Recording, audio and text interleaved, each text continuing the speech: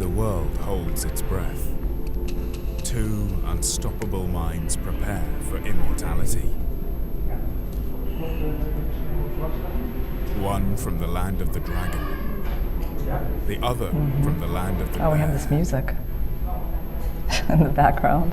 Together, they can will turn that off. write history. The patient and precise Ding, carefully calculating every move to gain a strategic advantage, facing the aggressive Nepomniachtchi, who is always looking to take risks, never afraid to make bold moves. Oh, nice. Oh, wow, it's starting. Their eyes might be fixed on the board, but their minds will be focused on victory. These two titans of the chessboard have fought their way through the ranks, demonstrating skill, strategy, and a fierce competitive spirit.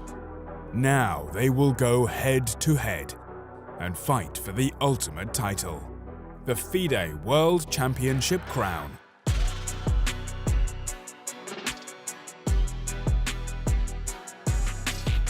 Where champions come and go, chess endures.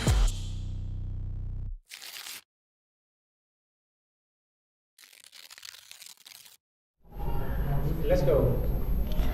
Welcome everyone to our coverage of the 2023 World Chess Championship match between Ding Liren of China and Jan Nepomniachtchi of Russia. My name is Irina Krush and I'm so excited to be a part of this commentary team and of this event, which will determine the 17th World Chess Champion. And speaking of world champions, I'm sitting next to a man with a wealth of World Championship experience, the legendary 5-time World Champion from India, Vishy Anand. It's such a pleasure to have you on the show, Vishy. Great to be with you, Irina. Why don't you tell us about the format of this match and what is at stake for the players? Okay, so this is a match for the world title, obviously, and it is a match of 14 games.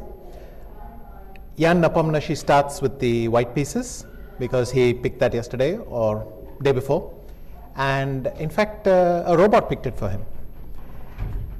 The winner of the match will be the first player to score 7.5 points. If the match is tied 7-7, they will play a rapid tie-break match. Tie-breaks which go all the way. So if not rapid, then blitz and so on. But there's a long way before that. We hope there'll be a lot of exciting games well before that. And looking forward to this great event.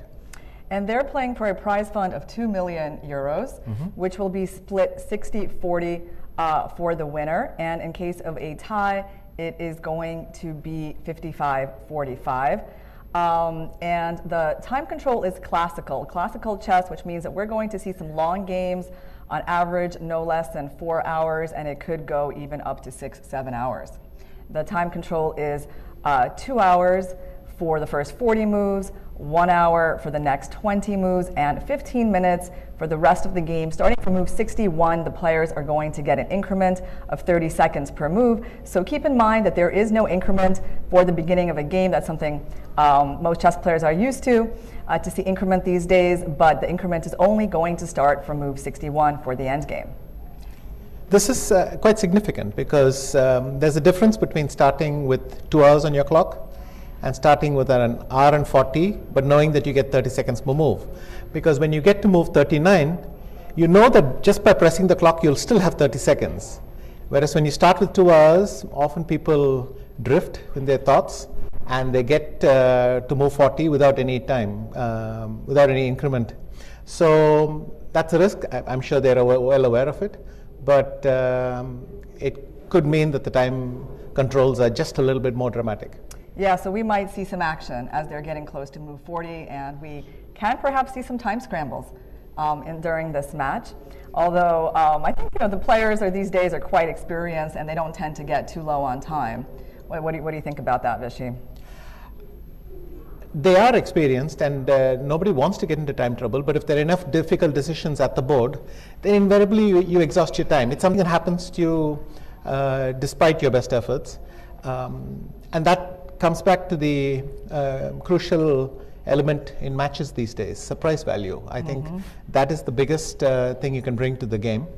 And when you surprise the opponent early, You force your opponent to start thinking from move 6, from move 10, rather than later, as tends to be the case these days. Yeah, then there's just a bit more pressure. Yeah, we're definitely going to be talking about the surprises that we're expecting to see today. But let's talk first about how the players got to this match. And Jan Nepomniachtchi, he won the last 2 candidates tournaments, and he made it into the most recent candidates tournament by virtue of having played his match for the world title with Magnus Carlsen, and he won the candidates tournament for the 2nd time. So his path was fairly straightforward and simple to understand, but Ding Liren had a much more dramatic road to Astana.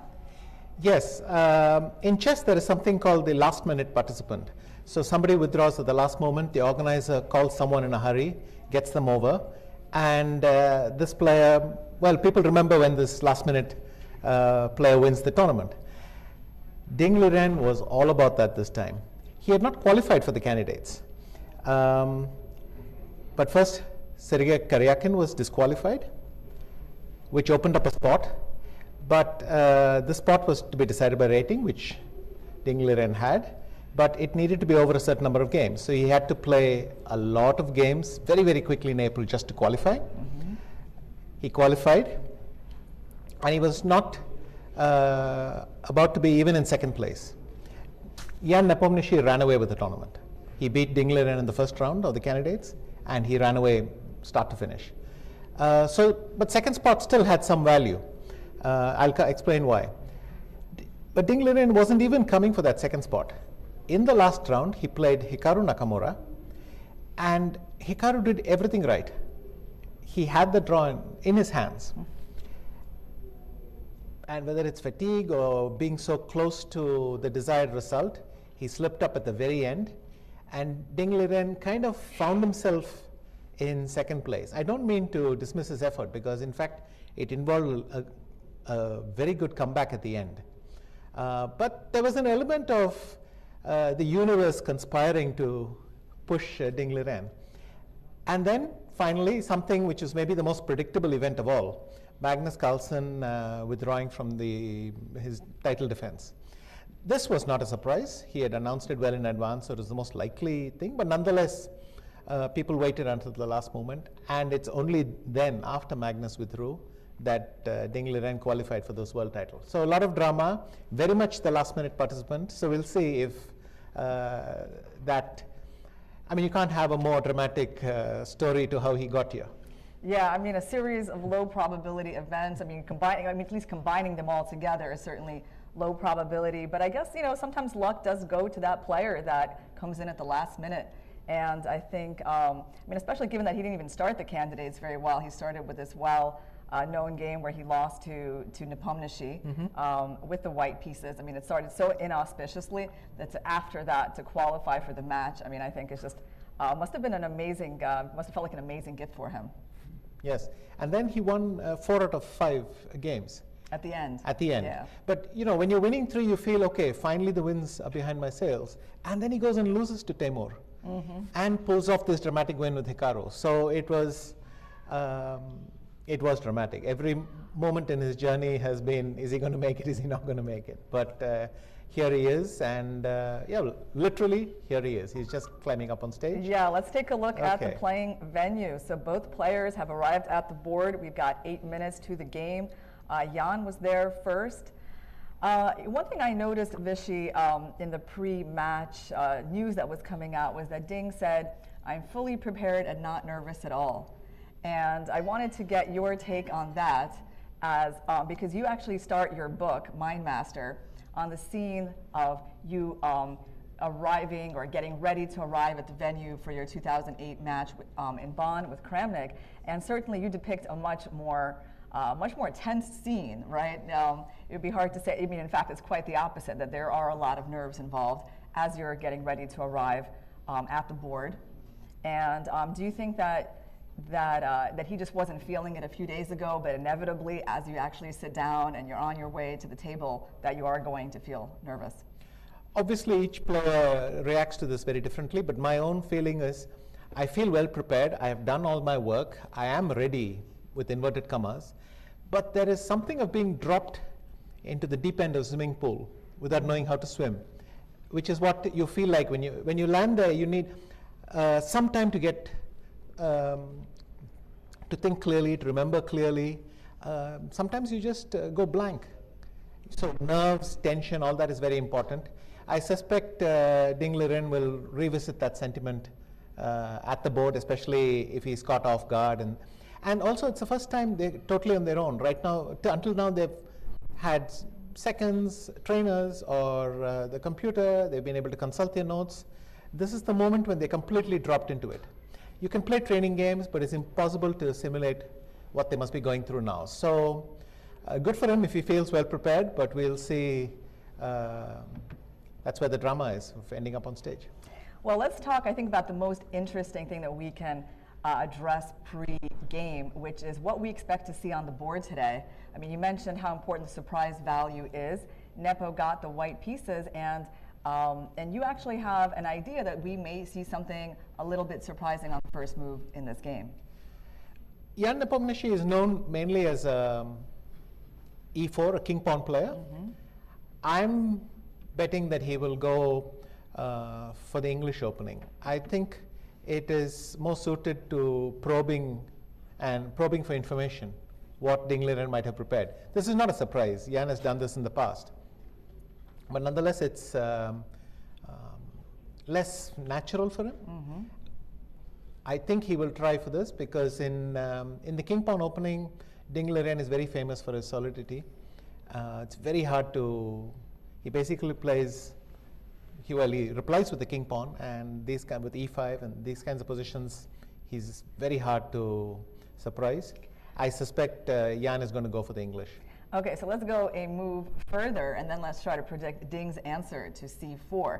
I guess I would say that c6 would be a very natural choice for him. I mean, at least when you are black and you're thinking about players who are playing c4 or knight f3, and if you do have the Slav in your repertoire, c6 cuts down on the things that you have to prepare, and the Slav is certainly in Ding's repertoire. It's not the only thing he plays, but I guess I would consider c6 a pretty likely choice from him. I agree. c6 is well up his sleeve. He has played it quite often. He's faced it very often as well. But I think e6, d5 is my bet. So we'll e6, d5, and so what could we see? So c4, e6, and then I guess white either has to go for more into d4 lines, or they might want to play like an early g3. That's basically the two options. Yes, you can play an early g3, or you can play knight f3. You can even switch back after knight c3, because presumably you feel you've cut out a couple of black's options had you played 1d4 at the very beginning. Then again, I suspect strongly that Jan will not play e4, but it's difficult to pick which move order will he play. Will he start with knight f3? Will he start with c4, d4? I'm thinking c4, but it could easily be one of the other things. Who do you think had more work pre-match in terms of preparation? It would seem that Ding had his work cut out a little bit more for him, because Jan doesn't have to worry very much about Ding playing e4. Right, it's not a very likely probability. So I think it looks like Ding has the kind of repertoire that he's more likely to stick with, while Jan actually does have this realistic possibility of moving away from his main move and trying something less usual for him. That is true. I have noticed though that just like the e4 players are all trying to expand their repertoire by incorporating a little bit of queen pawn openings and the closed system, so to speak. The d4 players are also experimenting with the king pawn. Ding Liren has played e4 a lot in online tournaments, and he has shown himself quite up to date with the theory. So it's not just a 5 second before the game decision. He's shown himself quite familiar with the theory. I wouldn't rule it out. Okay, that's interesting. So in that case, they would be kind of in similar positions in terms of the work they would have to do pre-match. And we're waiting actually for the ceremonial first move to be played. Today it's going to be made by the Minister of Culture and Sports of Kazakhstan, Mr. Akshat Oralov. and the FIDE president, Mr. Arkady Dvorkovich. And we have on the stage right now the host of the ceremony, Keti Tsatsalashvili. And she's obviously announcing the guests who are going to be coming to make the ceremonial first move. And they rarely do guess the first move, right, Vishy? Yes, there were days when they would just ask you. But in a match, I think it's unfair to give them even a few seconds of advance notice. So they generally come and make the move, and it's understood you can take it back. That's a convention anyway. Yeah, so we're literally like moments away from the start of the game. The officials are on the stage, and we're going to see their choice of the first move for Jan right now. Okay. Yeah, in fact, he asked him what he wanted to play, and he said whatever. So, what's the guy going to go with? I mean, it's obviously a pawn move, but is it c4 or d4? I mean, I think it's something more on the left-hand side. I can't even roll a d4. Okay, it's gone back. It's going back. I would wait till he had left the stage before pulling it back, but what the hell? Right, right, yeah, leave it a little bit. Okay. Sure, okay.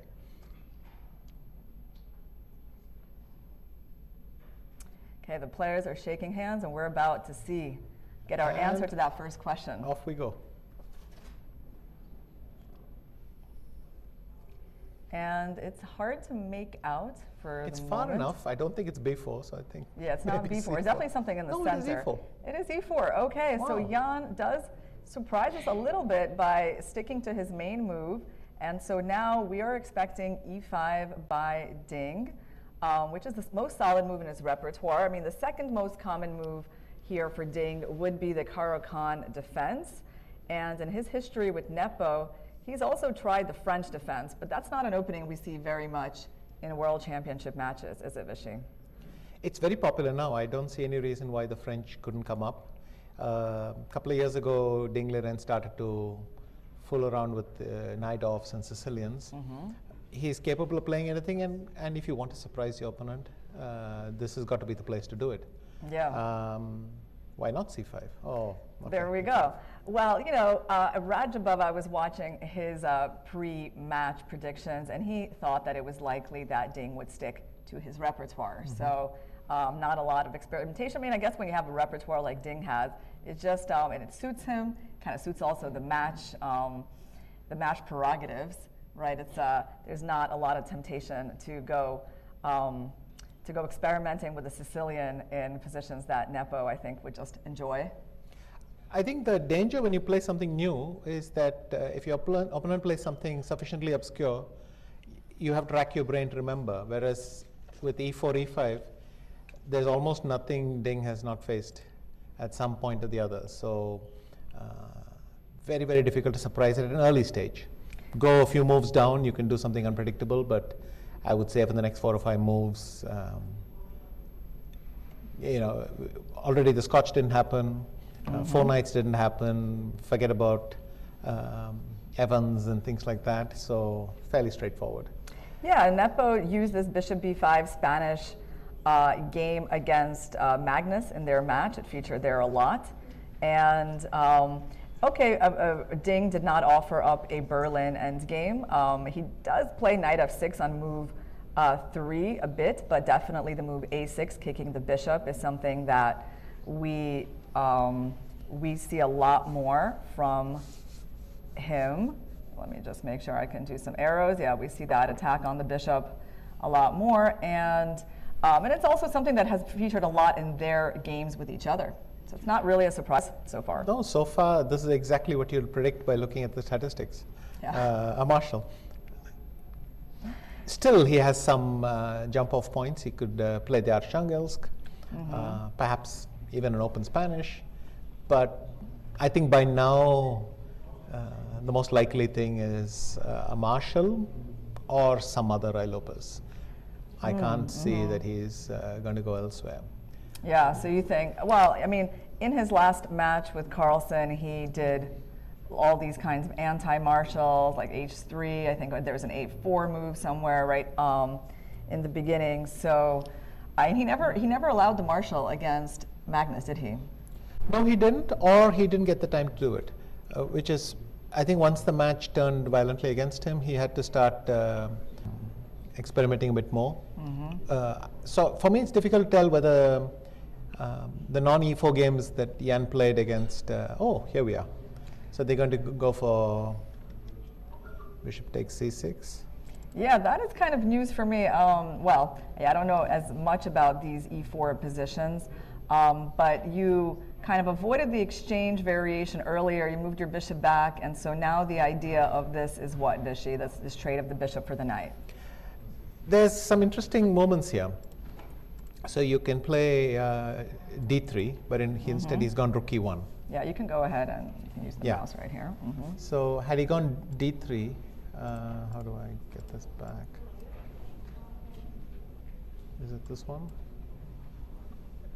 No, you're trying to.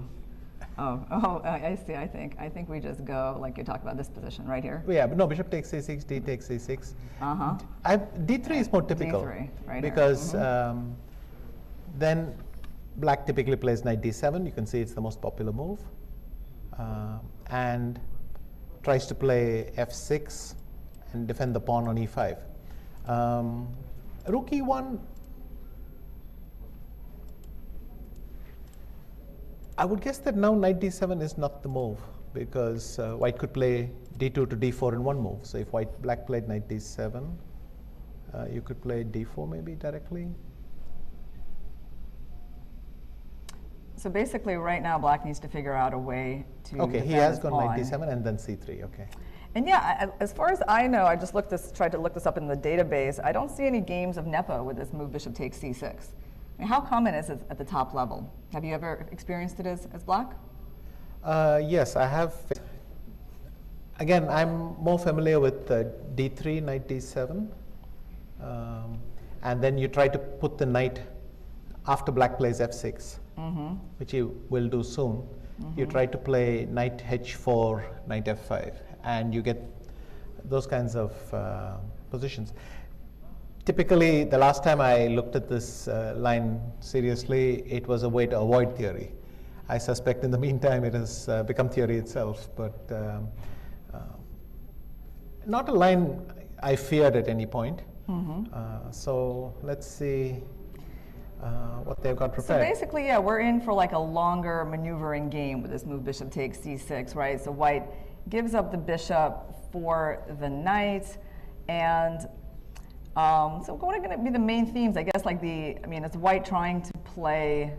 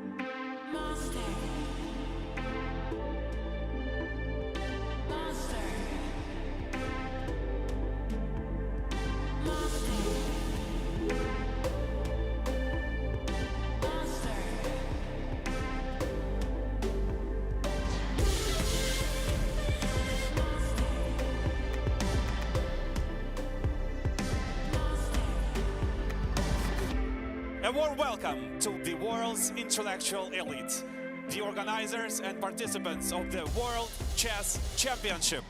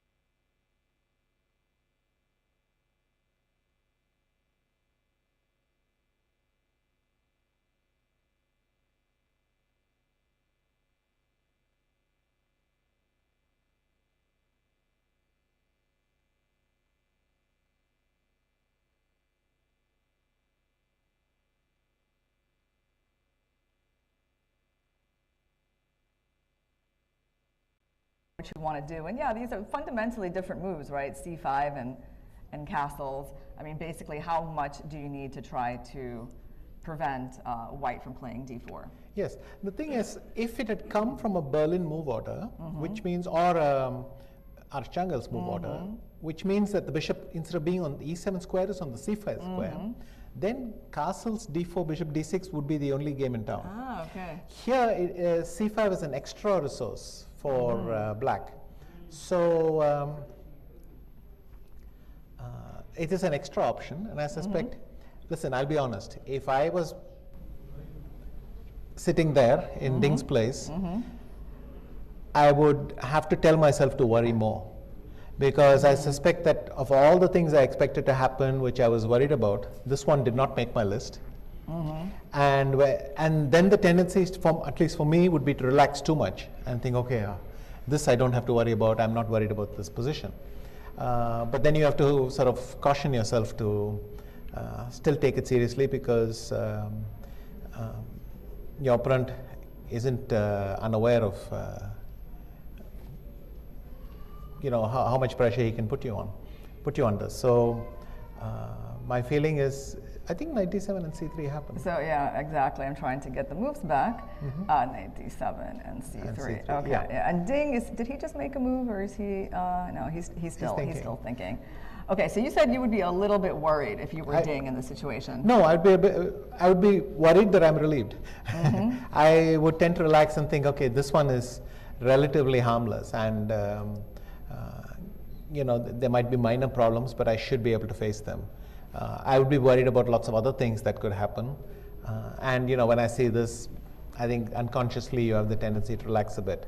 But Ding Liren definitely has to watch out for that, because you should never assume that your opponent, and these things will have a little venom at the end. So yeah, it's a good idea that he's sitting and thinking, and nothing, I don't think there's any huge decisions making, but he's trying to collect his thoughts, and that's what it is.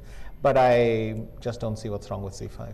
Okay, so you like this move. Let's talk about that some more. So basically, I mean, if white doesn't play d4, then it's pretty hard to see what the point of this whole setup is, right? Correct. Okay. I mean, playing c3 and then not d4 simply doesn't wash. So we're going to go d4, and black's whole point is to make these trades, get rid of the double pawns. Yes. And I mean, pawn takes d4 makes a lot of sense. Yeah, knight takes. Okay, so now queen takes is possible. Let's just spend a second there. Queen takes d4. Yes, and, castle. A castle, and maybe knight c3, so that you have knight d5 right away. I don't know if I want to play c6 right away, or maybe I can play bishop f6. Yeah, so I guess maybe I'm we thinking need to here, just what do show you think the about tactic. this? Oh, yeah, bishop f6. What's the tactic? e5. Oh, Knight takes knight e5, takes e5. yes. Yeah, there you go. So if this happens, then knight takes e5. So queen d4 maybe is not the best. Yeah, and basically this is winning a pawn for black, because black is going to be capturing here with this intermediate check. And yeah, that would be an unfortunate tactic for white to fall into. So bishop f6 actually can try to gain a tempo on the queen. Of course, the queen could move away. But where would she move away? c4 maybe, but then I have. Yeah. I can keep harassing it. What has Ding Liren played? Oh, he has just made a move, so let's see if we can get the updated game. Are we going to have some good luck with the transmission today, Vishy? Yes, I hope so. We would love to see the actual moves on the board. Yeah, right now, so, okay, Jan is coming back to see what has just happened. We cannot quite make out, actually, from our vantage point, And right now, for some reason, we don't have It does look like d4. the move. So you think, so what you think, he played d4, yeah. Whatever Ding did not surprise him. So Jan is still very much in his preparation. Yes. And we just need to see the live board. That would be super helpful for us to continue our analysis. But okay. Let's, okay, do you want to make some guesses on what they did, Vishy? What do you? The king still seems to be on e8, so I'm guessing c5 then. Okay, so then. The king does seem to be far away from the rook. Well, and let's try, so we have knight d7, c3, and c5. Okay, so then he might have played like d4. Okay, so let's go here. Pawn takes, and we started looking at knight takes d4. Yeah, so that's a natural place for us to go right now.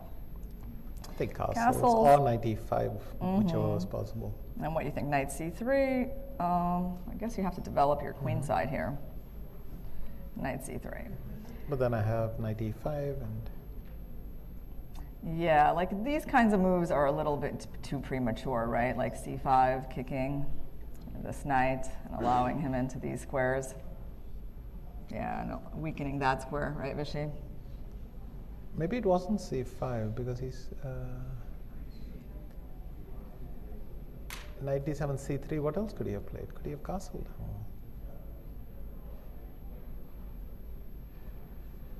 Yeah, well, we're just waiting for the little issues with the transmission to be fixed, guys.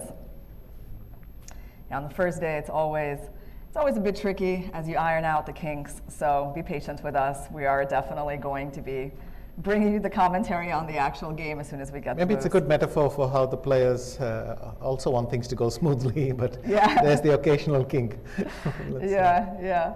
So it's how you cope and persevere through the difficulties that matters, right? Absolutely. Yeah. So okay, but let's just until we get the actual game, Yeah. let's just talk about this position. So knight c3. Let's say they get something like this. How would you handle this position for black? C6. c6, but then maybe bishop f4 and then pointing something towards d6 or knight f5. Both. It's not huge, but maybe knight f5 is just a little bit. Knight On the other hand, f5. it seems premature as well. I could play bishop f6 and then move the knight. Mm-hmm. No, then you could put a knight on d6 for sure. Like something like that. Either now or after Or- some preparation, maybe bishop f4 Yeah. or f4. or Bishop something. f4. Okay. Well, let's try. Let's try and play a few moves and just see what is going on here. So bishop f4 and Knight e5. knight e5. Okay, makes sense. You want to actually get to the d3 square. I got to defend against that threat.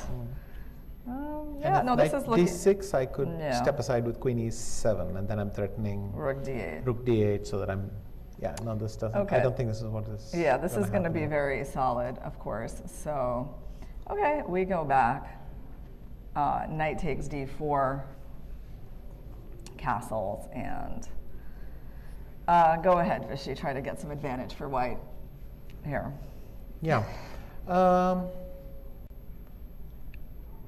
The problem with bishop f4 is I think black could bring the knight here, and then there's the threat to immediately swap a pair of pieces. Remember that if you swap a pair of knights, then the small advantage of the two bishops is starting to show. So I don't think it's.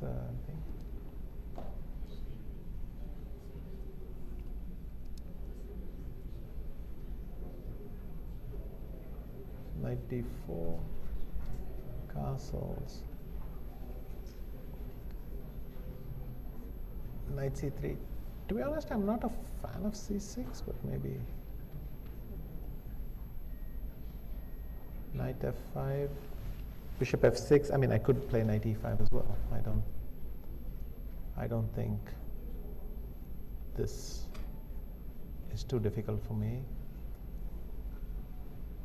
But bishop f6 is reasonable. What could we do here? f4 feels slightly ugly. Yeah, you gotta try to use that pawn majority. So how would I go about it? Maybe I'd go knight c5. Yeah, target the knight on f5. You go knight d6, and I'm hoping to get e5, but black kicks it out, and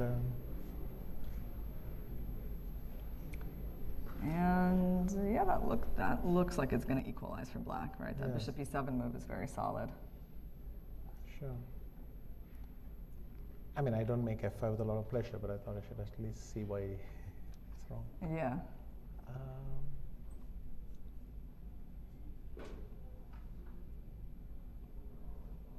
And rook e1, no, it's not castle. It's knight d7 for sure, right? I think is what has happened that we know of. And then... Yeah, okay. Well, okay, let's try to...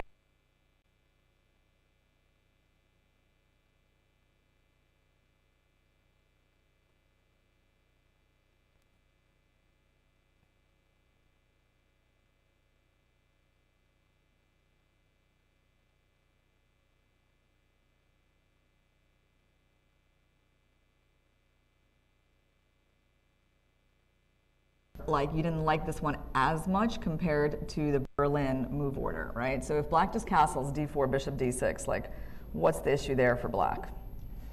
It's a work in progress. This idea was suddenly slightly relevant a couple of years back. I played it myself. Well, something similar ended up with Anish Giri. And we went like this: bishop g5, f6, bishop h4. And there are a couple of plans for black. But white's aim would be to swap all the pieces on e5. So if you go queen e8, I could play bishop g3, then swap the bishop and knight with the bishop and knight over here through the e5 square. And have like if there's a black pawn there in the end, you say that's weak. And if not, also white has the possibility now of bringing this knight over like this. It is a few moves, I will grant you that, but that's one plan you could go for. Or maybe on the second move, you go to c4 instead and put pressure on that square. So everything kind of revolves around that square. Black could take a dramatic step and say, you know what, I'm not even going to bother. I'll do this. Something like knight b6 or sometimes b5. And then what black is saying is, I'm going to play with the two bishops, and if you play e5, I have this lovely square here, something like that. Let's try. I have a few questions about what you were showing us, Vishy. How about in this position? So queen e8, bishop g3. Okay, let's talk about this structure with c5. What's going to happen here? I guess you're going to take on e5? Yes. And now I have a big decision to make. How do I want to recapture? I mean, all right. I mean, the knight is, how important is the knight in these positions? I mean, I'm not going to get like a d4 square anytime in this game. So I'm thinking, on the other hand, when you have the bishop pair, there is this rule that a bishop pair works better when there's a knight on the board. So do I want to trade off this knight? It's also a question, isn't it? All right, I'm going to go for this pawn takes pawn. Let's see what's going on here. Right. Obvious thing, you'll have to develop this knight. So I think this is the next move. Yeah. Black should probably try to... Black could play knight b6 and temporarily stop knight c4.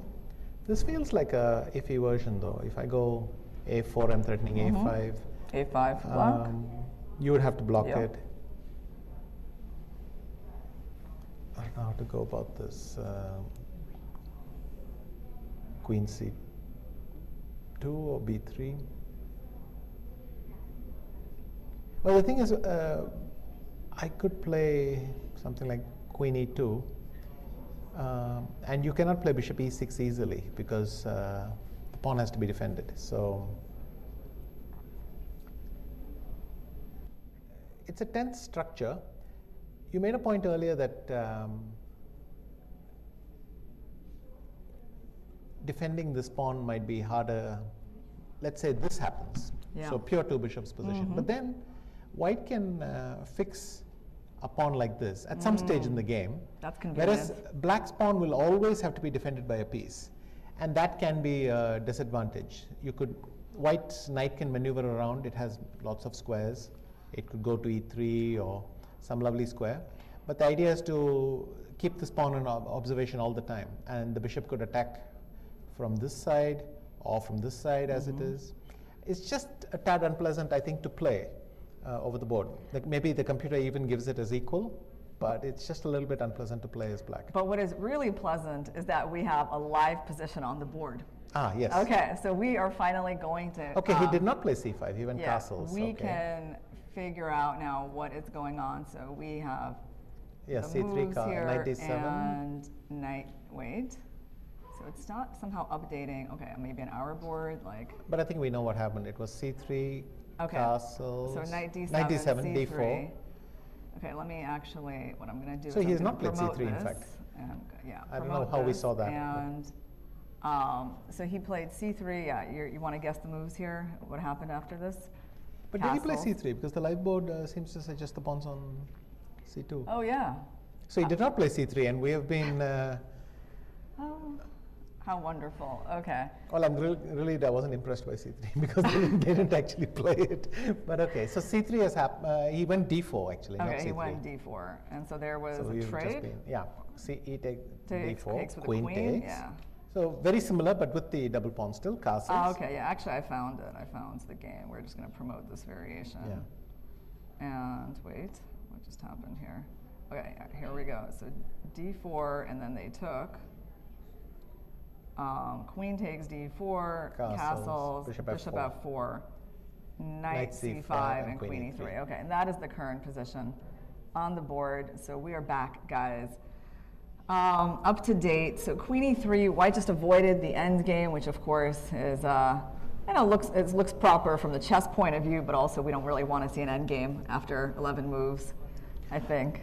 More relevant is that one of the things the Berlin defenses showed that it's very hard to make something with this extra pawn, this extra non-doubled pawn that white has, and swapping queens, I think, is premature at this stage. This pawn structure with these 4 pawns, either on a6 or a7, is very resilient, and black gives back a lot of options on the queen side. So makes sense to preserve the queens. And but the thing is, white is going to get kicked around a lot, and he's clearly willing to put up with it. If I go knight e6, are you going to go bishop e5 and maybe rotate it to c3? Are you going to go to Bishop g3? g3, yeah. Let's try But then that. I can kick you some more. Bishop c5. Now where do you go? Queen e2 maybe? Okay, let's try that. And Do you want to trade those knights? Yeah, you probably do to get the bishop out from c8. Queen Yes. takes d4. Oh, queen Queen takes d4, then there's just a little bit of a problem there. So I could play knight c3, Knight and you have to run c3. back to defend that pawn on c7. Yeah. Well, but So- maybe I can. Maybe I can with like bishop b6. Yes. But let's say I go rook a d1, and then... So you have a very centralized position, but black has a very solid position, right? but rook a d1, I don't know, maybe Even you have queen queen b4, b4. yeah, just not allowing knight a4 and... So the problem is black gets to threaten to capture this pawn. In this case, it might be better to start with a3 and then bring the rook to the center. So you want to prepare rook a d1, and my queen needs to start thinking about where it's going to go. Okay, and also I have to get this bishop out at some point. So bishop e6 seems like a very natural move. Yes, and then rook a d1. Okay, d1. If you're going queen c4, maybe, just maybe, I'm going to claim that queen takes c4 and knight a4 might be A draw. a microscopic. Well, I'm actually semi-serious. Yeah. I wanted to suggest that knight a4, it will be harder and harder for black to fight for this thing because I'm Yeah. attacking this pawn. If you did that, You're going to have bishop c7 somewhere? then I'm Is going that to the take idea? and play bishop c7, and then white has gotten the d file. Yes. And I'm going to make a few moves just to show you Yeah. kind of how I'm thinking about this. I might just play f3. You can stop me entering on d7, and then I just go king f2. There are plans. By the way, the king in a future endgame could go all the way, but also white has an extra pawn on the king side. So typically you want to put all your pawns on light squares because you have a dark squared bishop. So white could follow up with, let's say, g4. I mean, let's make a move. g4, h4, and try and create one weakness that you can focus on. Yeah, it looks a little typical plan. unpleasant. Yeah. Though it's true that already black can try to Trade rooks. but I won't acquiesce so easily. I could play bishop a5, for instance, and after rook d7, I step aside because now the bishop is covering the square on d2. Equally, I could have So given a Vishy, we check actually first have a and so move on. bishop g4 on the board. okay, so let's take a look at that. Right, so queen e3 has happened, and then he's gone bishop g4. Yes, so he just goes for the bishop development. I mean, not that he really wants to take the knight on f3, and it's interesting, so he's kind of inviting the move knight e5, attacking the bishop. I guess he just thinks he thinks this is a harmless attack on the bishop, right? Because the bishop will just move back to e6. Is that the idea, Vishy? Yes, and the threat for black, if you like, will be f6 and bishop f7 maybe. F6, yeah, always nice to chase away your opponent to active pieces, and who knows? I mean, these kinds of squares are available for the queen in case it gets hit by a rook, so that looks not so bad. So bishop g4, definitely interesting move by Ding, and now white has to figure out where he's putting the knight on c3, because actually the knight on b1. It's not obvious that it's going to c3, is it? I mean, it might go to d2 so that I recapture on f3 with a knight. Or knight e5 might be relevant still. Let's try the move knight d2, because we know that we don't like to put knights where they're going to be restricted by pawns, right? So in this case, that's why the move knight d2 makes sense. So let's try that. Of course, it also blocks the d file. Maybe that's like the minus of knight d2. And what will black be doing here? Could I go knight a4? So you want to start making very concrete problems for white right but away. I don't think I want to succeed. I mean, if b3, then already what am I doing? I wanted to looking at bishop c5, but you just have queen e2. So Queen e2 and knight c3 and queen c4, and yeah. So basically, black's attempts. I just got to show the audience that our attempts to try to make some very concrete attacking moves, they don't really lead anywhere because now black just has a couple of pieces hanging. Okay, so knight bd2, and maybe black needs to just look for some solid moves. I mean, basically black's main issue in this position is like where to put the queen and just to connect the rooks and bring them to the center, right? What about knight e6? Oops, wait. He's gone, no. Oh no, that's not that's what has played, that's me. Yeah. That's you, not him. Okay, knight e6. Although he's about to make some move.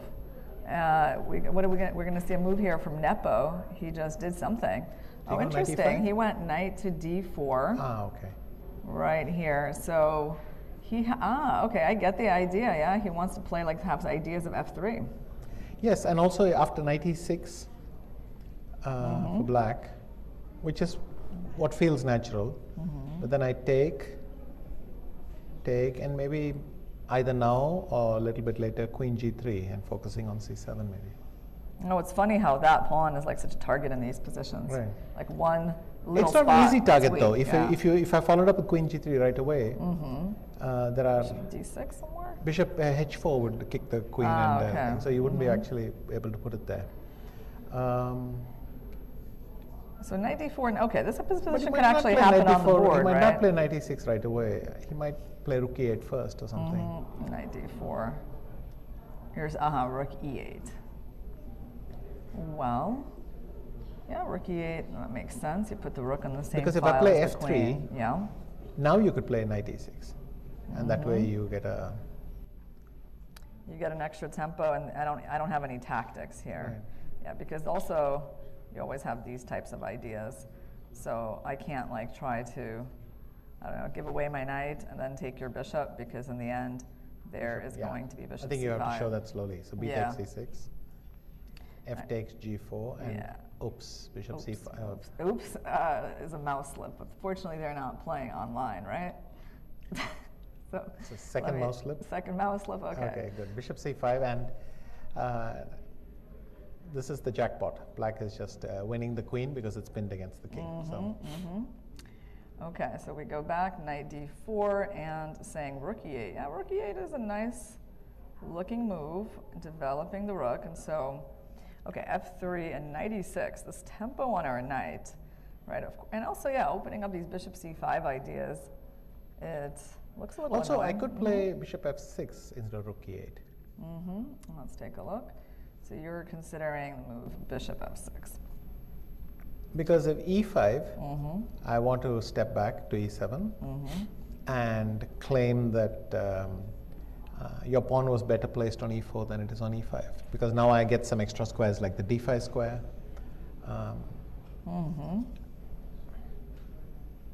Yeah, and also, I mean, So I've lost a little bit of time, but I'm getting a... you've blocked the white bishop, which is kind of, I think, not a bad accomplishment, right? So Yes. bishop f6, okay, so maybe I don't have to play along.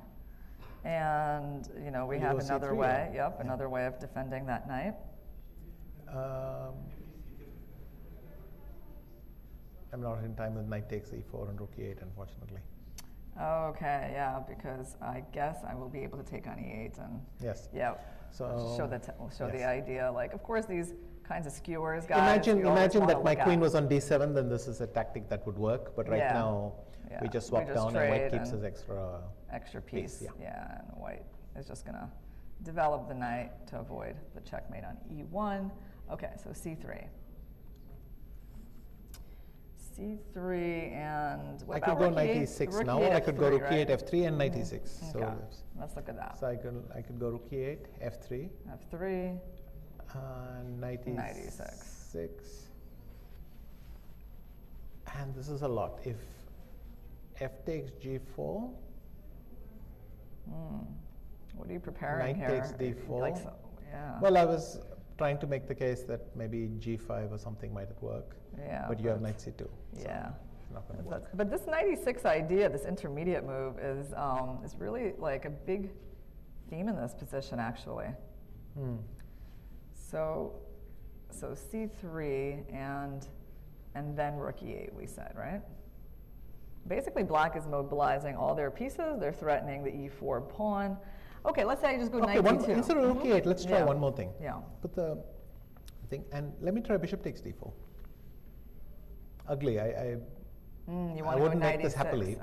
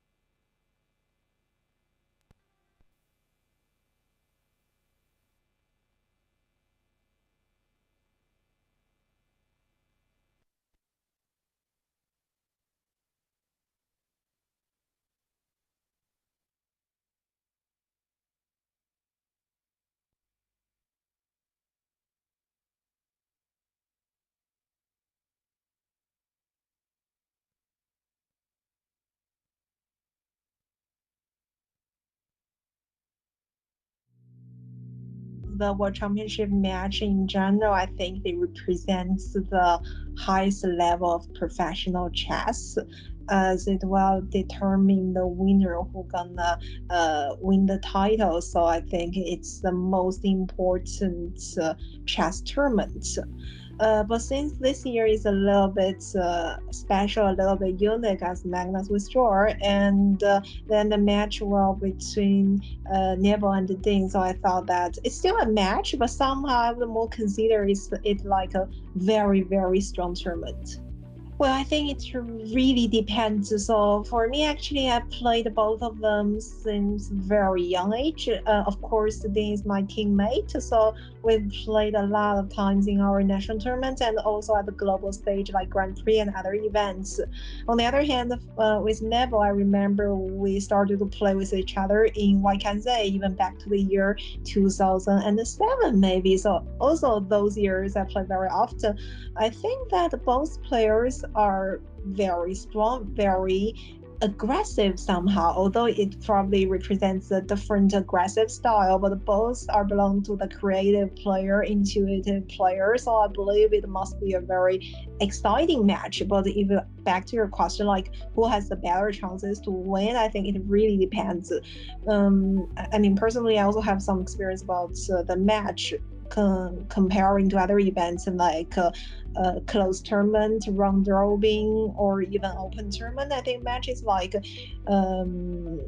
highlights, not highlights, but the preparation is kind of very important. It depends on how you build up the team and how you prepare it, both skills, mindset, and also physical situation. But more importantly, like during the match, how you tackle with the pressure and how you try to perform with your general strengths do not affect the many other factors, and how you deal with a different situation. Let's say, for example, if you were behind or if you were leading, would that change your style or change your strategy? All these needs experience and also needs the, let's say, the mindset, like how to deal with it at that moment. So it's really hard to say because both are very elite players, like best players among the world nowadays.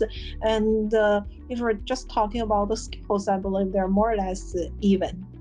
But as I say, the match is not something like the best player will always win. Sometimes you need luck, sometimes you need the shape, sometimes things decide within seconds. If suddenly you decide to switch your decision, make another decision, maybe that at the end will decide the result of the match. So really it's hard to say, but I believe it will be a very interesting match and I look forward to their battle. Well, it's hard to say, as I mentioned in our previous question, that both players are aggressive. If they are playing, let's say, closed tournaments or any other type of format, I believe there will be less draws.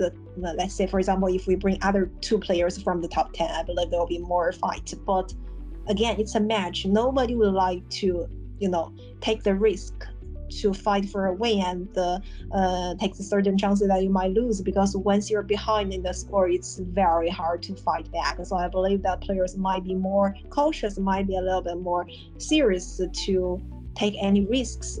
If talking about this matter, maybe there will be some draws, but again, it depends.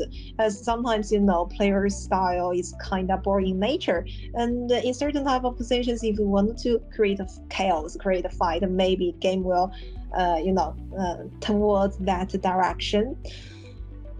So I don't know, we'll see. And I believe that if players reaching to their level, let's say the best level, they do have the ability to control the situation, let's say, to lead the position into the direction they want. So it's really hard to say, but I believe that there will be certain draws, but maybe not as much as maybe some of the previous ones, that they might occur a lot of draws. So maybe we'll see some resort.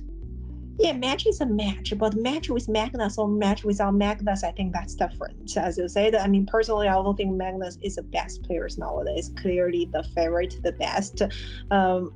If I'm talking from my own experience playing with the strongest of the top players, still I feel like Magnus, generally speaking, stronger. Of course, it's hard for him to, let's say, win game among those top players, but still, generally he's the strongest. So if he plays a match, maybe match is a match. But when he's withdrawn from the match, match is still a match. But as I said at the very beginning, it maybe also refers to a very strong tournament, and that has been organized in a match format. I probably will take it this way. But if you are talking about if there's more board or not, it's hard to say because players are very creative, very aggressive, very experienced, and very young. And both, I believe, have this passion, have this eager to win the title because none of them have won the title before, right? So once you have this passion on your inner side, maybe it will become more interesting. But I believe players should also deal with their pressure, do not let this pressure overtake their strengths. That's very important. So this is the first time that we have our Chinese player playing this World Championship match, the strongest tournament, and objectively have the chance to win the title. I believe that's a big thing for the chess community in China. So for example, I read the news today in our website that Ding is traveling to Astana. So actually, a lot of chess fans, media are pay attention, are following this big event. And if, let's say, if he won, so that would be the achievement of the last step from one of our chess leader who used to give a strategy, as we call the 4 steps in China. So the first step, I believe it's the first 2 steps are the team tournament and individual tournament of women's chess to win the title, and then the third step is to win the team championship or the Olympiad for the open section, and the last step is to win the individual one. So we are kind of in the era to reaching the 4th step, which means the last step. So this is kind of important thing for the chess community, and I believe that it might, gives a bit more like responsibility or pressure, adding on a bit more pressure on Ding. And I think as a player, he should, and he will tackle this pressure and take it as an encouragement to show the performance. As I think for players is very important, trying to let these distraction away and purely focus on chess itself, take it as any other regular event.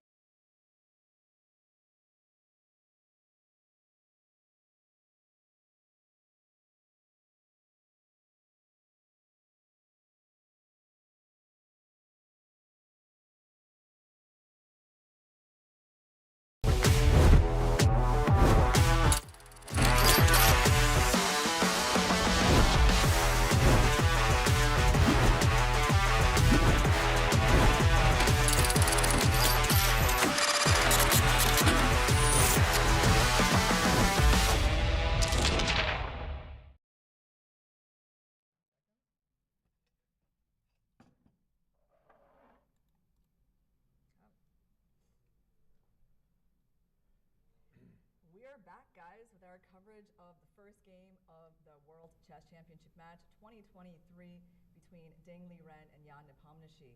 And they played an interesting line, a little bit offbeat, right? Not the most common theory. And actually, we just saw that this line that Jan chose was first tried by Igor Bondarevsky versus Vasily Smyslov back in 1946. So it's got a kind of an old pedigree. Absolutely, almost historical game. In fact, the game itself was one of these model end games, but we'll get to that in a thing. I was trying very hard to force matters with rook e8 and bishop f6 and knight e6 and knight a4. Ding is very cool. He's just playing queen d7. He's confident in his position. He doesn't feel he has to do, shake things up tactically. It's probably a smart thing. And he's just going to go rook a d8 and rook f e8 over the next few moves, I think. So he just feels he has a healthy position and doesn't need to do, any tactical operation yet. Yeah, and also it's pretty clear that both players are out of their book now, right? So this is not, because sometimes you get a lot. I mean, Jan has been thinking, right, and I think Ding has made a move that is not like the first recommendation of the computer. This move bishop to g4, the computer had some doubts about this development of the bishop. Looks pretty natural, but it can also be a little bit awkward for the bishop, especially after Jan's good response with knight d4, opening up the way for the f pawn to move. So I think it's safe to say the players are probably not in their book anymore. And to all the people who say that the games in these matches begin on move 26 or move 41. I mean, I think this is a nice development. That's right, and it's worth noting that it's because both players expect the game to begin on move 26 that each one tries to force matters out of book much faster these days. You're much better off. You have a much better chance of getting an interesting game and posing a few problems if you deviate early than if you go down the main lines. Again, queen d7 very relaxed. Black is in no hurry to resolve the tension at the center. Swap pieces or do anything dramatic. He's just going to develop his pieces. I guess that one of the moves that's going to happen next is rook a d8, perhaps followed by rook f e8. And one more thing, I don't think people thinking is in itself a sign that you're out of book. Sometimes it may well be that such a position is the advantage is so well hidden, even for white. Even if white knew what he's doing, that he has to remember the details, and you want to go over that stuff and make sure that your accuracy is all the way up, because otherwise the advantage can fizzle very fast. Second, I do agree with you. I don't think bishop g4 was the expected move. It felt artificial to me. I mean, I was only considering knight e6 and rook e8. So if that is a thing, then maybe already bishop g4 is slightly unexpected for Jan, and that may explain why he's deep in thought right now. So let's talk about what white can do here after queen d7. I mean, okay, white obviously has to at some point decide the issue with this knight. He has to decide whether this pawn is going to be going to c3, which is probably the way he's going to be supporting the knight on that square. So yeah, let's just start with something obvious like knight d2. We've tried that move a lot. Let's try it again. And rook a d8, I want to go c3. So okay, let's try that. Rook a d8. C3. Yeah.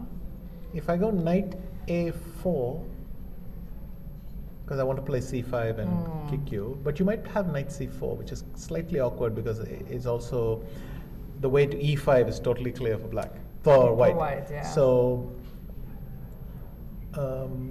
perhaps instead of rook a d, queen d7, knight d2 does look good. By the way, looking at knight a4, could I have done it here? I would feel very nervous of going pawn hunting like this, but if you play b3, I actually have a nice little cheapo. Yeah, and the c3, defend, the d1 square is taken away, and if you defend it, I take that because the d4 thing. But I don't know how serious this is. it could well be that I just play h3. Yeah. That's a good point. Yeah. Okay. And let's see. So after queen d7, so we were basically back to looking at this position after c3. So how are you going to destabilize me in the center? I think, I mean, even though Ding Liren is in absolutely no hurry to do it, finally this could be the moment to play knight e6. Knight e6, and be done with yeah, it. knight e6, there we go. Okay, that's a big time move in this position, and it's going to force some action. Okay, I mean, I guess I have to make this trade. Yeah, it's very Because hard. I'm attacking f4 as well, right? So you have to Yeah, decide it's this very one. hard to avoid. It's very hard to avoid. But then this again, trade. after bishop e6, I like that white has queen g3 first. Are you really going to step back and defend with the rook, or are you going to play bishop d6? In which case, I could play knight f3, and Yeah, I will. might not be. Oh wait, here I have. Wait. Here I have e5 and bishop h6. So there's a little tactical problem here. Yes, and if you go bishop h6, bishop e7, then I go bishop h6, and that is a problem for you. And black winds up losing the exchange. Okay, so after queen g3, I have to figure out a way to defend this pawn, although it's not hanging yet, right? It's not hanging yet because of this knight. Okay, one little cheapo in that last one, so I might Yeah. as well show it. After e5, bishop e7, bishop h6, that little line we did there. If black plays bishop g4, then this is a good interference move. The queen is defending the bishop, so I cut the connection with e6. Nice. Okay. Doesn't matter. It's Yeah, this is not going to it's happen. not gonna happen, Not but it gonna is happen, a but very I thought nice I'll throw move it to in, get yeah. to get to play for white. Yeah. All right. So queen g3. So basically, black needs to deal with possible bishop h6 ideas, not as actually always a threat, and also He has not played long. knight e2 Okay, so We're looking at the possibilities. I think White's knight e2 still is a very thinking. decent move actually, because this threat of knight c4 is very important. Yeah, I mean, plus it's like you have to put this knight somewhere, right? So I mean, it seems like And especially because the queen wandered to d7, knight c4 will be proportionally stronger. So might be just a good developing move which happens to contain a threat. knight c4 to e5, yeah. That rook a8, I mean, super natural. I think it's hard to find a more natural move. And then c3, and then you're going for the trade, right? So we just need to basically evaluate this position. How are we stopping bishop h6? And bishop takes c7. c7, but bishop Well, c7 is not a can't be threat right, yet. right. It's just like, So white still has to wait with knight f3. yeah, let's go, I don't know, King king h8. h8, yeah, it's a little slow, but let's try it, just to get a sense of the ideas here. Then I could go knight f3. You're going to improve your knight. Yes. I mean, it definitely feels like a position where black is like still trying to equalize, right? It's not like the two bishops here are showing enormous power. No. It would be different if I had played c5 and b6 earlier, but this one looks like. And now we got to defend this pawn. And even like knight e5 is a bit of an annoying idea as well. If Ding has problems in this game, I would go back to bishop g4. Yeah. I simply.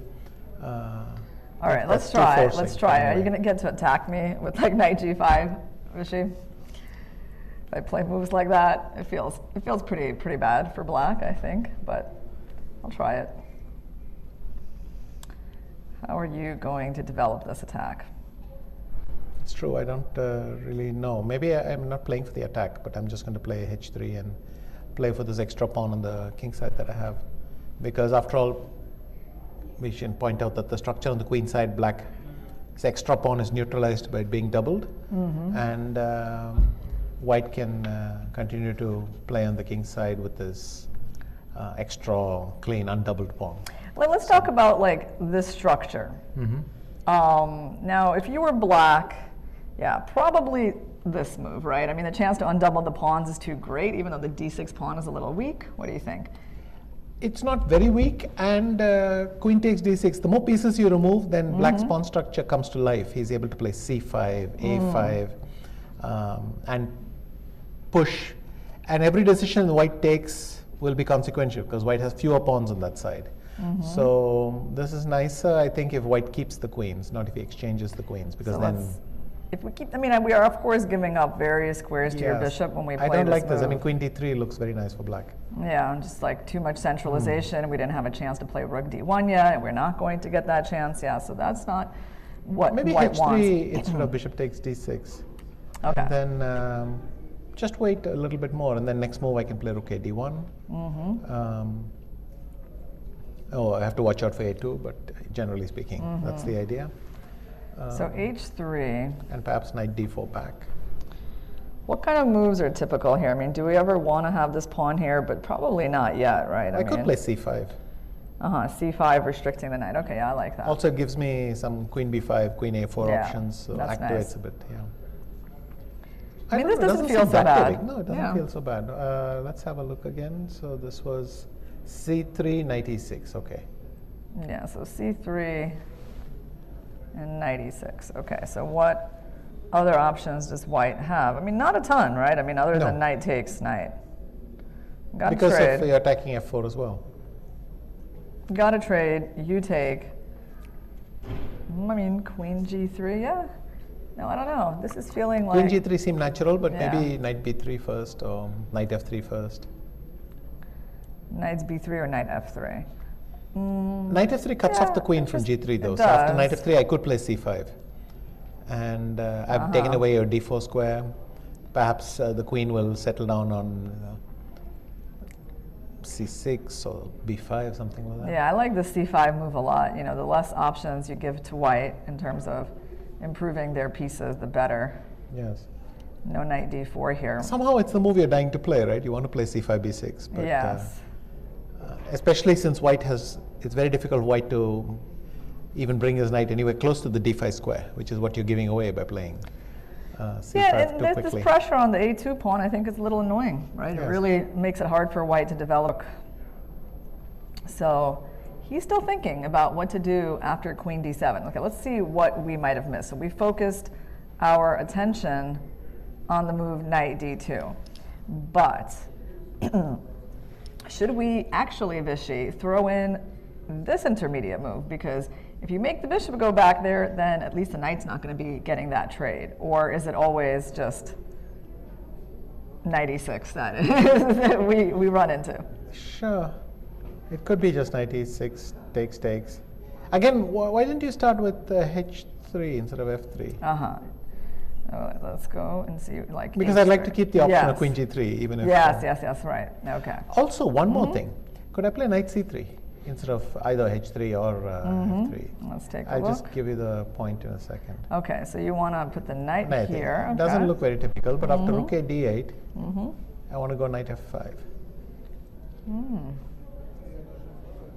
The point being, after bishop takes f5, e takes f5. If rook f e8, I have this little trick with f6. Okay, hold on. Oh, I see your trick. Okay. So you're all about, throwing those pawns forward today. Oh. Yeah. Okay, you're deflecting me from Might as protecting well have my some knight. fun while Jan is thinking. Yeah, this is a good line. Oh, that's very pretty. Yeah, you can't take with the bishop because unfortunately the knight is hanging, and of course you cannot take with a pawn because your pawn structure is going to be complete disaster on the king side. I mean, yeah, no, we can't. It's solid though, because the knight can go back to e6 now, so that's Yeah, also. solid, but I don't know. Like, right, queen g3, this is hanging now. I don't know. What if Is it it- was actually, instead of this f6, could I go b4? You want to trap the knight in the middle Well, of the it's board? already trapped, but I suspect something will go wrong. Maybe Yeah, maybe bishop not f6. bishop f6, because then queen takes Oh, c5. c5. But maybe queen takes f5. But then b takes c5. Okay, if queen takes f5, then b takes c5, and you can't move the bishop because of course e8 check. So that doesn't work either. So white just wins a piece here. Okay, so b4 is like, it's a little bit of an unusual move, right? I'm surprised as well that it's working, but here we are. So basically you're looking for some sort of discovery on the queen. Yes, so maybe the key here, Vishy, is to like stay here on this diagonal, keeping the knight protected. I don't know if that's going Correct. to And then change anything. queen f3, and then how do you save the knight? Yeah, well, then Out I of squares, right? try to figure this out on this turn. And, okay, I have some ideas. I'm not willing to give up so easily, but they might not work. I don't know. Let's try a few feeble attempts to, let's say, use back rank mate ideas. But you're going to have, I mean, of course you have rook d1, right? Correct. Yeah, and I don't have queen takes d1. I don't seem to have enough compensation for the piece if I take an You f5. have queen e7. Queen and e7, Knight d7 actually. escapes. Yeah, look at that's that. good. What about rook f1? Do you actually have a square for your knight instead of rook d1? Let's see. Okay, let's go back. Right here, rook f1. Huh. And finally, You're I'm winning a finding piece. that- You'll yeah. win. I mean, you'll play queen takes f5, queen takes c2, and but it's a piece. Yeah, you get a It's few a piece. pawns. It's not. Jan Yeah. has gone knight c3. Wow. Okay. So look at that, guys. We're on the right track here. At With least we're knight on c3. Jan's track. Yeah, we're on Jan's track, and We should Ding not actually prejudge played this. rook a d8 Wow. instantly. Okay. So knight f5. So we might be getting this. Yes. Wow. Oh man, like these b4 ideas and f6 ideas becomes very tactical. Okay, so knight f5 is really the point of all of this whole knight c3 move, Sure. right? Yeah. So your threat with knight f5 is Simply what? taking the bishop and having opposite colored bishops. And playing queen g3 or something. No, now I think it's even more thing. If you go knight e6, first of all, I don't know if you're really threatening to take on f5, but anyway, let me grab this opportunity and come here. Now your bishop is stuck in a funny place. So either it'll be sitting here where it'll be hitting this wall, and the knight is blocking his way back in the other direction. So, I mean, you can move the knight further, but then I do this, and my claim it would be that I could play h3, and that this problem with the bishop, my dark square bishop, no longer has any rival on the dark squares. You're fine. You have a bishop. This is the thing about opposite color bishops.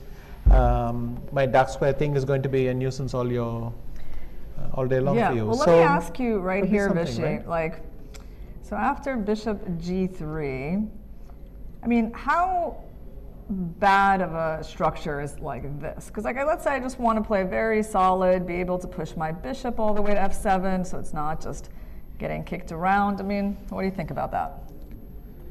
It's a good plan. I mean, normally at some point, either when you get to g6, you want to play f6 and bring it back. But maybe f4 works. Yeah, let's try that. Okay, so let's see, what do you want? So this is ambitious. F5? I'm weakening my e4 pawn, but I want to play f5 and say that I've got this big light square pawn formation, which is going to keep your Yeah. bishop under check. Ooh, but this is so interesting. You could play knight d4 yourself. Yeah, I will, Vishy. And I'm going to play f5. I'm going to give this move a go after you play rook c1, right? Let's say, can I do something like that? Well, I might play queen f2 myself. Okay. Instead of. Okay. So I can't play f5 immediately. Can I? No, I mean, I actually can. Or you have h3. No, it'd be f5, then yeah, I you have play h3, and and he takes f5. that's it for me. Okay, so Yes. this move was kind of important if I wanted. Yeah, queen f2. Uh-huh. And then try to play f5. And, well, I'm going to say Lasker Capablanca, but even though that one didn't have queens. But it's ambitious, though, because easily this f5, e4 structure could come back to haunt me, especially if e4 is weak later. But I think here, in combination with my dark squared bishop, Yeah. I can develop quite a big pawn front on the king side. And e4 and f5 pawn structure will keep pushing. He has gone knight f5, so finally we are on Jan's track. Yeah. Whether it's the right track, we will judge later, but Yeah. at least we are following Jan. All right, so Okay. let's go to the game. 1 second. I will Knight f. just find where we are. Hold on. Thereabouts. By queen. Yeah, I think. Where that it is? analysis. Right here. Yeah. Yeah. No, No, a little bit before. he's not done this yet. No, he So knight f5 has happened, and that's it. Yeah. So you can just click that has point. that knight you're in. c3. Yeah, let's just Knight clean c3, that. rook a d8, and Yeah, rook a8, and here we are. No, And this knight was f5. 92, sorry. You have to put it on c3, the other line. Another line. Sorry about that, guys. We're getting it back. Here we go. Yeah. Knight c3, rook a8, knight f5. That's what we got on the board. Okay, and now this is the current position. We've been Yes. analyzing bishop takes f5 and knight e6, but this is the current position. Well, let's talk a little bit about the way they've used their time, right? They're quite even on the clock. So Nepo has an hour 26, Ding has an hour 22. Yes, So very reasonable time usage, I think, for where they are in the game at this point, right? because they are in uncharted territory. This is not well-known stuff. They're not familiar. And like I said, the margin of advantage is very, very small. So they have to squeeze every drop out of it, as it were. Yeah, and it looks like, so Ding has not yet come back to the board to see this knight of5 move Yes. occur. And Nepo is leaving the stage. But yeah, I mean, okay, the game is it's going, I think, actually in a very interesting direction, right? You can't really ask for a lot better than this kind of uncharted territory. In the first game of the match, queens are still on the board. They doesn't look like they're coming off the board anytime soon, and there's definitely plenty of tactical ideas that we've already touched upon. Sure. Okay, so other than knight e6 and bishop f5, well, I do think that this line that we were looking at, it seemed quite reasonable for black, right? So this knight e6, allowing the trade on e7, queen takes e7, bishop g3, and we were kind of at this point. And by the way, we were let's at just F6, quickly step to Yeah. why I took on e7. Yeah, let's go back. If I, instead of doing this, if I try to be clever with Bishop g3. bishop g3, then already after bishop c5, my queen has no squares. Yeah, it would. I would have to either go back to c1, which looks kind of silly, or go to d3 and lose a pawn. So that's why I wanted to. Though my thing was also conceptual, I wanted to get the opposite color bishops and thing, but there are tactical issues as well. So I might just have to do this. Right, okay, that's a great point. Okay, so you're getting rid of this bishop on e7 before it causes you problems with bishop c5. And then you are preserving Stepping back. Yeah, your own bishop. And so here we were looking at both knight d4 and f6. Actually, wait, so maybe the right move order for me is starting with knight d4 while you don't have queen f2 yet. Okay, and if I, what should I play? Rook a c1, Yeah. and then you just go back bishop e6 and. Pretty much, and yeah, I mean, so I don't have any of these crazy ideas, do I? Hey, they are pretty interesting. All right, Vishy, let's try. I'm just I want to start with the crazy moves first because we can always look at stuff like where black doesn't do much later, right? Okay. So let's start. I can win a pawn with e takes f5. E takes f5. Queen takes e3, f takes e3, and I'm a pawn up. So that is. Oh, you're going to win the c7 Yes. pawn. So okay. I mean, if you take on e3, I'll take with the yeah. pawn. Yeah. But let's just see. Knight takes f5, bishop takes e7, and then there is rook d2. Whereupon I keep my extra pawn with knight e4. Yeah. So we. I don't want to play e4 because of knight h4 with and suddenly things are crashing on g2. But knight e4 and I conserve my extra Yeah. pawn. And when you go back rook d7, one of the beauties for white is that pawn structure wise bishop b6 is lovely. I keep the d8 square, I keep the e3 pawn defended, and now I'm a clear pawn up. Yeah. So Well, you spoiled my fun there. I really tried, to spice things up a little bit with this f5 move. But of course, it is completely unnecessary for black to do that. So, yeah, you were saying bishop e6. Was f6 also? well, I wanted to play bishop e6 so that I could play c5 supporting the knight without allowing knight d5. Okay, let's try that. And of course, why f4 now doesn't work, I don't know. f4, I can't play f5 because I'll be pinned all over the place. And if I played f6, No, we're then back we're in almost that where we were, structure. right? Yeah. Then f5, bishop f7, But here, black has this knight on d4. And if I Yeah, defend it maybe with go c5, C5, it's slightly awkward for white. I could step back and play queen f2 here, Right, and you want to go for maybe e5 Yes. ideas? Yeah. because I have a bishop h4 trick. Ah, okay, so better not fall So- for that. Okay. But e5 is a horrible threat, isn't it? It is a big one. And you know what's sad for me is that I have not had time to play c5, knight c6 and reposition Yes. that knight. Yeah, I'm missing one move literally to get that done. By the way, we have a move by Ding. He has, Gone knight e6. Yeah, he's gone So knight we're going to e6. get my opposite color bishop, the thing that Yeah. I've been salivating over. I mean, Let's it's see good if that I'm our right to do so. analysis is kind of relevant yeah, to what we're Right. seeing them play. So knight e6, okay, yeah, so we know that this trade's going to happen. That's not too much of a mystery. And let's just, yeah, let's try to get into these positions a little bit more. So bishop g3, knight d4, rook ac1, and okay, so this is where we need to think a little bit because there are some nuances here. So we tried bishop e6 in order to stop knight d5 ideas after c5.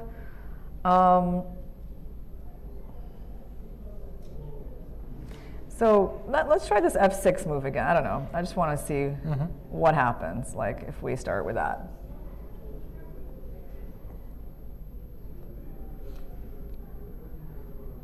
So my idea is that on f4, I mean, can I? No, you're probably going to tell me I can't do f5 again because of queen f2, right? You're gonna tell me that it just doesn't work, yeah? After, yeah, bishop h4, yeah, that's a very big threat, and then you uncovered the rook with that. Yes. I cannot be sure, but bishop g4 felt slightly, the whole black entire play has been slightly clumsy in the sense that bishop g4 then obliges you to follow up with queen d7, and now if he loses the bishop, the knight is coming to d4. Yes, it's an aggressive move, but it's also coming to d4 so that the bishop can go back. And so they are tripping on each other, as it were. I can't be sure, but I think knight e6 somewhere earlier without this bishop g4 seemed to be more solid. Even queen d7 surprised me. We were having not too bad results with rook e8 and knight e6. Yeah. But queen d7 is very forcing, but well, Jan gets his bishops now, knight e7 and bishop g3. So okay, let's say bishop e6, and then this main idea of like using the pawn majority aggressively with f4, and c d1, Yeah. f5. so one second, you're talking about this, right? Yes, e Okay. takes f5. I have to go rook f5, but then if rook cd1, then c5. c5, and you're thinking that black could be holding on, and despite this pressure on the e file. And I mean, knight c2 is not a threat yet for a while, but it can be. Can be if white makes like a wrong step here. Okay, so I guess we could maybe agree that, oh, black is like holding on here. So f4, and we finally found one line where maybe this might F5 work. works. Yeah. I mean, I'm very happy to see it finally come on the board. I mean, the reason I like this move is because, I want to fight for space before you just like keep going with those pawns, right? And then black is kind of much more passive. So f5 is very desirable if you can get it in. yeah. Because suddenly, if the white pawn was on f5, then that's a lovely bishop. I can follow up with g4, and it's a pawn wall in your face. But if black plays f5, that pawn on f4 even makes my bishop slightly weak. So I would need to be able to justify what I'm doing here. And here's the thing, so queen f2 here is not like a big problem though, actually. Like if white goes here with just some obvious threat of that, I mean, we can just But let me queen step aside with queen f7, and then what did you Exactly, accomplish? yeah, queen f7, and that seems like If bishop not a h4, problem. d7, and again, And we're holding on the light squares. correct. Here, white could still go. He has taken on e7. We're on a roll so far. Yeah. over the last 3 or 4 moves. So Yeah, we finally got into it. Once we got the transmission right, we could Yeah. actually follow the game, then it became possible to guess the moves. that was nice. Okay, so well, let's just keep talking Yeah, about so this go back to position. this knight d4 because I feel that having said A, you have to say B sort of thing. You know, black is Yeah. committed with that bishop on g4. Oh. You don't want to get shunted aside, so let's try. Let me just find it again, Vishy, where we are, Exactly, I think you were there. Right Where the here. red thing is in. where the red thing is. Yeah, Oh, I'm there in you the click right that, place. and then Okay. you just all have to Oh, nice. promote this, and we're there.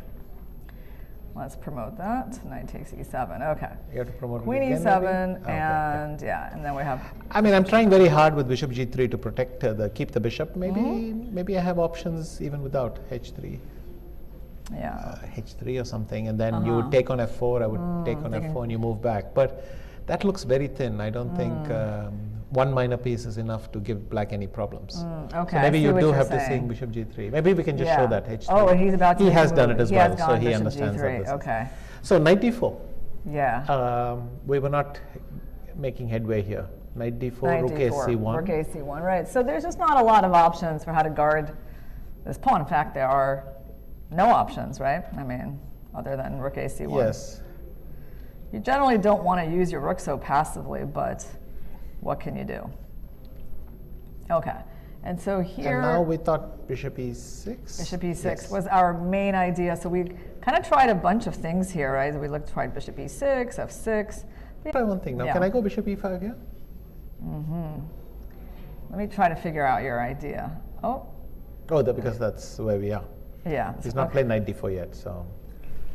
Okay, So let's knight d4 again. Knight d4. Rook a c1. Rook a It's c1. gone bishop h5. Oh, We didn't think that was good. that was not even, well, yeah, I mean, it wasn't really on our radar in this exact moment, but the idea of this was not, yeah, completely crazy, right? It just basically means that he's going to be going f6 sometime soon. But if I play f4 now, Yeah. what are you doing? Let's think. So I don't have, so I've relinquished all my f5 ideas, right? Okay, so you go knight d4, Knight d4 and then queen f2. queen f2, yeah. And then if you go queen b4, so you go queen f2. Now clearly f5 I meet with bishop h4, but you go queen b4 because you're attacking the b2 pawn. If I were to pause for rook a b1, Yeah. then f5 works. You get it in time because you removed the queen from the e file. Yes. And from the bishop And the h4 knight here is still diagram. beautiful. I mean, the knight on d4 is such an amazing Yeah. piece. I mean, because white is not going to get anything after they push the pawn. And It's- white's knight on yeah. c3 is a pain. You can never play b3, and that's why queen f2 turns out to be a problem. Wow. So basically, his move has quite a nice point behind it. So bishop h5, let's promote that. Bishop h5, and on f4, knight d4, and combining that with the active move queen b4. So attacking the pawn and also getting off of the e file. But I could play f5 here. yeah, that's what I was going to say. Are there any sacrificial ideas? But queen takes b2, and it's how are you even going to defend this knight? Oops. Queen takes b2. And you're saying we're not really in time. April has been most slip month, hasn't it? Yeah, that's right. I'm following the tradition of great chess players like Magnus Carlsen, you know, giving up my queen on b3. Okay. I think, which square did he gave up his queen on f6 though? Yes. Yeah. Okay, so queen takes b2, and I don't have like a whole lot of great ways to defend this knight. No. So yeah, like we're not in time. Plus this bishop can also be a great defender, right, of the king side. If white ever plays like f6. Yeah, that's right. Yeah. You would sit on g6 as a glorified pawn, but it's fine. So queen b4. What else can I do? Bishop h4. Looks like Maybe queen f2 is not necessary. Maybe I could go rook a c1. But then you had f5, right? so. We're After saying knight d4, move 17. f4, knight d4, and If I went rook a c1, Rook a you could play c1. just f5 yourself. And once again, yeah. we kind of leaning that f4. Maybe f4 is not necessary. Maybe this is the reason it doesn't work. So the other thing is, should I just play f3 and then make it a very long-term thing with the dark?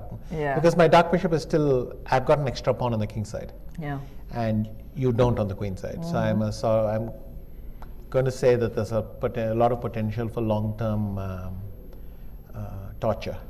You can go on trying to squeeze something out with this. Okay, Maybe let's f2. try it. Yeah, then you you get the d1 square, you free, and everything lovely. Okay, you're going to go for the slower grinding approach. Now you would never play f5, but you could go Yeah. f6. But then Yeah. I can challenge you on the d file. I can play knight e2, knight f4. Yeah, let's Many do, things open let's, up. Let's do this plan. Like, how dangerous can this really be? Like, if I go like f6, bishop f7, and c5. Okay, so rook a c1. Yeah. I think you will simply not be in time. Uh-huh. Oh, you might be, because f6, rook e F6. d1. You can Rook play c5. d1. I was about to point out that knight yes, d5 yes. wins, but in fact it loses. The Yeah, rook takes d5. I can so- actually do that, yeah, because you don't have Because to. I moved the wrong rook over. But Nepo's about to make a really big decision, and let's see what he did. Oh, he went f3. Look at that. Okay. So I would have wasted some time on f4, as we did. Yeah. So it's, but what is interesting is that Jan is back to his playing fast thing. He's I not. didn't spend too long on this, very yeah. important decision, yeah. F3 is beautiful when it works. I remember there was this Kasparov, Karpov, Zaitsev, and same idea. At some point he moved the knight away, and people were thinking that you had to bring the rook to g3 somehow, but he just went f3. And suddenly when you saw that, you realized that it made sense, and that was it. And this pawn formation is very good, especially with this dark squared bishop, as I've been banging on about for the last few minutes. Yeah. f3, e4 is a very nice structure. You can see I'm quite enthusiastic about having the structure. Yeah. Whether the advantage is as big as I thought, I don't know, but we'll see. He's gone f6. Yeah, and Ding. That is a missed opportunity. We thought knight d4. Knight I mean, d4, he's but- not keen to keep But, forcing the matter. because I get it. You're saying like, well, okay, but here's the thing. So he is saying that he can still go with this move later, I guess, because he's not really bothered by that because he thinks that like he's just going to trade off all the rooks, right? That's fair enough, but if I played knight e2, knight f4, isn't that something? Or You said 92? yeah, or rook e d1 first, and then of course then we are in a kind of stalemate. You go bishop f7, and who's going to break the deadlock? Yeah, okay. F6 is a very solid move. It is interesting, like why he's not, going for this active move, right? But okay, but still F6 is a useful move, and I don't think this is like some huge surprise. So let's figure out how white can try to nurse this better pawn structure.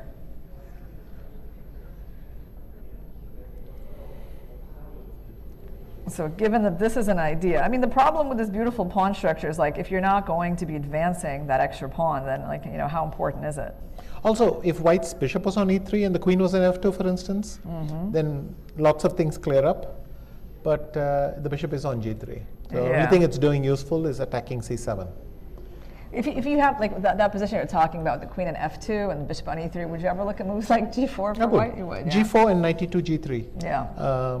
Maybe we can, well, we can't rearrange the pieces like Yeah. that, but the idea would be to Kind of rotate like, yeah, knight it's to just g3. very interesting because I mean, yeah, you just want to look for ways to actually use the advantages you have, which is that extra pawn. Okay, so I'm going to do the swap, Yeah. as it were. So bear with me that we're going to make some silly moves here. What I was trying to say, yes, he can capture, but what I'm trying to say is that if this position was on the thing, and there's a lot of stuff going on here, and I did something like this, and you took, now I would have a super bishop. You could double.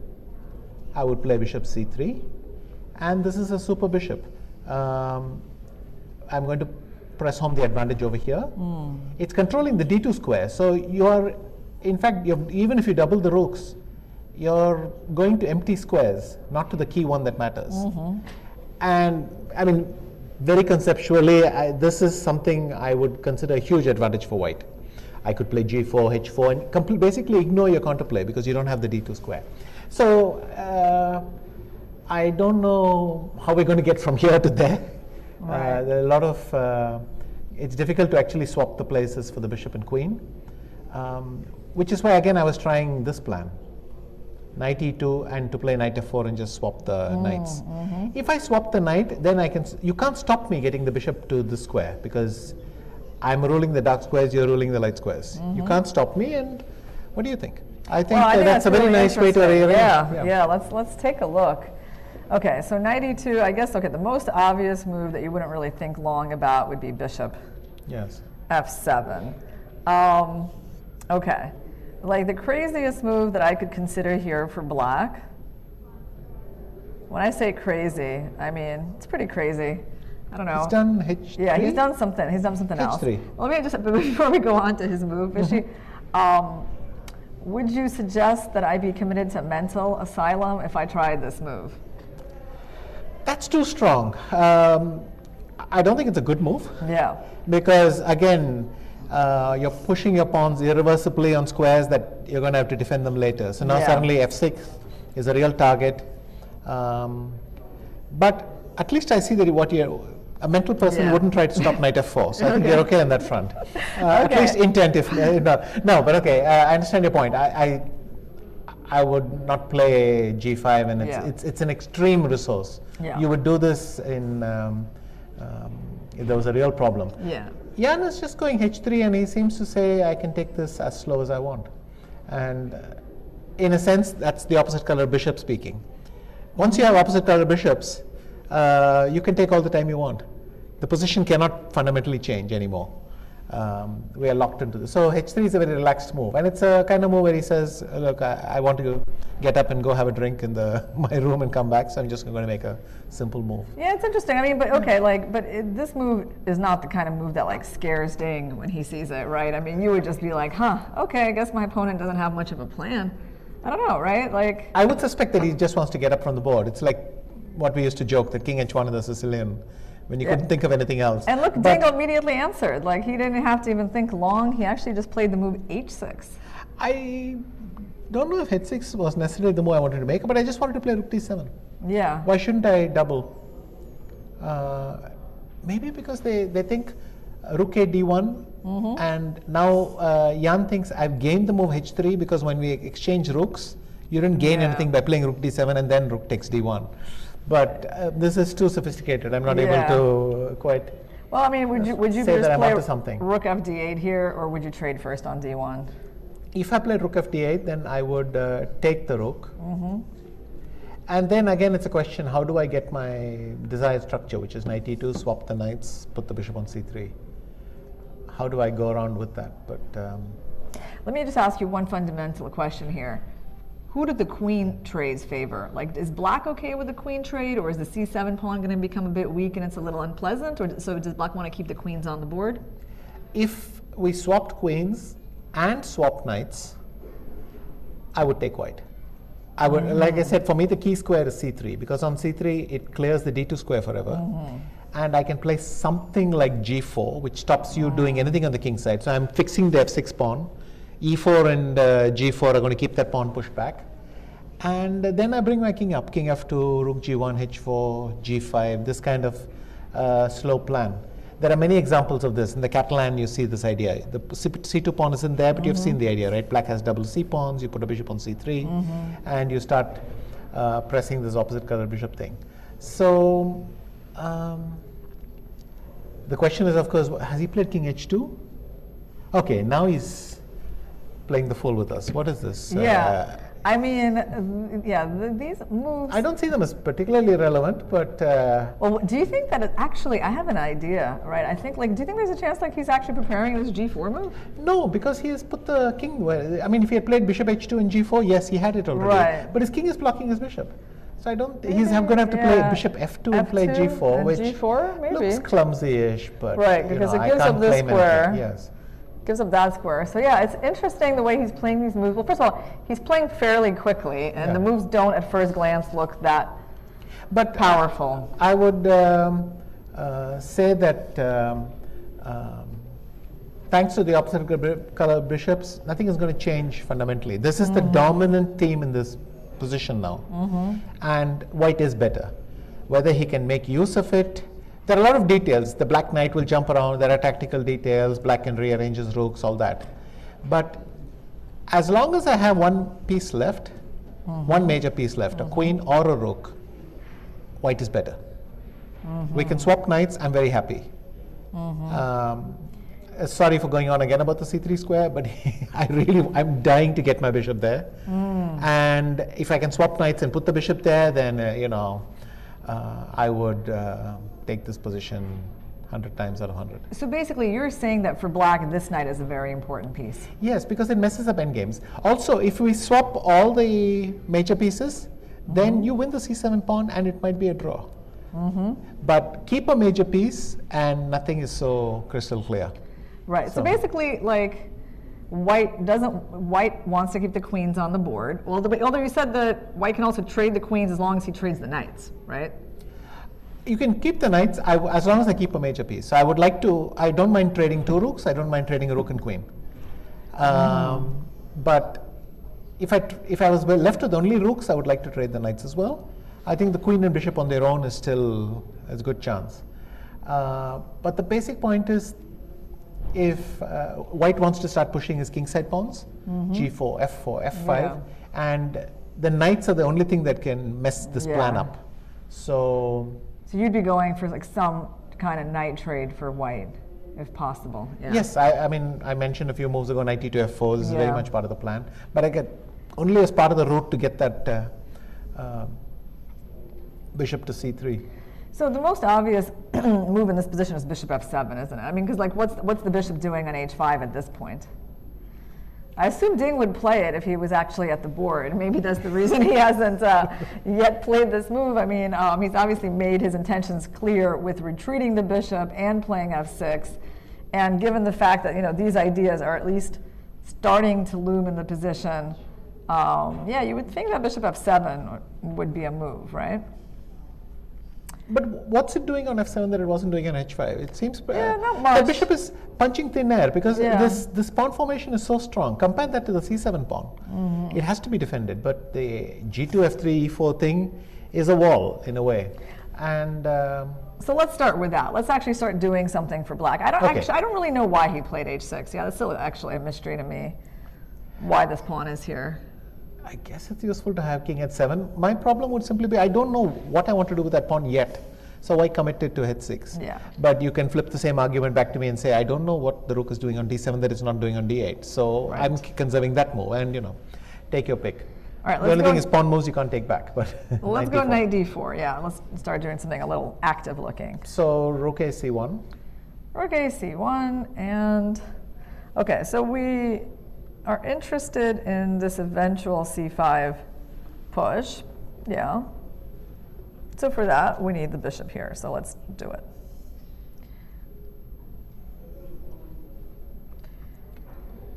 Maybe knight e2. You're going for your trade, but here's the thing, right? One more thing. There is a plan where I could go knight d1, move the queen, and put in the knight to e3. That's also a lovely plan. Yeah, because here, I mean, I'm just going to go c5, right? Yes, whereas the other, well, you're going to do that anyway, I think. Even after knight d1, you would play c5, b6, and I think but I mean, nice but then have your it. knight has like at least a different kind of maneuver. But oh yeah, I can get. Well, okay, let's try your idea. So like, you want to go knight d1 here, or queen f2? I mean, it's nice to talk about these plans, but you don't actually say that you will play them. But let's try it. Let's try it. Queen f2. We don't risk much by doing that. Queen f2. You could go c5 because knight d5 isn't landing. So knight d5, it would just get captured. Take queen d7. Yeah. And maybe you didn't. Yeah, and then black has knight f5 always, right? So. Yeah. Okay, and then we start rerouting this knight. Now, first we got to make sure we never lose that pawn, which I guess. Bishop a2. Yeah, which I guess you could try to take right now. So you would play b3. And then c4. c4. Now there are a couple of things which are useful for me. One is I could play knight c3, attacking your bishop. And what's going to happen? If cb3, it's going to get I'm going crazy, to claim isn't that knight d5 is good for me. Yeah. Okay. Good intermezzo to have. Okay. And it is pretty wild, isn't it? Because I don't have like queen c5. You go queen a3. Okay, queen a3. And if I take on d4, you go b2. Okay. So black is trying to basically go b1. But And I queen. don't believe this at all. So knight d1, bishop a2, b3, c4, knight c3, cb3 Yeah, you don't believe this for who? For black. black, like you think black is. I mean, I'm sort of claiming that the next move is going to be c6, and Yeah. but I can't take this seriously anyway. Yeah, okay. So you're thinking that taking on a2 is like a little too risky. It's you have to check it, but here Yeah. I think specifically it's not working. So okay, well let's just try that again. So b3. Basically, you're threatening knight c3 and winning the bishop, so I have to act very quickly, and that's why we were trying the c4 move. You still went after One it. more Yeah. thing, instead of this, yeah, so c4. Can I go b4? Oh, that's tricky. But it's a problem because queen b4. Yeah. Oh, c3, c3. Yeah. queen a3, and I have rook a1. Oh wow. Because it's pinned, I'm winning this bishop. Got those two pieces under attack, and white actually wins. They have everything protected. Yes. That's nice. Okay. So b4, b4. and if you play c3 yourself, so that your bishop is free. Now I play knight takes c3. Bishop goes wherever you want. I mean, c4, Yeah. f7 doesn't matter because my next move is knight d5, Knight d5. Oh. and you have to take it. And you're trying to win And my knight. Yes, bishop takes d5, e5, and I'm winning the piece because after queen takes b4, I have c3. Yeah. Okay. That's a nice line. Yes. So here it doesn't work, but obviously because of the possibility of c4, you have to check. Can you Yeah. take? You don't want to give a free pawn. Okay. So yeah, of course it's it's a risky pawn to take, but let's try to see if we play in a more solid way. Your next move is that. Yeah. And what do you want to do after that? That's the question. Do you have some specific threats that we need to be? I mean, I will give you a lot of ideas, but I think Jan might upset my apple cart by going back to g1 with his king or something like that, because he seems to be in this mode that I can make some quiet moves whenever I want. But this seems like a nice plan, because if I can play a3 next and knight on e3, then suddenly my knight is as capable Yeah. of jumping, and f5 and d5. yeah, It's actually, two 'cause squares you now just instead want of to go one. knight e3 and c3 maybe even, right? Yes. So that's I have to. That's why I liked this. I mean, this knight d1 idea is quite interesting. Let's see, like compared to knight e2, which I wasn't, as clear to me where we were going. What is Right. the current position, by the way? Is The it king current h2 position, stopped, or I bishop think f7? I is think back? king h2. I mean, right now we don't see the live board, but I'm pretty sure. I'm pretty sure. Actually, neither of them are at the table, so it's always tricky to know whose turn it is when none of the players are at the board. Okay, so there's the. Yeah, king h2 is the live position. Yeah, We're going to take a break for a few minutes. yeah. And show you something from the Future Champions Kids tournament that started this morning.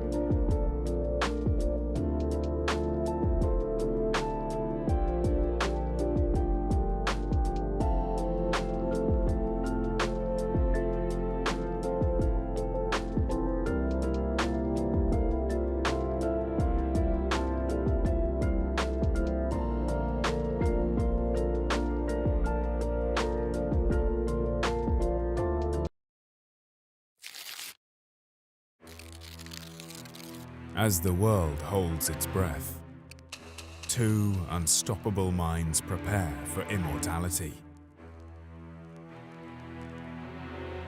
One from the land of the dragon, the other from the land of the bear.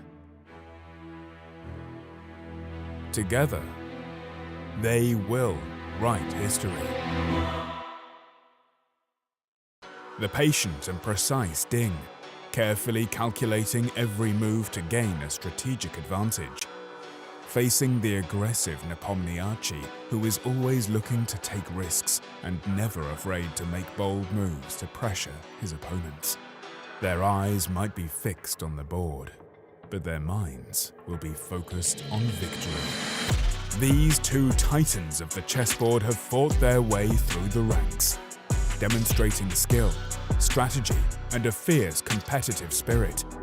Now they will go head to head and fight for the ultimate title, the FIDE World Championship crown.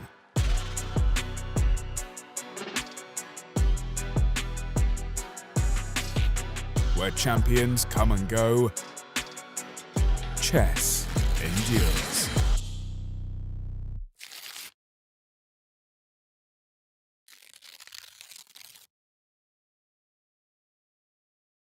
Hey guys, we're back with our coverage of the first game of the World Chess Championship between Ding Liren and Jan Nepomniachtchi, and we left it off when White played the move King H2 and Ding was in for a little think. He played the move that we were talking about, Bishop F7, just repositioning that bishop away from the sort of diagonal on H5 where he was, and Rook AD1. And so where it seems to me the game is going, Vishy, it's going in a pretty solid direction for Black.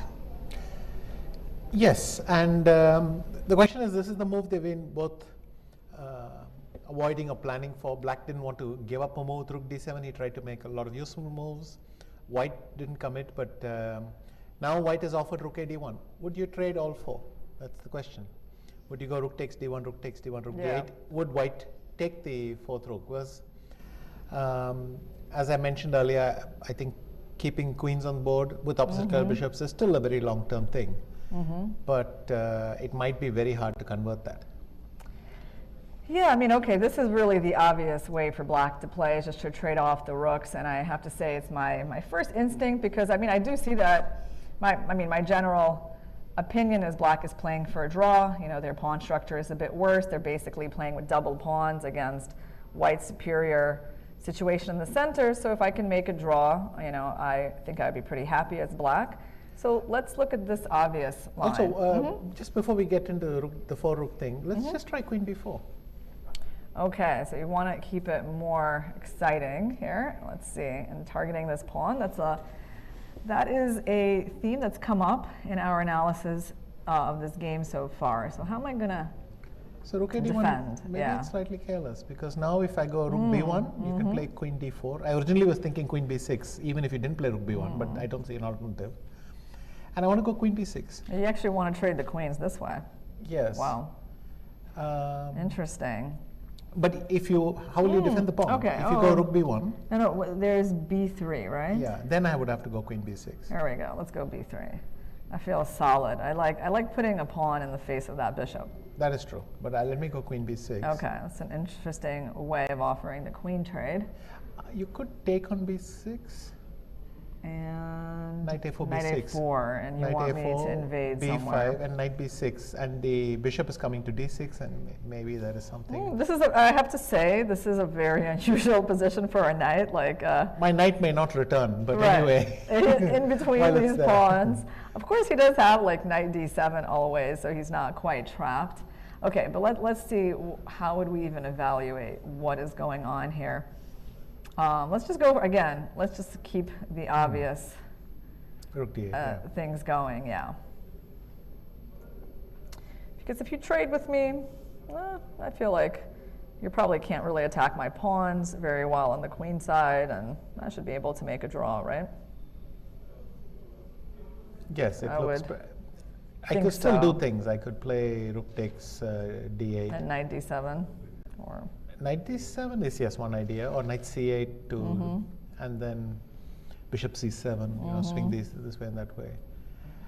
But you feel that black's drawing margin is getting quite high. Okay, let's say after b3 I do not play queen b6 because suddenly it doesn't look quite so attractive. Let's go back Is there b3, some yeah. way, some other way to do this? Can I go rook d4? Can you go, yeah, rook d4? But then you go and- knight e2 simply, and I didn't gain anything. So rook d4. You basically, oh yeah, and you even kind of c3 ideas, but And maybe the computer will point out that I could have gone knight d5 instead of knight d2. yeah, we're Because aware of this. if c d5, Wow. then c3. So Wow. Okay, now we got to show that. Yeah, we learned some tactics on our break, guys. So now, we're not so likely to miss this idea, and we will show you when we have a chance. We're going to go back in the game. We're going to show you where this idea was a possibility for white. But for now, knight d5 is like, wow, that is a very pretty move, very active. And of course, the point is that you're clearing the square for that pawn, and you'd be winning the game. So that's really nice. You don't want to do that. And so how about, knight d4, you're just planning like rook d2. Is that the idea? a3 might win it. a3 might just win the knight, huh? Well, queen b6. Well-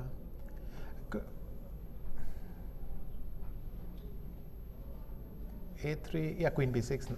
If knight a4, you have knight takes c2 as an intermezzo. Okay, But queen we're- c3, yeah. Okay, but No, you then know queen what? b3, Let's sorry. take a look at the move on the board. Yeah, Because we got something here, guys. he's gone b6. Yeah, and so after bishop f7, rook a d1, Ding has gone for very solid pawn move b6. I don't think Jan was impressed from his. Yeah, He made this a move, little. we He gave a certainly- slight little puzzled face. yeah, we certainly didn't even think about that. But it's. Okay, how do you interpret that move, Vishy? What's the idea? Do you want Well, to there put is the one pawn trick, there? which is I could go knight d5.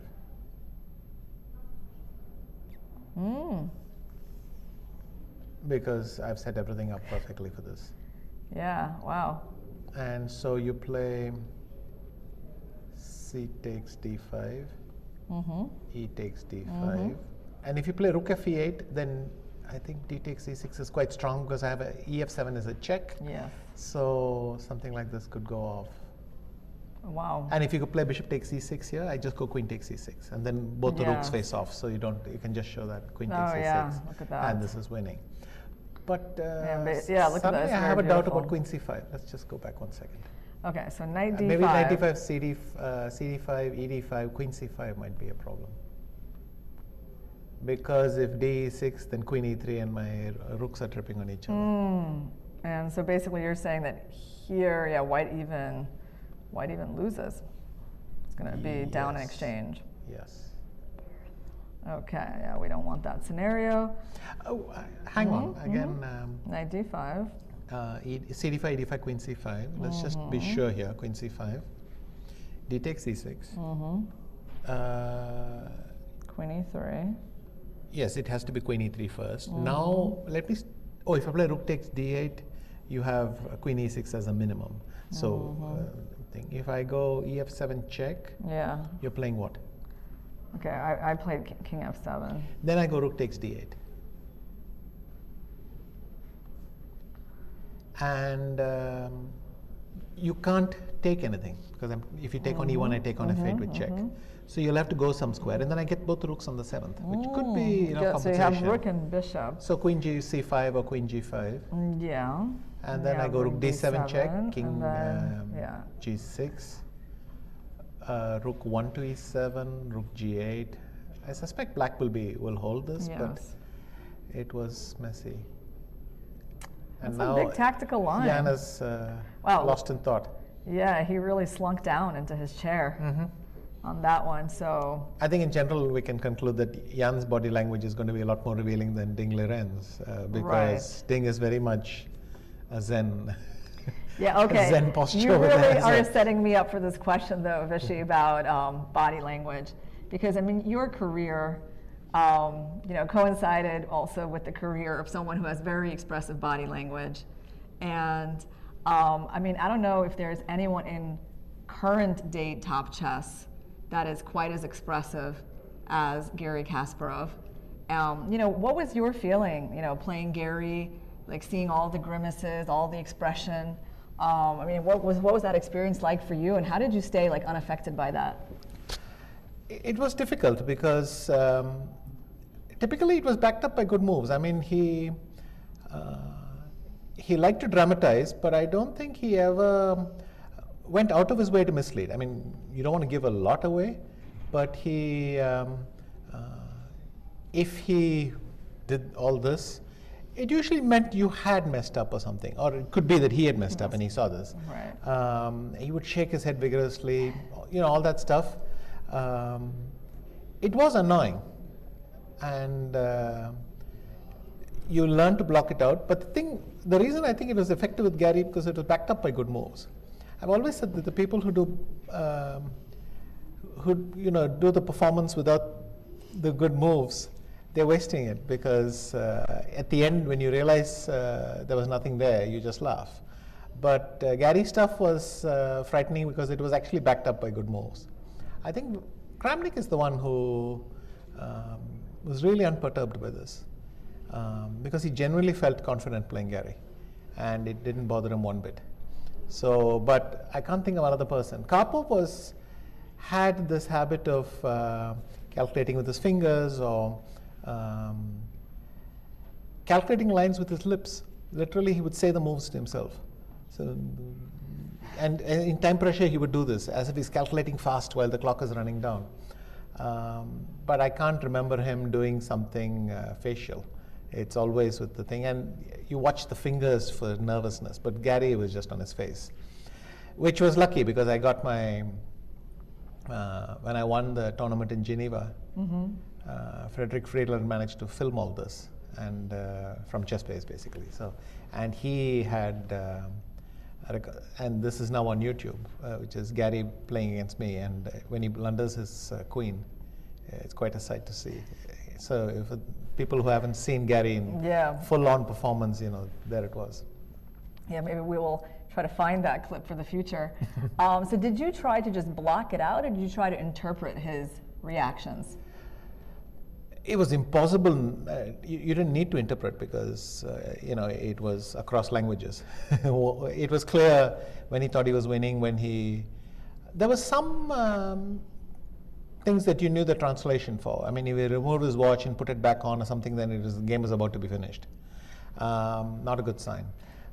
But quite often, you just learn to ignore it, because he's doing what he's doing, but you still have to play the game, and you just learn to block him out, and that's it.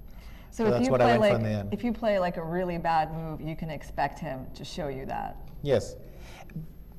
Funnily enough, in Croatia 2 years ago, I played him in the Rapid and Blitz.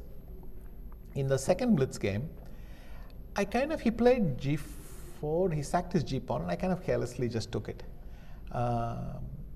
I don't know what I was thinking. I just took it on impulse. And his eyes lit up, and this was vintage Garry, his eyes just lit up all the way. And he tried to, he played Rook G1, and I realized by a miracle I was not losing the game. So he was right to do so. It was a ridiculous move to make without any thought, but I got away with it. I was very lucky in this game, which is I could take it and absorb the blows on G6. But that was one nice detail. Is there anyone else comparable to Garry in that you've ever played against? No, with Magnus you get a eye roll, but not full on. What about Nakamura? Yes, Hikaru has his performances, but I think Garry was much more intense. I'm trying to think.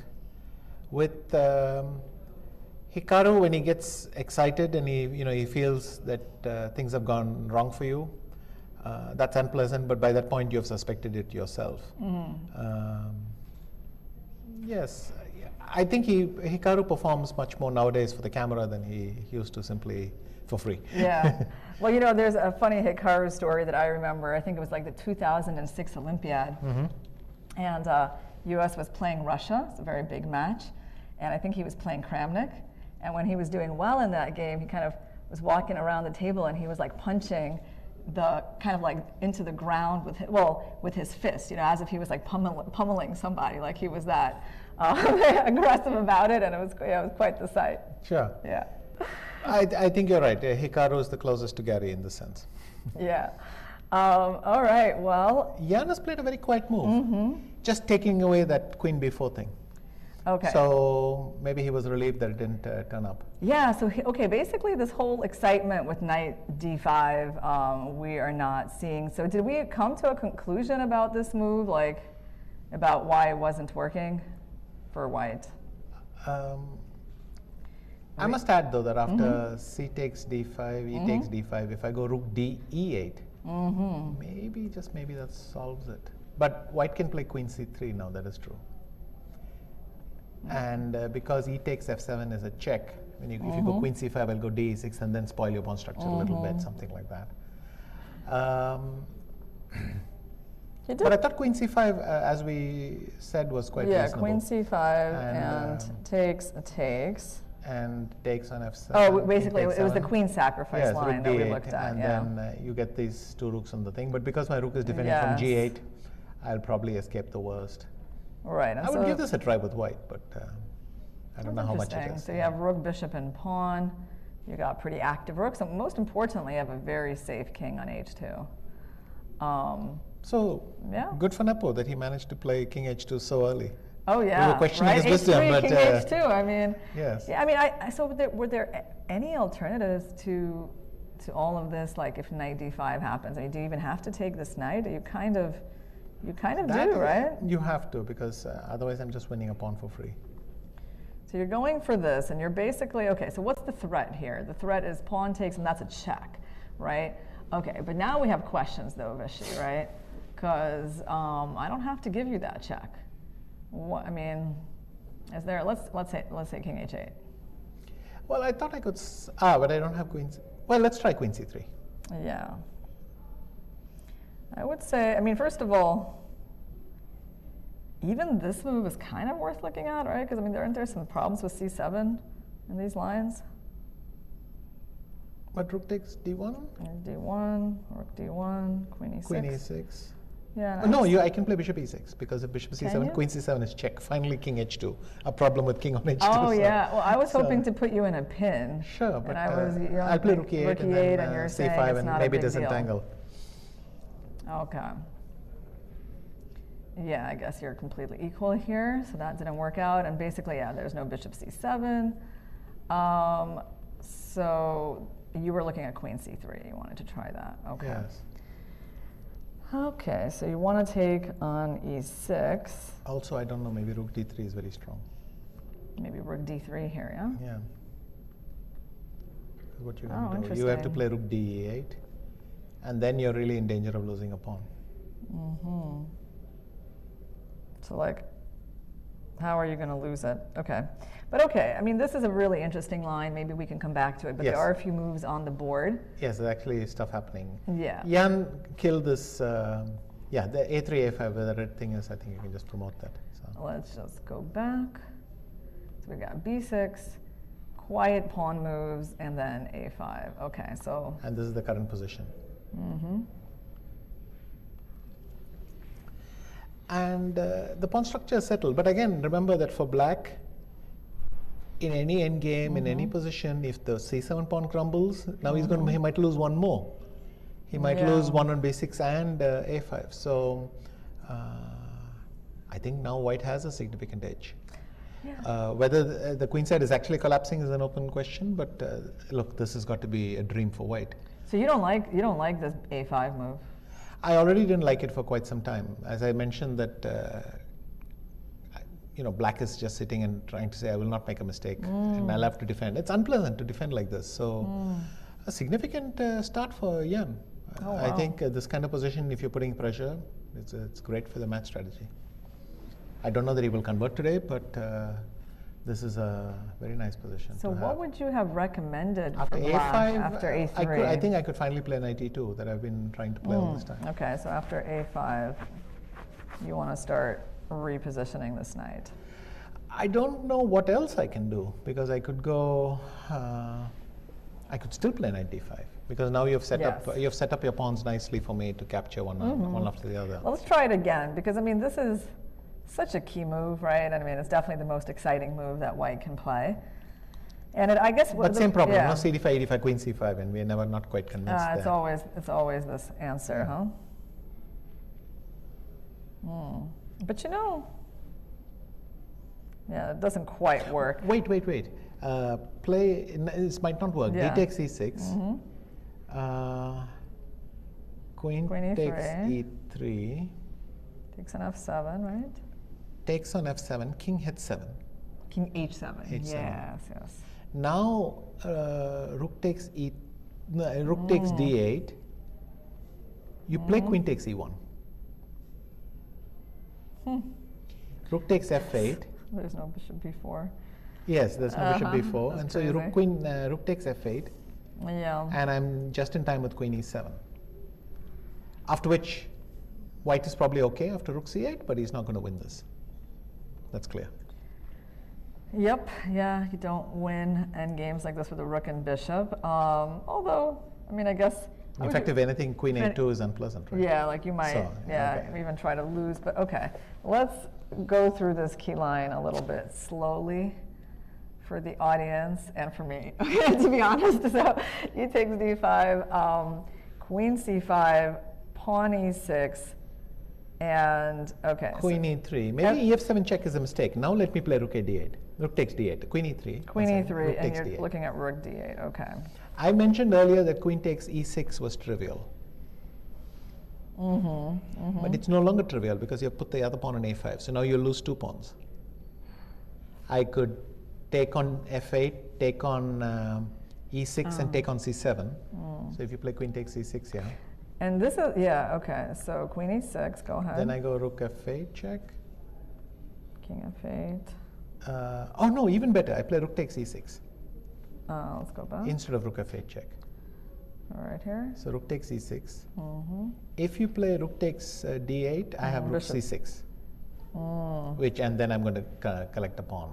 Oh yeah. Mouse slip month. And if you go Bishop takes E6 on move 26, yeah, then I can play Bishop C7 without even taking on F8. It's 2 pawns. You will play Bishop F5. Bishop takes B6. No, you're just going straight for this. A4. I don't know, but you could get some version of. Well, if you keep the rooks, then I can even come back Rook D2. But if you take on D8, and then I play A4, I don't know that it's winning, but it is what it is. Bishop takes D8, A4. Maybe I squeeze in B4. Yeah. It's why would you want to test this with Oh, you black? don't want to So- test this, right? Which is, I mean, like none of these lines look very attractive for black. So, it's just interesting to me that he's allowing this move, right? Because he absolutely doesn't have to. Like, he probably could have figured out something. Oh, wait, Riano's reaching, I think, for something on the queen side. Ooh, but 92. But 95, Yeah. again, the margin of error that black lands in an opposite color bishop which holds is so thing that it'd be crazy to cash in.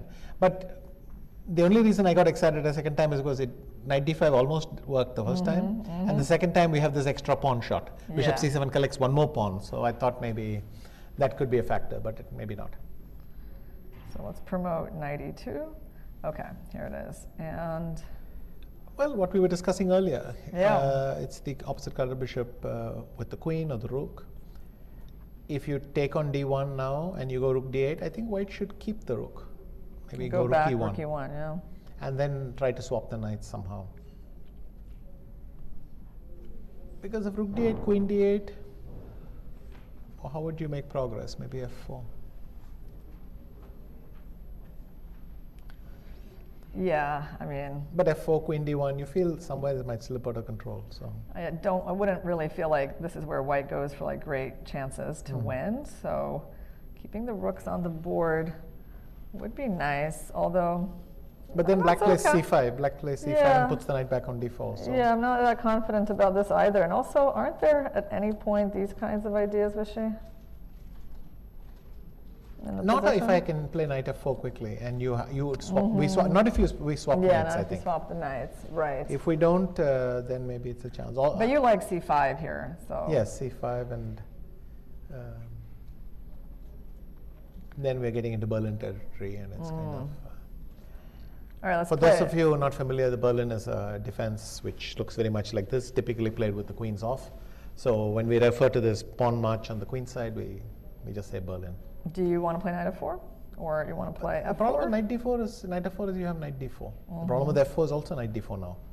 So rook e1 stepping away might not have been that Yeah. great. So Maybe then I have to take on. So how would you evaluate this position, Vishy? Just give the audience a sense of what you're feeling overall. I sense that black wants to take on. Sorry, the black is getting into trouble. His pawns are getting fixed. But I think that's the reason that black must decide now quickly if he's going to take on d1, offer the second rook, and either grab this d file quickly before the chance slips away. Because a couple of if knights are swapped, I wouldn't even trade the rooks anymore. I wouldn't trade all 4 rooks. I think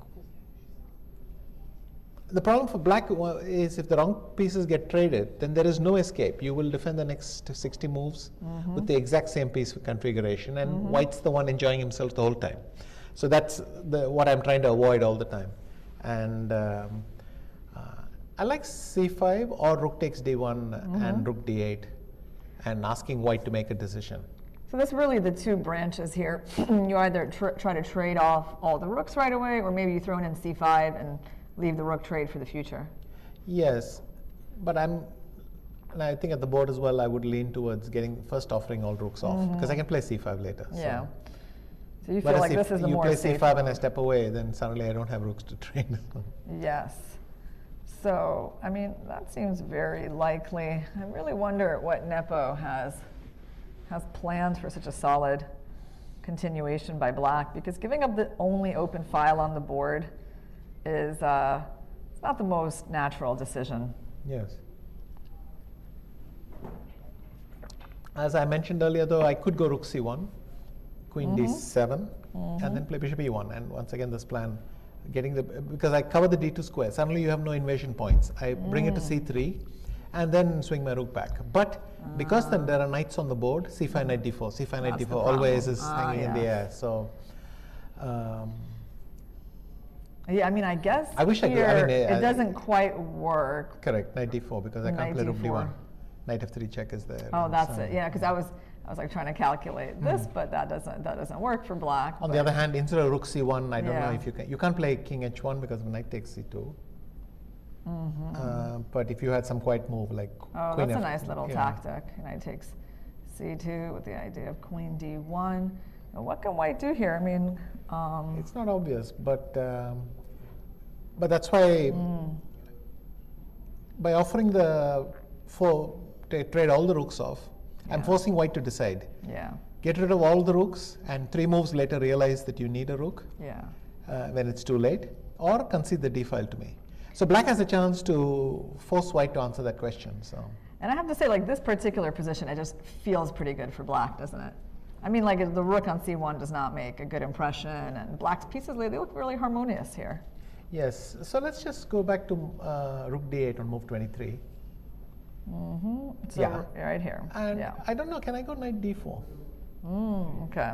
So that's the big knight trade offer. I'm reluctant to go to Ah, Queen he has and a opposite knight. color Yeah, I bishops. see what you want. You want knight f5. Okay. well, queen c5, I might have to play c3, but it works. Okay, so c5, you're going knight f5, but you're not getting, okay, you're not getting the knight trade. So I guess we can No, look at c5, this. knight c6 is over. Oh, oops, I missed Yeah. that. Yeah. So, Yeah. yes, and Check. then boom. Yeah. So you want, I think you'll just swap all the pieces. You take everything on d4. Yeah. Oops. Rook takes d4, Queen takes d4, and now something strong. I don't know, c5, c4, or c5, and then Yeah. play bishop e8, a4, so that you yeah. don't lose all the pawns. And white will torture black for a long time. I mean, in a world championship, you don't stop in these positions. You got Yeah. to squeeze all you want. As I mentioned earlier, g4, f4, advance slowly. But the drawish margin is very high with queens. Yeah, I don't know. If I would be playing black here, I would feel pretty safe. Pretty safe in the chance to make a Yeah. draw. I mean, what do you think, Vishy? Like, I mean, I'd feel uncomfortable, but Yeah. I reckon it's going to be okay. so like, okay, what move do you want to play here for white? I wanted to go queen d3 so that I at least wave queen a6 in your face, but maybe queen a4 as well was good. Queen a4, okay. So you have a little bit of some invasion planned. And if you go bishop e8, then Yeah, I go queen queen c4 c4. check, bishop f7, queen a6, and Yeah. suddenly I'm unstoppable. I mean, something will break through. Okay, so yeah, I see what you're saying. So my pawns are a little bit in danger from your queen and bishop. Yeah, see, I didn't plan on that. But now you go for the desperado opposite color bishop thing. You can go, let's say, Like c4, c4, yeah. queen c6, then I play queen c5. It's ugly, but Wow, hold on. No, I see what you're doing here. So maybe c5 is not the move. Maybe I shouldn't be like letting you in on these light squares like but that. I am threatening queen d to f4, and then. But if I can play a4, then you're not threatening to take anything because the opposite color bishops take over if you swap the queens. But it's somehow white has to go around, round and round, poking the pawns till. Ideally, white will capture one pawn with the queens on the Yeah. board still, and I mean, this type of stuff, like if I allow you, queen c7, a4, Yeah. bishop c7. Yeah. But it is progress. I mean, I can even with the queens on the board, I could try and bring my king to c3 or something, and I mean, this is how you will try to enjoy yourself, yeah, right? this is definitely like, okay, some torture involved. So I don't really want to lose a pawn. So it's amazing how like the pressure on this pawn is like such a big theme, continuing, from the beginning of the game to now. And white's only hope is, black's only hope is, okay, you take the pawn, but the important pawn lands on a4 on a light square and is forever safe. And a pawn down, can you win a pawn down, or can you lose a pawn down opposite color bishop thing with queens? Without queens, it's a draw right away. With queen, I don't know, do you really believe that g4, h4 with the battery is going to work or not? So I mean, at this point in the game, you would start thinking about just dropping off the pawn on c7, like that. Might as well get it over with. Because you just think it's inevitable that we're going to lose that pawn. These are tough moments in a game because you hate having to make that choice, but you have to do it sooner or later with opposite color bishop. Yeah, and it's like I really wish I had a way to get my pawn here. That would be. But if you very did, helpful. at the same time, you would lose the other pawn because I would attack it, and then you would have to play either c5 to protect it from e8, or you'd have to play b5, in which case I penetrate to a7 and take it. So I can't see that you don't lose the c7 pawn. Yeah, so c5. Unless your king starts on c8, which is not going to happen now. Queen a4 is such a tricky move, like the way that you want to get in over here and like. Okay, but Ding went for the rook trade. So. At least one. Yeah, at least one. And let's see where we are. We are right here, and he has not yet played rook d8, but no, he has. Yeah, he answered immediately with that. Okay. Okay, so very expected continuation. And basically, all we've really found here is the move knight d4 so far for white. Yes. Let's try one more thing. Rook takes d8. Queen takes d8. c3. Maybe I don't even need c3 actually. Oh, Nepo, I think he actually played this move. He's gone Oh, to rook d3. d3. Wow. But this I don't understand. What is the point of rook d3? If I take it, what did you get? You can capture the pawn, but then I have c5. c5, no? right? Restraining everything. Do you think this move? I mean, it's interesting to see how the players evaluate it. Like, I mean, would you say a position like this is in Nepo style, or that's just an irrelevant question for this type of position? Look, all top players are happy to get a free roll, whether it's their style or not. This is a free roll with an advantage. It's another thing, a position where you're simply going around looking for an advantage, but here the advantage is delivered on a silver tray, so silver whatever. Platter. Platter, that's it, thank you. You just, the question is, can you actually convert? So the opposite color bishops are both a dream and a nightmare. The dream is that you can go and do this forever. The nightmare is you can do nothing forever. So, but rook d3, I didn't think. Do you think we're going to see this trade? I actually liked rook d8, queen d8, and trying to play f4, f5 right away. Like this one. And then I wanted to improve that variation by playing c3, and if you play c5 to go f4. But I think this is the moment to strike. If you go c5, then I will play f4. Otherwise, I'll play knight d4. And with the pair of pawns, maybe it's not so bad. But equally, it might well be that I play f4 instead of c3, the previous move. Oh, this looks really interesting, actually, this line. Yes, because now if I can play f5, your knight get kicked back. I play bishop f4 and maybe g4 and knight g3 or knight g3. Yeah. Pieces are evolving nicely. I mean, with the knights on the board, I don't know. I feel like with the knights on the board, it's even more interesting. Yes. Right, for white. So, yeah, he could have gone for that, but he went for rook d3. Okay, so let's try to understand the point of this move. I think the only reasonable argument is that he is ready to take back with the pawn, but then c5, and then how did you benefit? I'll go c5 now. And you can't possibly get something great here. The problem is that you can't really improve this knight because of knight d4. Maybe you're onto something. What about knight c? Oh, knight c3, knight d4, and then I go queen f4. Okay, maybe that's a funny way. Again, you're trying to make me So queen suffer f4, because of that pawn. Yes. If you go back to e6, I have multiple ways. I can play knight d5 right away because I am taking with check. I can also play the c7 pawn in yes, that line. I can also play queen f5, and if you move the knight to d4 again, I have queen c8 check. So, wow. Maybe he wants to. Yeah, and this knight is threatening to come in, and basically you're. Wait, hold on. Oh wait, well, I got a move I really like here. What is? It's c6. Look at that. And then, well, I don't know. Is this going to be the new target? Okay, then forget my queen f5 and play knight d5 first. Okay. So. Yeah. Okay. So. And if you go queen d7, I might take on f6 with my queen. Okay, you got some ideas there. Yeah. Yeah, I see that. Knight d5. So okay. Queen d8. Yeah, so basically knight f4, just to show the audience, knight f4 and knight e7, king f8. I think.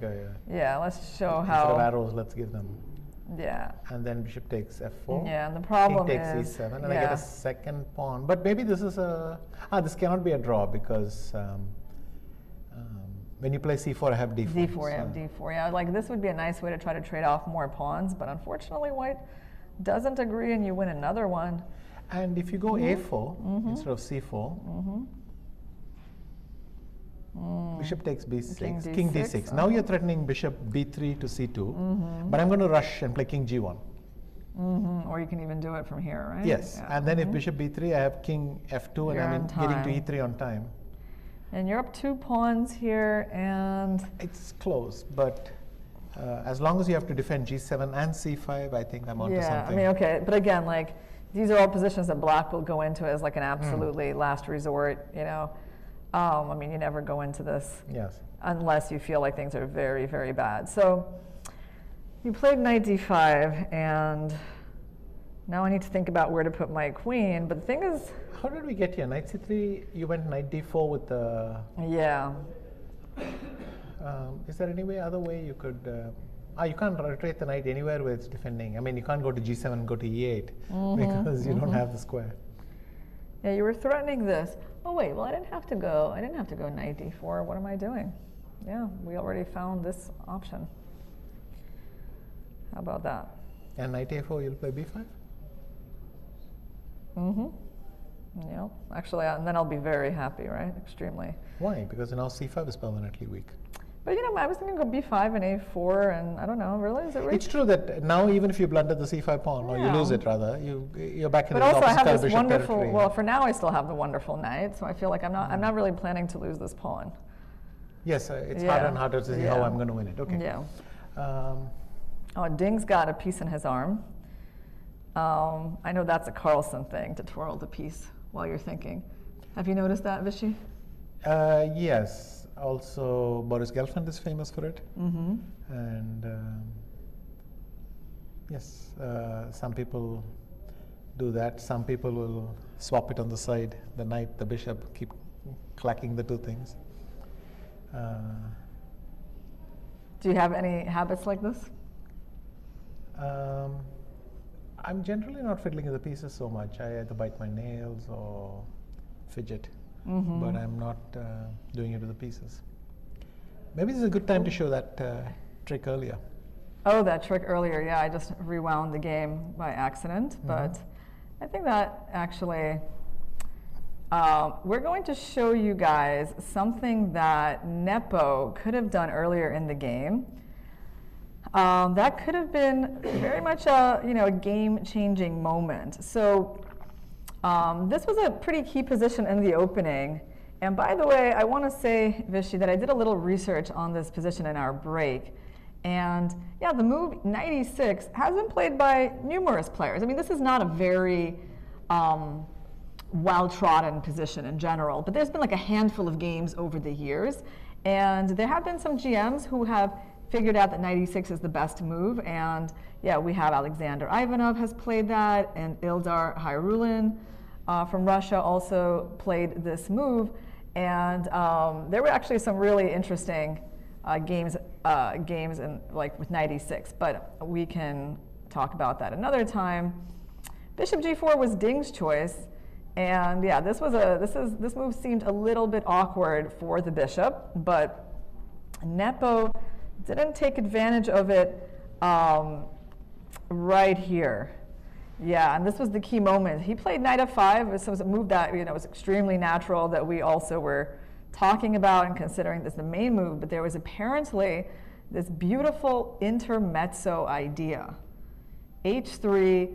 And the point is, I mean, first of all, it's like, well, you'd like to make the bishop move away so you can play knight f5 and like not have to worry about it getting captured. And also, Vichy, there was the point of this like g4.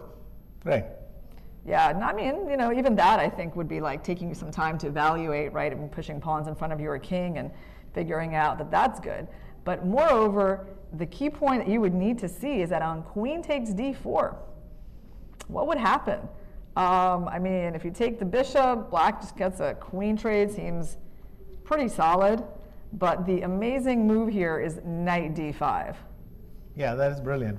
I didn't catch the idea at all, and it's a lovely point of the computer. Yeah. Now, white is in fact winning an exchange and probably the game. Yeah, I mean, basically you're like creating all this interception on the d file, and there's some line like rook takes d5, pawn takes d5, the queen is hanging, so you trade. And then rook takes e3. Yeah, and both bishops are under attack right now, so. Yeah, once you win the bishop, you're going to be up in exchange. So this h3 move was a real key. Yeah. But of course, unless you really know that it exists, I mean, it's possible to glide over this, right, Vichy? I mean, at a high level of concentration, you can find it because, but Nepo blitzed out knight f5. Yeah, he played it fairly quickly. Yes, Yeah. and I mean, I suggested it based on this f6 tactic, and I was going to go back and see everything, but he just played it instantly. Maybe he had seen it coming a while back or something. Knight f5 actually has another interesting point. Bishop takes f5, e takes f5, rook f8, and what you pointed out to me, that after b4, what we thought was convincing. Or at least we thought was plausible, right? Plausible, I don't right. know, we were kind of trying to figure this out, yeah. And the knight is trapped, but knight a4 is lovely. It Yeah. rescues everything. And if knight takes a4, then bishop takes b4. And this is not ending well for white. Yeah, I mean, I guess this whole very ambitious plan of trying to trap the knight, but White has tactical looseness in their position as well, coming from this file where their queen is lined up with Black's rook, and So knight f5 was a bluff. Ding Liren did not spot it.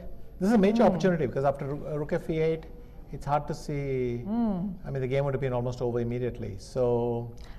So you're basically saying that, okay, instead of playing knight e6, which allowed the game to keep on going with some sort of advantage for White, Black really should have taken the knight and just went for rook f8. I think there are two possibilities. Yeah. One is that Ding Liren didn't invest a lot of time. You can't invest time in every move, and you don't know when the opportunity is waiting. But here we see that sometimes you trust your opponent. I mean, after all, it's a pretty decent player on the other side of the board, and both of them trusted each other. Yeah. Yan played knight f5 very fast, and Ding thought, okay, it must be right. Why should I waste my energy here? I'll play knight e6. And these little chances. I think Ding should be slightly annoyed with himself for missing this, and Yan, even if he didn't see h3, Should have thought for a little longer. thought for a little longer because knight f5, bishop f5, e5, rook f8. Yeah. It's subtle, but you really have to see knight a4. And I think what happens for everyone, and to me Yeah. as well earlier, is that you blitz through the line, you see b4, and you don't see anything convincing, So you and you think- don't look for knight a4. Yeah, you think they were really, both of them, or kind of thinking this move would work here. It was like this move that That is threw my them hunch off. because b4 does trap the knight, and so they thought, okay, Yeah. end of story, but it's not. Yeah, and by the way, the other move that we looked at here was f6. Not here. That is with bishop d6 or something. Because No, here we looked at this bishop too, takes yeah. f6. Oh, it doesn't. No, Sorry, it you doesn't. go- Yeah. So you go bishop f8 was yeah. still the point that you just keep the bishop protecting the Yeah, knight and do that's the right. discovery, and of course Black has no problems. So basically, these couple of moves, move 14, 14 for both sides were actually really key in this game.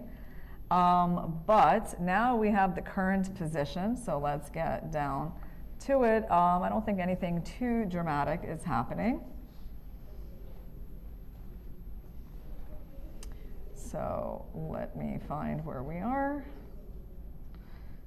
This is always the biggest challenge that we face, Vishy, is finding the current position. d3, and he's played c5. And Nepo's gone queen d2. Queen d2. Okay. So interesting. So Ding did not go for the rook trade that we were considering. He played c5, but that's another move that makes a lot of sense.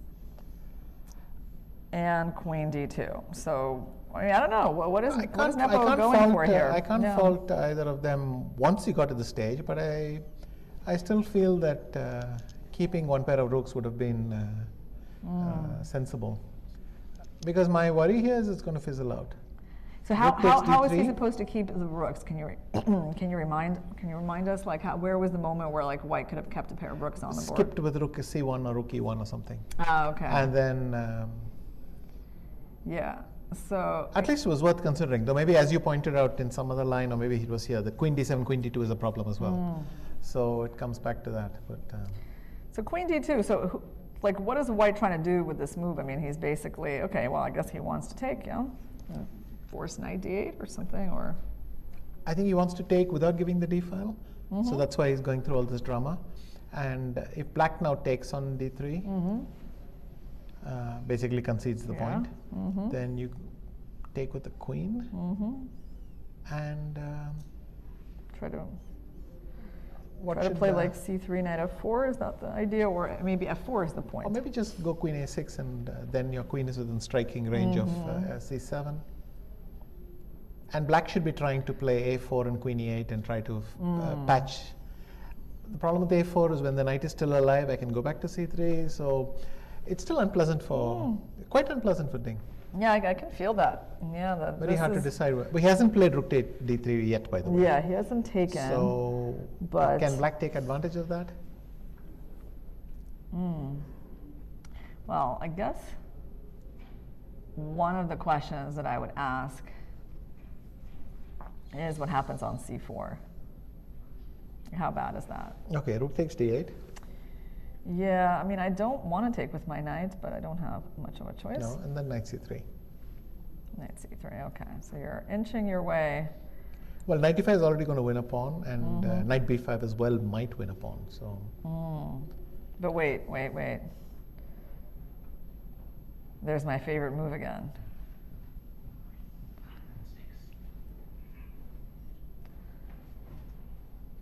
So Okay, now, knight a4.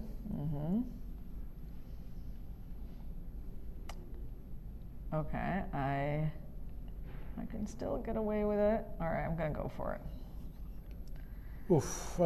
Can I go bishop d6?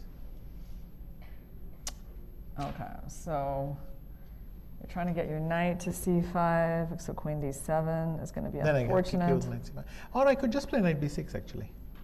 And you also have these. Because I'm threatening queen takes yeah. a5, and if you play knight b6, a4, then of course very nice to have knight c8, and then I'm pushing you way back. Okay, so is this getting like really painful for me? Yes, it is, because you have only 2 squares to defend the knight, e8 and f8. If you go to f8, I even have bishop d6, maybe pressing you further. Let's go here. And then here I can play knight d6 and queen a5 or something. But look, I feel like maybe I can still survive. Let's try it. Queen a5. Okay, so what are your threats? I mean, look how much I've accomplished here, Vishy. It's My true that I'm not pawns. going to win a pawn, but again, these are pawns I don't really want to win if I can get Yeah. something else. Or perhaps this was a good moment to throw an e5 and actually expand, target g7. So, Okay, but let me try to understand like what your imminent threat is. I mean, there's not an imminent threat, right, in this position? Like knight f7 is not a threat. I mean, I don't know, like queen a8, I guess maybe just general improvement that you have in mind, or? yes, the next stage is going to be tricky. Bishop e6. Watch this beautiful regrouping. Well, then queen b6, and if you go knight f7, I have knight b7, something like that. But how I'm actually going to make progress is another story. Yeah, well, okay. I mean, I don't know. I just feel like, I guess for black, I'm just kind of happy to see if I can get my pawns here. Because it makes, I mean, getting them out of the way of your bishop seems to be some progress. Like, obviously, black is kind of groveling, right? That's what's going on here. Like, I definitely am not arguing with that, but maybe, maybe at least I can grovel with my pawns in better positions. Knight b7. Knight b7, okay. And then queen e8 or something, yeah? Or queen c8. Or So this is a pretty big threat. I don't even know how much of a threat it is, but you could just go queen e8 and keep Yeah, waiting. queen but, e8, and so when you go knight c5, I mean, am I concerned about that? Probably not really, right? no. Yeah. Okay, so let's go back to when you played Yeah. c4. Knight, rook takes d8, knight d8. So basically, we are trying No, there to below queen d2, yeah. below queen d2 right There you here. can see that. c4. Yeah, this is the move that we're like really focusing our attention on now. So take. I mean, knight c3 can't be wrong, so let's play knight c3. c6. Yeah. Maybe my original idea of bishop d6 and knight c5 punching Uh-huh. in was worth something. Okay, you want to do the after knight a4 b5 Yeah. and bishop d6. Okay. Bishop d6. All right. Now let's think, because I have to make. Here's the thing with this move is that you're preparing all these like tricks, right? Like with queen a5 and hitting that knight, and so I have to be really careful about where I put my queen now. So the question, okay, queen d7, knight c5, and then, why would I do that then? And then there's maybe queen a7, looks a little awkward, but maybe playable. Queen a7, all right, let's give this move a shot. Knight c5 Yeah, knight c5 and a4. a4, yeah. You know what I was thinking about here? Knight b7. But Yeah, I'm thinking, honestly, this was my plan. okay. Yeah. And then, am I equalizing, more or less? So let's go back to knight Yeah. c3, c6. Knight c3 C6, and yeah, c6 at the right bottom here. there. Oh, at the bottom. A bit higher, yeah. Yeah, I see it. Yeah, Yes, it's yes, good yes, that yes. you're keeping track of the geolocation of where the lines are. I'm wondering, is there some other way to get in Queen d4? You'll just play b5, right? Mm-hmm. By the way, we should point out that Ding is under 20 minutes already, and there is no increment in the game. Ah, that is one of the advantages of this time scramble, is that we're going to have a serious time Yeah. scramble, perhaps. So like basically right now he's got less than 20 minutes to make 15 moves, which is a little bit of an inkling of time trouble. I mean, it's not a very, I think, dangerous situation yet for this kind of position. But I mean, yeah, like this move right now seems to be pretty important, and yeah, I'm very curious to see how it's going to develop if he plays c4. And so you're trying this and this. Okay, you have to try to get in somewhere as I try to improve the position of these pawns on the queen side. So queen d4, we said b5. Yeah, that looks pretty convincing, doesn't it? Yeah. I mean, it's black is going to grovel to high heaven, but Something at has least just happened. Ding has made a move, yeah, because but we I can can't see make that. out what it is. We don't know what it is yet, but he's definitely done something because Nepo was writing a move down. So, and now I mean, it Nepo's must be thinking. take on d3, but then what is Nepo thinking about? He would just recapture the Yeah. queen. I didn't think c takes was realistic. And there doesn't seem to be a black rook very near there, so maybe he did something else, bishop e8 or something. Or a4. Yeah, we're just waiting for the live board to come back. I don't know what exactly he did. Yeah.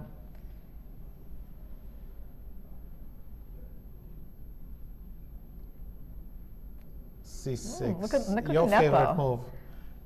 Oh yeah, look at Nepo, how he looks like, like he's got something to think about. Like he's seen something that he feels like he needs to like show a reaction to. Okay, wow, c6. But this is a, excuse me, this is a ghastly move. I mean, it's Ghastly, It's yeah. it's an extreme move. Let's put it that way. So he's clearly trying to. The alternatives felt that uncomfortable. Wow. But why do you think it's so ghastly? I mean, isn't it kind of similar to what we were trying to do? I mean, That is true. I'm maybe biased against this move, c6. I love it You so might have much. seen this pattern. Yeah. Okay, so how do we go about making progress? If rook takes d8, you have to take with a knight. That's clear. Yeah. So yeah, but by the way, this move did really kind of confuse Nepo as well, right? That was quite clear from his body language that he wasn't like expecting this move as his Also, primary I think option. c6, the threat is a4. Because if you play knight c3, I can respond with b5. Yeah. So he's setting up a threat like that. Yeah. Um, We were told by our producer that this the position doesn't like, the computer doesn't like this position for black. I think we're all agreed that white is better, but Yeah. Well, did the engine change its mind over the last Yeah. two moves or not is maybe a more relevant question. Right. And has anything significant happened? But we've been discussing this for quite some time as just a free roll for white. Yeah. So, okay, Oh, rook takes okay, he d8, took knight on takes d8. d8. We got the Yeah, bird's this eye got this. view. He's playing very fast, and this is what he does when he's feeling pretty content, happy with himself. So he's in a good mood. What Yeah, about he's queen got a f4 lot more now? What about time. queen f4 now? Ah, but then you can go a4 and b5 maybe. No, queen f4 threatens queen b8. Winning. Bishop c7, you have ideas. Yes. Oh, he's going there, Rishi.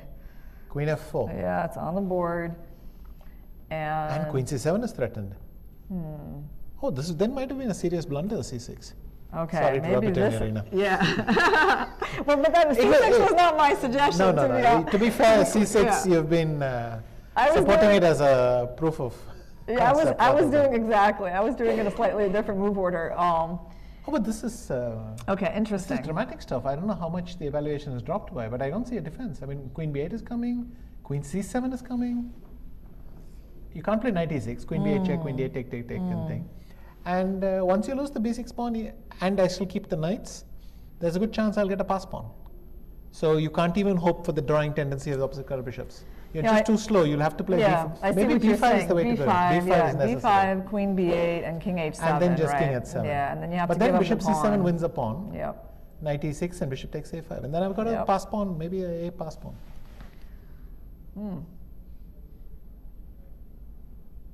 Well, this is And quite not what I surprising. I mean, wanted. Ding is one of the most resilient players normally. Yeah. But here it seems like he fell apart very fast. Again, the problem with an unpleasant position is everyone else is, sees it's unpleasant, but you hate sitting there. And maybe that's the problem for Ding. Yeah, well, this would be, okay, this would be like already starting to be a very substantial advantage to white, right? Well, I have knight d4, that is true. It can't be the end of the world if I have knight d4. Oh, okay, you have knight d4. And you're forcing these knights off the board, it looks like, right? Because you don't really want to give up that pawn. Yeah, so if you take, But then take, cd4, and this is a big improvement for me. Or yeah, not. you can, Maybe bishop b6 now, and how are you going to defend that pawn? yeah, I don't even have like a queen trade, Yes. like I can comfortably do. And if he goes c5, Yeah. I'm going to play what? Yeah, I just wanted Queen to show you, A7 or I wanted to something. show you the line of my incorrect thinking. I was looking at this, and then I was gonna, I really, really wanted like this idea be to the- work. yeah. But unfortunately, this is not going to be Shirov's new immortal game, you know, because this pawn is going to be stopped by the bishop like Yes. that. So we don't have a way to really make this idea work. And that means that, you know, that means that black is going to be losing that pawn, and then, yeah, it's not that great. All right, so But a pretty good Shirovian attempt. I tried, yeah. We'll try Maybe again we if should get a show the chance. Topolov-Shirov position at some point, just to tell the audience what you were referring to. Yeah. One of the most famous games in chess history, right? It must be one of the most famous positions think by now ever. it is, yes. Yeah. And when was it played? 1998? 1998, I was there. Linares, Linares, 98, yeah, that's right. Okay, so bishop b6, and we're attacking this pawn, and it's a bit of an unfriendly attack. Yeah, how about Queen d7, Queen d7? but then I have Queen a7 wins a pawn. Another one. Yeah, like it you're is actually now at a two second pawns. pawn. Yeah, it's now a second pawn, Yeah. which means, I mean, you can still go bishop 8. No, you can't. If you go bishop a2, Yeah. bishop takes d4, bishop b1. Mm-hmm. Remember, opposite color bishops, you don't need to play c3. You can play c4. Wow. Yeah. So you keep the pass pawn on that side. You can make a pass pawn, and so it's winning. Yeah. Yeah, okay. So basically, I mean, let's just go back to this moment. So what's the difference is, like, if we started with this move, right? The point was that, yeah, you basically didn't want this pawn there so early. You didn't want this diagonal open, right? Because if you tried the similar lines with white, they weren't working at all. Right, that's the difference, right? This whole diagonal Yeah, is 96 closed. is still closing. Yeah. Yeah, and so basically, just the order that Ding did this in, with this move c6, yeah, I can see now why you described it as ghastly, because the whole diagonal opens, and it's like such an amazing opportunity for White's queen to come in. Yes, Queen f4 right away, and boom, it's. Wow, Queen man, D. I feel bad for Ding. I mean, honestly, this is where you feel like you're not playing that well and you're missing stuff, right? Essentially, if he goes back home today, he's going to sit there and think, I gave him a point for nothing. I learned nothing in this game. So he's still got to defend a bit. He's gone b5. That's good. Yeah. Queen b8, I guess. And if king h7, then bishop c7 and bishop a5 is that, that extra pawn that we mentioned. And you like that more than winning, yeah, you like that more than winning the pawn with queen c7 Well, queen directly, c7, I right? don't win a pawn because you take and go Oh, knight knight b7. b7. Oh, okay. So, yeah, let's just show that. yeah. This You does take not and knight win a b7 pawn, and yeah. then it's not not too that bad. great. Yeah. So you really do have to go. And by the way, we're looking at Nepo now in his rest area. Looks pretty relaxed, drinking that tea. I assume that's what it is. But Queen B8 is, yeah, actually he needs to come back to the board to make that move, and I guess he's on his way. Yes, and King at 7. Because And you got by to the get way, out of Bishop the pin. D6 won that pawn as well. I don't know why I'm going only Bishop Oh, even, C7. yeah, even Bishop that move. D6 wins the C5 pawn. Which one is more valuable? Is it A5? Ooh, I mean, I would just take a pawn first and think later, but maybe Bishop D6, Queen D7, Bishop takes C5, Knight E6 is slightly awkward because I might land on D2 somewhere. So we do kind of like Bishop C7 Bishop maybe is C7 better. more. Yeah. I mean, we did take a break a long time ago, Vishy, but I think maybe we can keep going until Ding, makes time control. He doesn't have that much time yet left. Yeah, I think we can take a serious break at the time control because I think they'll both settle down to think quite a bit. But now there's too much drama happening. I mean, we're already looking at a very significant advantage for white and a good chance we'll have a decisive result today. Yeah, which would. And it's so unlike Ding Liren. He is normally very tenacious, very thing, but today he just never seemed to settle in. So it seems that Yan's opening threw him off. It's the most poisonous systems are the ones that look harmless, right? Yeah. So- Well, let me read you something that it might sound familiar to you, Vishy. It says that, like in a world championship match, for the first time you play for very high stakes when you're under a lot of pressure, and when you're under a lot of pressure, make blunders, and that it's not as simple as just coming into playing chess. Right, and it's actually something that, you were saying this in an interview. Okay. I mean, that, it's not, you think that, things should go logically. I remember you saying something like that you just go, come to the board, play logical moves, but it doesn't quite work out that way when you're playing under such high stakes.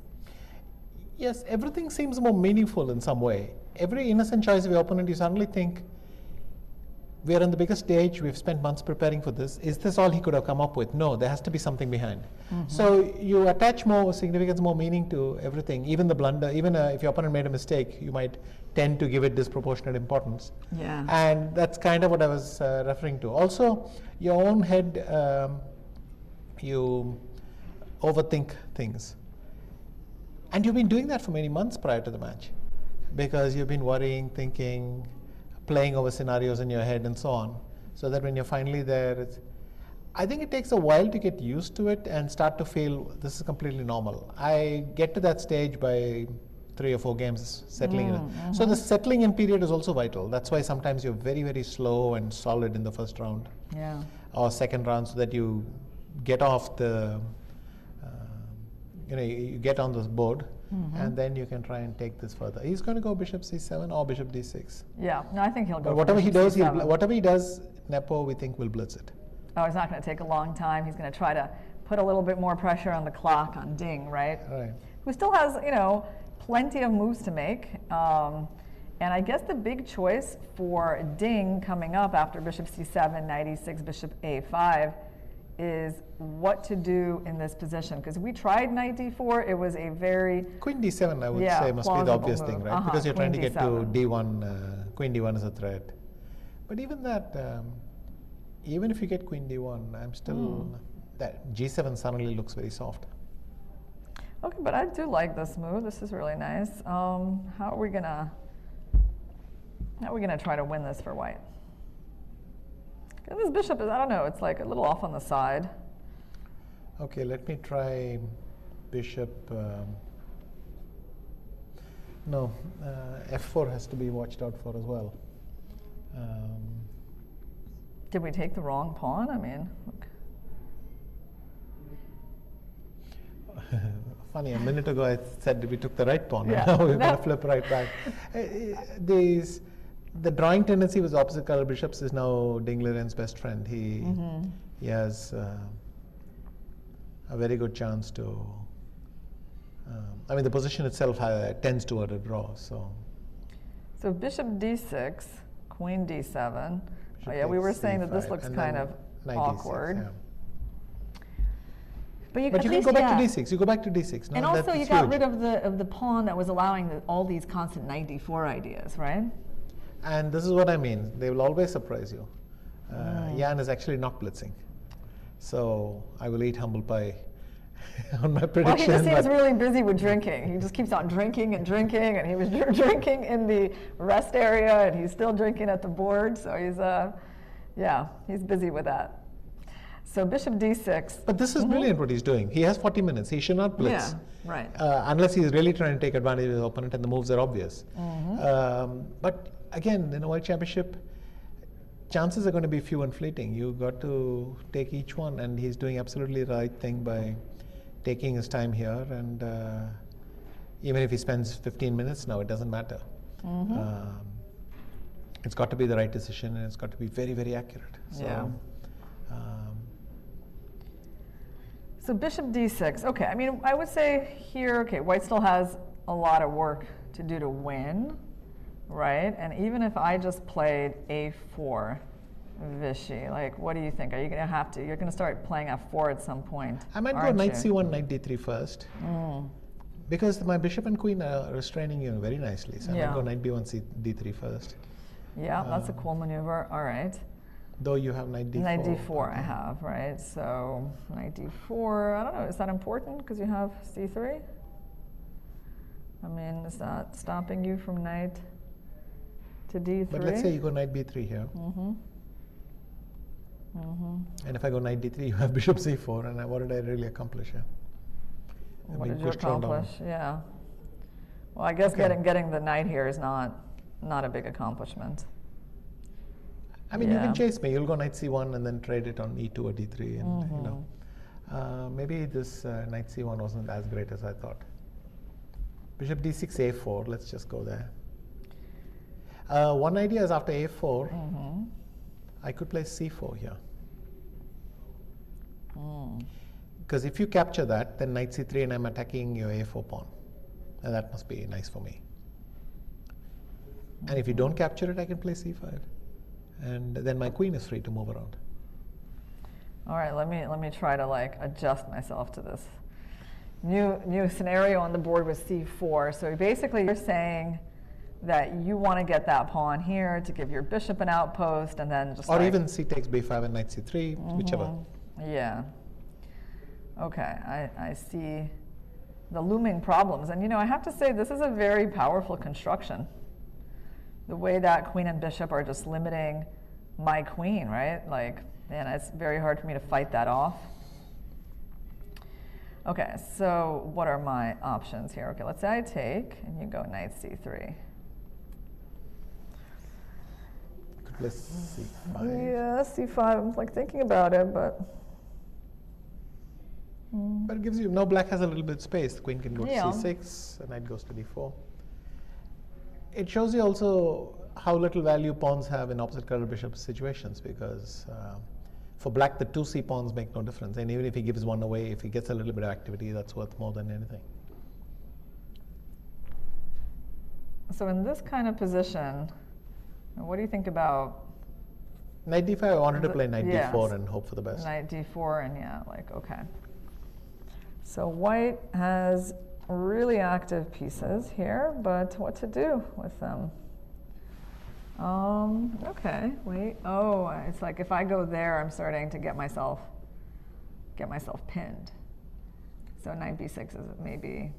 Also be a sort of blundering into perpetual territory where if my pieces break out a little bit and I open your king, I might get a few checks. I'm totally This bishop is doing a uncalled pretty for good job. conclusion, but anyway, yeah. Yes. Yeah, he's doing a pretty good job of making sure I don't get mated after knight e7.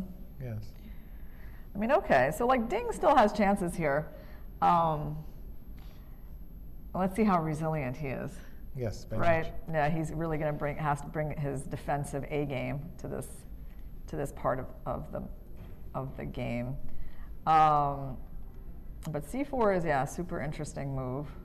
Also, maybe king g1, king f2, and ask black what's he doing. Okay, let's try to So answer that multiple, question. What am I doing? Oh, by the way, c4 might have is nonsense because he could have just gone No, I don't have queen those d8. ideas. He could have just played queen d8. After, oh, I'm sorry. Yeah, I Yeah. just missed After c4, there's queen d8, you're saying? Yeah, and And that just defends? You're Yes. still going to be down a pawn, but I guess. yes, you but the think thing it's- is, queen takes d8, knight Yeah. takes d8, and the bishop is ready to defend them on c4. But it's a pawn, yes. Yeah. And a clear obstacle bishop pawn, which means that I can now try to create a pass pawn on the king side, and it's unpleasant. But basically, he's going to be having to defend these positions. Like it's exactly like these are sort of like what we're looking at right now, sort of best case scenarios for black, right? Yes, they are in a situation which is not fundamentally going to change till the end of the game. The only question is if Yes. black can stay within this drawing margin or not. Well, I mean, I'm kind of happy to know that he's not completely lost after that c6 move. 'Cause Yes. I wouldn't want him to lose quite like that. I mean, here at least he does have a chance to defend, but he will have to suffer for it. So, yeah, Jan is still thinking after king h7 because this major branching off point where you can either play bishop d6 or bishop c7 to win the pawn. And it's like we can't quite, I think, figure out which of these pawns is better to take. But I do feel like taking this pawn is so nice and then putting the bishop here that we were probably like on the right track with this concept. I agree with you. I think bishop d6, c5 holds, sort of hugs the black queen tight a bit more. The other one, we lost control a bit. And though I was trying to keep open the possibility of a passed a pawn at some Yeah. point. So very tough to make that call. But after queen d7, I didn't see how to keep the black queen stuck. So a4, and then, okay, yeah, a4 is a nice positional move. Basically, the idea of this with bishops of opposite color, because you know, it's funny, normally when you're in some sort of bishop position, you try to put your pawns in the opposite color of your bishops. But when you're in a bishops of opposite color endgame, it's actually quite common that you're going to put your pawns like this in order to make sure that your opponent can't attack them at all with his bishop. And that's what we're trying to do, just defend the queen side, avoid losing more pawns there, and hope to say that, you know, that one extra pawn that white has is not enough to win in a bishops of opposite color scenario. yes. Jan is still thinking. Yeah, well, because it is a pretty big fork for him, and fork in the road. I guess another problem with these kinds of situations is it's very easy to get the feeling that you made a lot of progress, but it's very hard to make a lot of progress in opposite color bishops, right? Yeah. So, So yeah, okay, this position is very interesting. Let's see how we can try to make some progress for white. So white basically doesn't want to trade the knights, right? yes, is that especially a because black's rule pawn here? structure now fully fixed. Yeah, exactly. So the knight's not coming off the board. And, you know, I had this idea here, Vishy, that we could go f4. What do you think about that move? Yes, that is good because I can't swap the knights or do anything. You could play bishop h5. I don't know that you would want to because Yeah, who knows, right? You want to provoke me to do that. on the other hand, it might be bad. It might be good for me. It might be nice for me to get those things in. But I could also play knight g3. You've not fundamentally changed anything. Yeah. So. So basically, we're kind of going for these ideas that we have seen earlier, although I don't know if this is yet really an idea. I don't know how much of an idea that is. But, yeah, but f4 doesn't seem harmful. So now what would black do? How do we activate that queen? Or are we just supposed to always offer that trade? Again, you could be stuck in a pawn down thing for a very long time. Maybe I'll still try to. I could play c5, yeah, because I'm threatening knight d4. So why not? Let's play c5. Okay, c5. So you're saying this move is coming, and that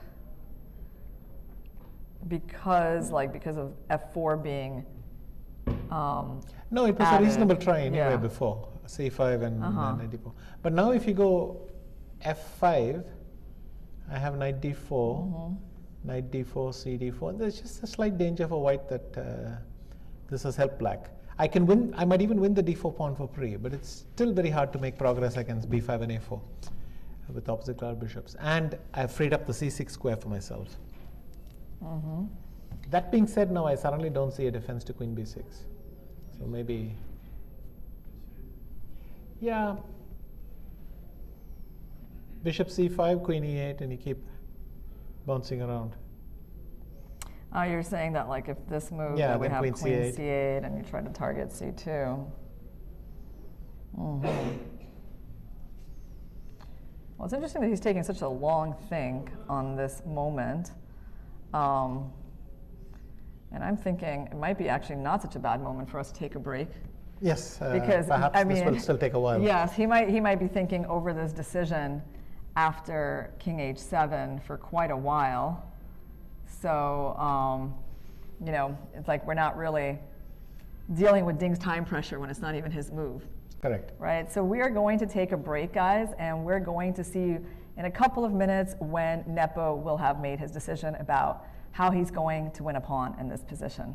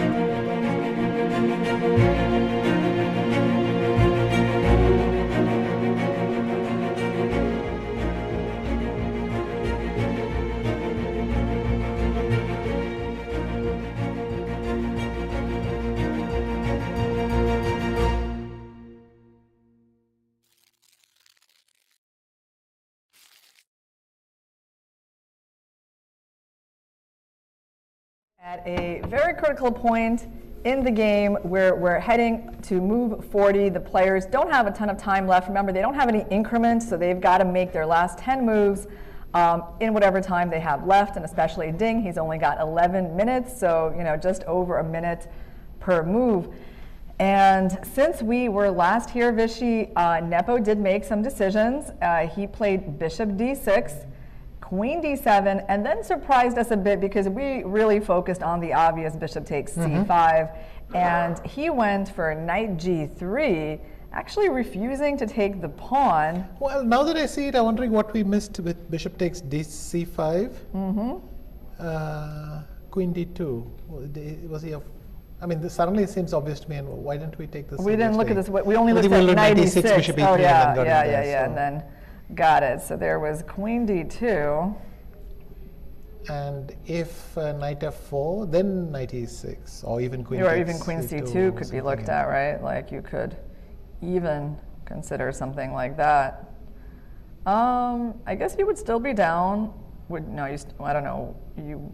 Most likely white cannot go for this line because at the end of all of this is a very nasty pin, and white's extra pawn is not really, going to be helping them. I'm going to say that. I'll go queen e5 instead of queen d6. Queen e5. Then I just take on d2 yeah, check. that's right. I don't even have g3 to help me out of this because that pawn is hanging. But hang on. Wait, hold on. Yeah, and I don't have queen d2 because of g5. Yeah. So queen d2 was an issue. Perhaps. Okay, so bishop d6, queen d7. He went knight g3, which is very calm. Okay, Nepo is putting some moves on the board, so let's make sure we catch all of that. Can always come back here. So he played knight g3. That means that Ding answered him with something. He went knight e6. Knight e6. Okay. I think that's been played. Yeah, knight e6 and f4. Wow. What is that? So what's interesting though is that white hasn't even won a pawn yet. I mean, we were looking at all these lines where white was going to be up a pawn, but so far they still don't have a pawn. Although I guess he's working on it.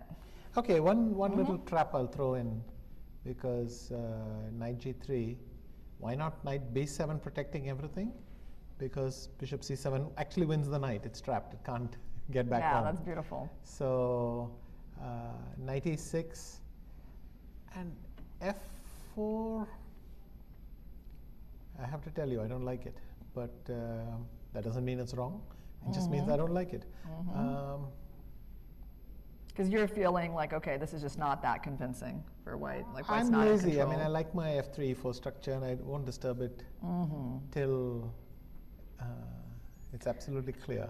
But so I want to know, Vishy, why is this so bad for black? Let's say I have to play c3. So you're basically you're wanting to prepare this move without allowing knight d4, although, okay, so now I just basically have to prepare for f5. And I got to figure out. Wait a minute, hang on. Yeah. Just instead of what if I went knight d4? You can take on c5 though, because the knight on c2 is now being dominated by the bishop a little bit, and maybe that's not so nice, but. But even that doesn't look that bad, very bad for black. Yeah. Because I've got knight e1 as a threat. So, but my point was just to be active. After c3, I wanted to go knight c2. Bishop takes c5, and maybe even go in queen d2. I'm threatening knight e1. Maybe this is something. You know what's interesting is that Ding is pondering his move in his rest area. He doesn't have a lot of time to get to move 40, but he is just preferring to think at the board. Okay, now he's dashing off. back. Okay. Now he's dashing back. Yeah. And it seems like the arbiter is for some reason examining something. I guess maybe that's the clock. Okay, yeah, he ran back F4, to the board.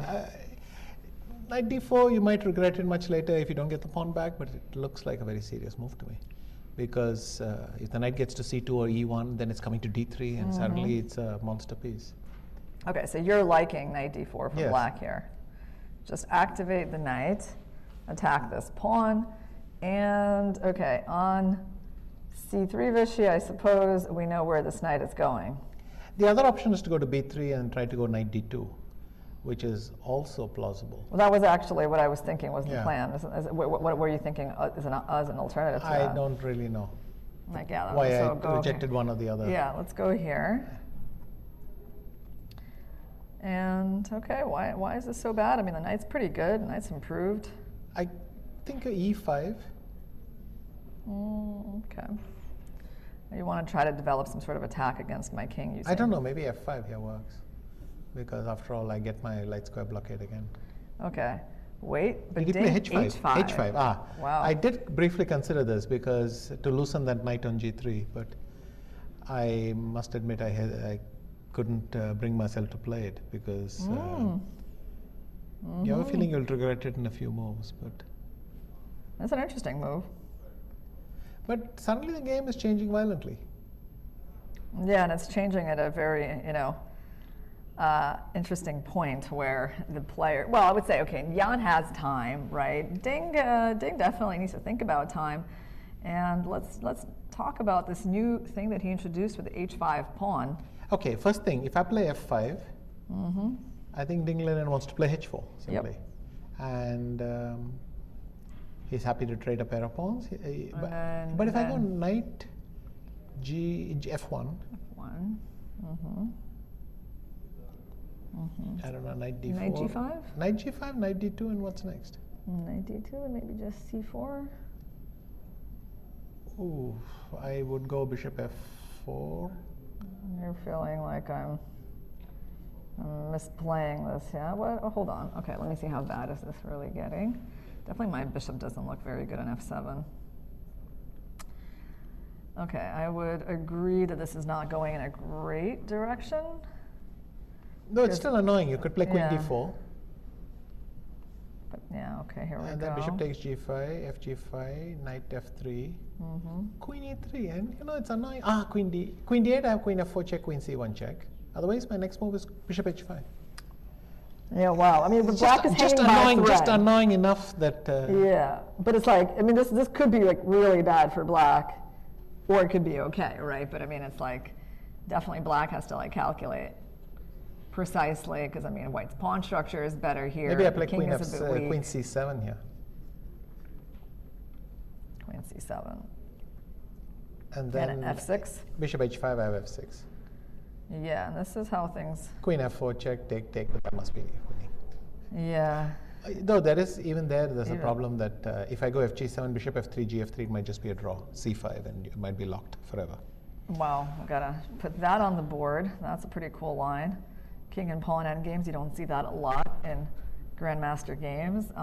And basically, It is drawn, right?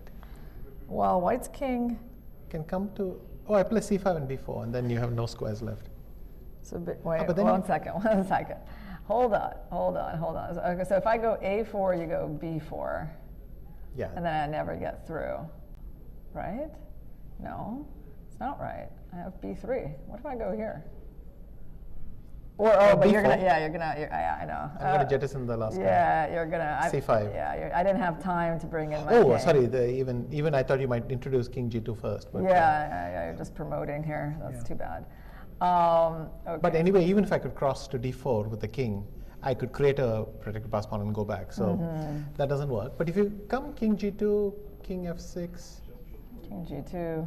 Anyway, let's get back to Yeah. the game because there's a lot of He interesting played- stuff happening there.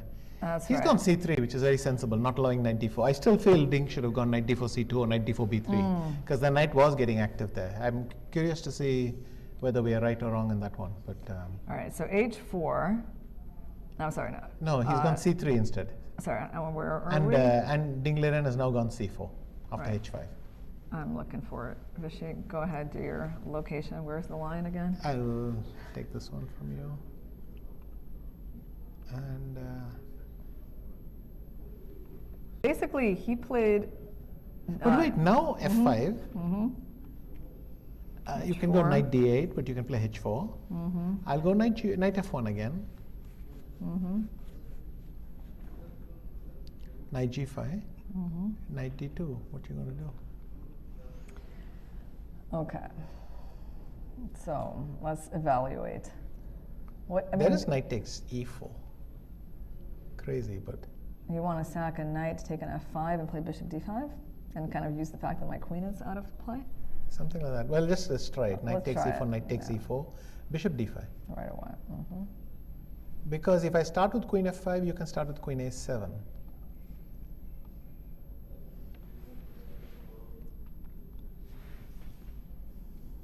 But you can do also in my current variation. So if I go bishop d5, so queen f5, queen a7. Sorry, just that we What do you want to do? go back to where we were. Queen f5?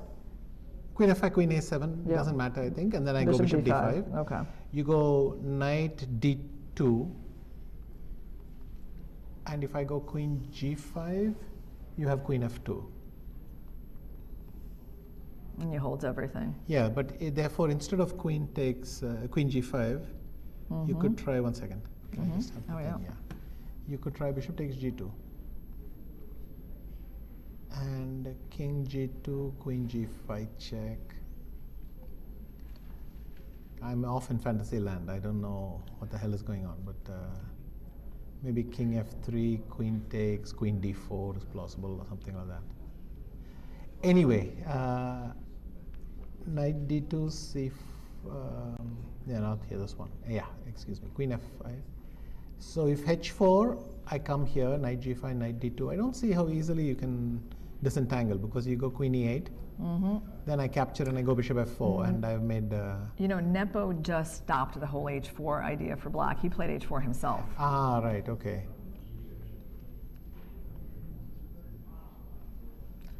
Well, which is very smart as it seems, because I think we are figuring out the problems with. Yeah, you don't want to necessarily let the knight into g5. Okay, so h4, and Ding instantly responds with Queen queen d8. d8. So let's see. Because he's now a- Yan has worsened his pawn structure considerably. So why not now swap the queens and get the knight to b7 and grovel away? Yeah, I mean, so basically, because now white has 2 pawns here, and that's not a big help to his pawn structure. And the queen trade is forced, right? Yes, it There's is. no way to avoid it. In fact, it's bad if you avoid it, because if you do this and I take and you take, suddenly knight Knight c5 and black is c5, much yeah. better now. Because the knight is coming to d3, so you got to watch Yeah. out. Black can be better in a flash. So, where the hell are we? Now you find my way back. All right, I'm going to find it. Hold on. Queen d8. No, actually, the Yeah, main it's line. actually queen d8. Yeah, Okay, that here we was go. simple. Yeah. And so I take, you take, and what's the plan? f5? Okay. I mean, you can put my knight on b7 if you want. You want to put my knight on b7, like with. Yes, and then I'm wondering if I go here to trap your knight, but you're threatening king g8, bishop e8, king f7, trapping my bishop. Oh wow! Not just attacking it, but actually trapping it. Yeah, so this one has to come to the rescue. But this is such a weird position that is unlikely to be very good for white, is it? Because like white's pieces just cannot move. Yes. a4 and Yeah. neither side is And the moving. knight- the Everyone knight is is- trapped. Yeah. No, I can improve my king for a while, and you can't easily improve. But okay, before we go off on this and get somewhere we don't want to be, let's see this. I went bishop e7 because I wanted to stop knight c5. I thought if you do this, you can even generate counterplay like this. I see. Yeah. So you're really trying to restrict my knight. So bishop e7. I could play c5 as well to play b4, and also this bishop can relocate to c6. You want to just like play b4, just give up the pawn, make a draw or Even- something. Like if you. I keep the option, but also I want to play bishop e8 and king g8 f7, and potentially bishop c6 somewhere. Of course, here as well, this knight will have to do a rescue operation, but. Yeah. Wow. But it looks So like queen d8 Ding is going to survive. maybe he just forgot about queen d8 because it's been on the table for a long time. Yep. The moment wasn't right, and now suddenly it is right, and Nepo missed it.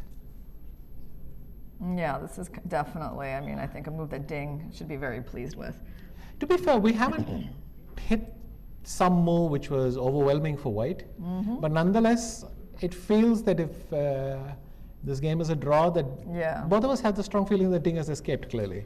So we didn't see a win, but it gives that feel. Well, you know, on our recent break, Vishy, I was checking out that whole key position where he was deciding where to put the bishop. And actually, the computer was saying that bishop c7 Okay. was his choice. Now, we weren't that sure about this position. It didn't look Right. that bad for black. But the computer's like, okay, pull back the bishop. And Queen now, D2, or Queen D1, sorry? yeah, queen d1, and then he just goes, okay, yeah, this is far from obvious, right? Like, he goes knight f4. And basically, so he gives up this c2 pawn. And if I go knight D4 here? Yeah. Or then you'd go Queen C7 and Let's see, knight something d4. horrible happening. Yeah, maybe Or even it's just Queen too A7, dangerous. I don't know, to the, yeah, queen c7. And I mean, I guess you can even think about taking that knight, right? And then queen c7. yes, okay, fair enough. So knight f4, queen Yeah. f4, and white is much better here. And actually, I mean, but that's the thing. You But kind of wait, have can to I see play the B4? details. No, B4 yeah. you go queen D2 and you still keep an A passed pawn. So queen takes C2 and then what? Some queen C7. You're saying b4. Here, what but do we then do? queen D2, yeah. Ah, Queen D2 queen d2. Okay. You defend your pawn and you keep it past a pawn. Okay, that's actually pretty nice. And queen takes c2, and then you would have to find, like, okay, well, not a very difficult series of checks. Oh Queen my B7. God, what has he done? Wow. Okay, so he's attacking f7. Okay, let's get back down to the live position. Queen b7 Wow, that is on the something. We board. didn't even realize it was legal. Yeah, we didn't realize that there was this counterattack on the bishop and f7. Okay. But, whoa, like, that's very creative, isn't it? I mean, queen d6, queen f7, you're like leaving f4 hanging with the idea of knight f4, knight f5. But what happens if bishop e8? Like right here, right? Yes. Just move your bishop back. Has he done it? And He played Ding something has, quickly. yes, he has. He has done bishop Okay, e8. bishop e8. And now, if I play knight f5, you come back to g6 with the bishop. No, then you can take on c6. So if I go knight f5, what's he going to do? Okay, let's take a look. Okay, Okay, I think that's on the Nepo is table as probably well, going yeah. there, yeah. Okay. So, I mean, I have to say that Nepo's pieces are looking very dangerous at this point in the game, right? They're looking Nepomanous. All right, now I would laugh more, Vishy, but I was taking a drink of water. So, knight f5, and okay, you don't have a whole lot of things that But to move be in fair, this after position. queen d7, I have solved yeah. enough problems. Suddenly, you had to play f4, which is a Yes. concession, I think, and There we go. I think We're Ding in. will want to make that queen trade happen. he might want to really chew it over before he does it. But So, I mean, this end game, not bad for black, right? I mean, everything's queen d7, protected. here we are. Yes, and white needs to keep the queens on the board. But he can't because I'm threatening bishop g6, right? And so you're saying, like, if they go back, Oh, bishop g6, I have knight f7. and if they go back, can we also just go back? Is that the point? And this is the final exchange because you can't decline it again. Oh, no, you can. You can play queen b7. And then basically, and that means that we would kind of head towards this thing, but as we saw, there's this type of But even knight e6 works here activation, for me. or even I can play knight e6 oh, yeah. here. You'd have to come back to d6. Yeah. So, yeah, it seems like Ding is still doing all right. Queen d7. It's on the board, and so Nepo needs to make a decision. But yeah, I like this neutralization along the 7th rank. It's a pretty important idea Yes. for black. What has he done? Queen b8. He's gone queen b8. Queen b8, okay. I did want to try bishop g6. Knight you're f5. thinking- Knight e7, sorry. Yeah, so let's just talk about how much time he has. I mean, he has 4.5 minutes for his last 4 moves. So, what do you mean? A little bit of a time crunch. Okay. But Jan has given up a lot of his time and he's at 8 minutes himself. Yeah. And it's just 2 moves, so Right. I think both of them are going to make the time control pretty comfortably. So. No, just is more for the fun. Knight he, e7 just, he check. just made a move. So let's just see what he did. Yeah, yeah. Which move was it? after queen b8. Maybe he just wrote Do on we the see score it? sheet on the score sheet again or something. 'Cause it No, doesn't it's still come- his. No, it's still his move. Yeah, he Yes. was writing something down on the score sheet. Yeah, It's he still just his wrote it move. down again. Okay, so Bishop bishop G6. g6 we can look at. Knight e7. Bishop takes e4. Queen g8 check. King h6. Queen h8 check. Feels like we're playing with fire. Bishop h7. Knight Oh, g8 check. man. Yes. Okay. Yeah. And f5 check. Well, now I see that there's king No. f7. Oh, okay. There is king f7. There's still actually. king f7. Okay, I think he moved his queen back. Yeah. Yeah.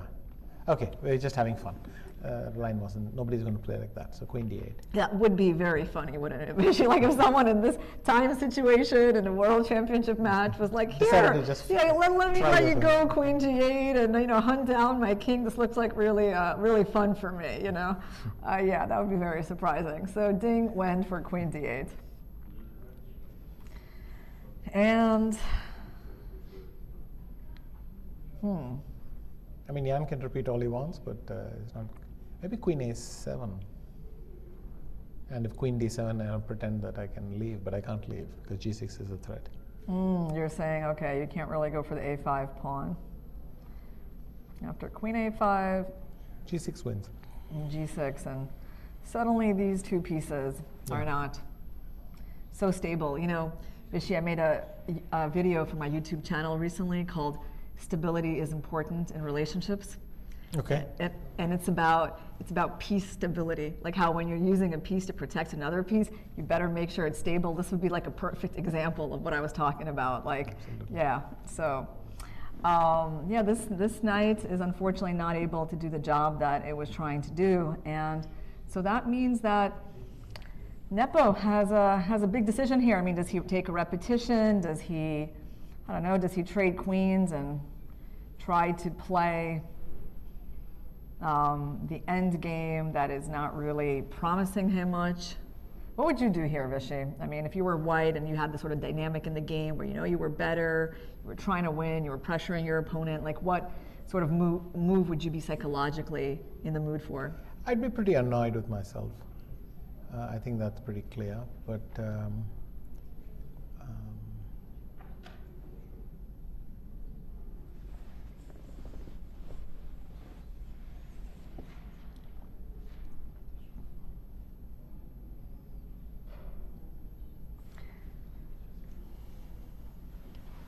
you would have the strong sense that you've messed it up. You and messed it and up, why. and maybe you should just kind of end things. But you need to pull yourself together and at least see if there's anything left.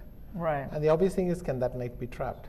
But I don't see how it can be trapped. Trapped means we trade, right? Yeah, and let's say bishop c7, knight b7, and when that pawn was on but- c5, but it you was said trapped this move was possible as though. well. But Yeah. even after knight b7, I can't see how I can squeeze you because I have c5, I have d6, so squares. And everywhere. basically, I just want to go bishop d7 Correct. and then maybe start improving my king. But of course, knight e6 was very convincing. So Yeah, and then there is that, and then I don't know, where would you go? Like bishop come back to d6. d6, and then where is my draw? I'm looking for it. I don't know. I'm even just looking at bishop You g6. can even go back to d8 if you want. Yeah. because it's- Bishop g6 is not really necessary now. There's no point. But, Yeah. it's not completely, it's not completely out of the question that you can play a move like that, is it? Like if I did that, I'd just play. Knight j3. Yeah. So there wasn't a huge point to my move. I will admit that. Okay, let's not do that. Actually, knight e8 I like because it's You just want to go back. forcing matters a bit. So he's trading queens. He is Yeah. going for this. Ding is not going to lose on time. That's quite unlikely now. Yeah, there's only 3 moves left, and he has 3 minutes. 4 minutes. Yeah, 3 minutes. Yeah. But okay, but Jan did not go for the repetition, which is, I think, a little bit significant, right? That he wants to keep the game going as much as he can. Can't possibly lose, and there's still just a thing. But it's fair to say that if there was an advantage, it's well squandered by now. Yeah. But it wasn't an easy advantage or nothing obvious. Yeah. The problem with this obscure bishop is even when you feel like you're landing heavy blows, like I was doing in that c6 line we were analyzing, bishop d6, knight b6, knight gone to d6. At the end, you're still punching air. Right. You know, so Yeah. it's very difficult to land a convincing blow. He's gone knight d4. Knight d4, okay. Yeah. I think Ding Liren could consider knight b7. Or maybe Or bishop d7. bishop d7 is good as well. Bishop d7. And if I go yeah. f5, Okay, Ding is probably going to make a move pretty soon, but bishop d7, f5. Oh, he moved something. What did he do? Let's see. oh, knight b7, okay. Okay. He went, Because after bishop e7, he's going to ask him king g8 and say that the bishop is trapped. And if the bishop goes somewhere else, then knight c5 is coming, and that's way too good. So Nepo might have to play e5. Yes, he's done e5. Yes. Okay, well, so e5. And now the one thing that, I mean, okay, black is probably, it's interesting because this move invites black to take this bishop. And it's not completely obvious like that you can't, right? I mean, just like put the bishop on d7. Correct. Well, if you take and you go bishop d7, I think Jan can be happy that he can go knight c2, knight e3, and that's a fortress. Yeah. But if fe5, I'm curious, will he play fe5? Because then I can take and go, no, I can't still. I mean, yeah, because like knight takes d6, it seems like you're getting a strong passed pawn, but the problem is we're going to keep your knight out, and so can white really do anything in this position? I mean, the thing with f5 is that we're going to go king g8. And then king f7 and then c5, right? Yeah, But I can and go I king guess g3, king f4. you made it just in time. Well, yeah, you pretty much made it just in time, right? Bishop takes f5. Yeah, in order to do that and to be able to have your king in. So he definitely has something, you know, to think about here. But taking this bishop, it does. I would take on e5 first, yeah, actually. you would just trade, huh? And if f takes e5, I would go.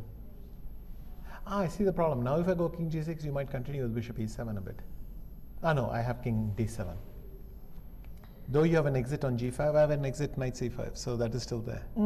Okay, like here. Yeah, and even if you get away to g5, I will just Yeah. play Cool. knight c5. And I mean, that really, the thing is though, like, is that I think he can just do a lot of things here, right? It doesn't feel like there's only one way to do it. And he did something. he's gone king g8 quietly. Yes. Actually, he's got to make one more move and he has less than a minute to do it. So king g8, yeah, very solid, right? I mean, actually, because this pawn is not going anywhere. Why not just improve the king as much as you can? And Jan also, I think, bringing in his king. King g3. And Ding is probably going to play, I don't know, king f7. There's e6 check. e6 check. Maybe there's no need Yeah, to and then do bishop that. e7 and Bishop that's d7. He'll. Oh wait. Bishop d7. There's also this, but then you can take it. Yes. So probably he just needs to he needs to get himself together, make one solid move, and I think he did play bishop d7. Yeah, he did, and then he walks off the walks away from the table to the rest area, and well, what can we say? At some point, you know, you can take this bishop, but the main It's point. tricky. I mean, Yeah. I'll just throw in a line here. F5. I was thinking of it in the other line. Like what happens here? King f7. King f7, king f4, You want to go g4 somewhere? Or? c5. I think knight e2. You want to go for the h pawn. And by the time you get around to collecting d6, I'll be harassing h5 instead. So what if a bishop c6 here? Okay, then I can go g4. Right, and so this is like at least something playable looking, isn't Knight it? f4. And the point is, you can never quite collect the Yeah. pawn because this one is weak. In fact, I could have gone knight g3, and if you take here, then d7, and I win the g7 pawn, and I'm still got the outside pass pawn. Oh yeah, thing. that would be So terrible. I don't think he can take that. But after bishop d7, if f5, I think this is a pretty straightforward draw. Maybe black's even slightly better, but I think it's more closer to a draw. Well, yeah, black is risking nothing here at all, right? Yeah, and after bishop d7, I don't really see what's his defense to king f7. The main point, though, is that on Bishop this takes move e6, you take it, right? That's the whole point. You eliminate the pawn, and after knight takes e6, you play knight takes d6. Black is up a pawn, and white can't really do very much with this active-looking knight. Anyway, since we have reached move 40, I think we can take another break. I think Jan will be thinking quite some time Yeah, we have now. So an interview with FIDE President Dvorkovich from yesterday for you guys to watch, and we'll see you in a few minutes. yeah.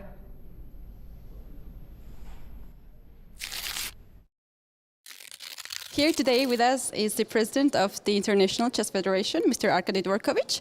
My first question is, what is your personal experience on the World Championship match?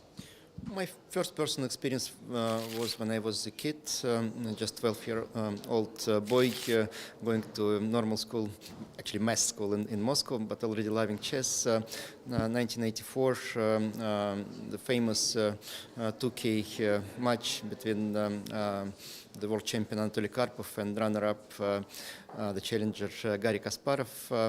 My father was already at that time in Kasparov's team, more or less, but he helped the arbiters team in organizing the match, checking the venue, things like that.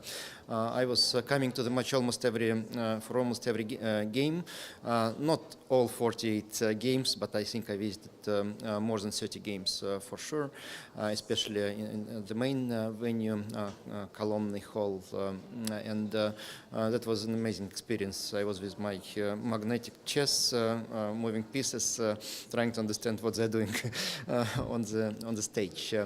And then I visited a few other matches, including one in New York in 1994 between Garry Kasparov and Vishy Anand, and Vishy became the world champion as well, and now he is a commentator at our match here in Astana. So the history continues. Of course, matches in Moscow, in Sochi, in London, in Dubai, so many nice experiences.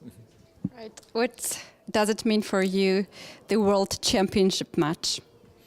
The World Championship match is by far the biggest competition and event in the chess world. There are not so many matches over slightly more than 100-year history of world champions. So each event like that is a history. We are writing the history together with chess players.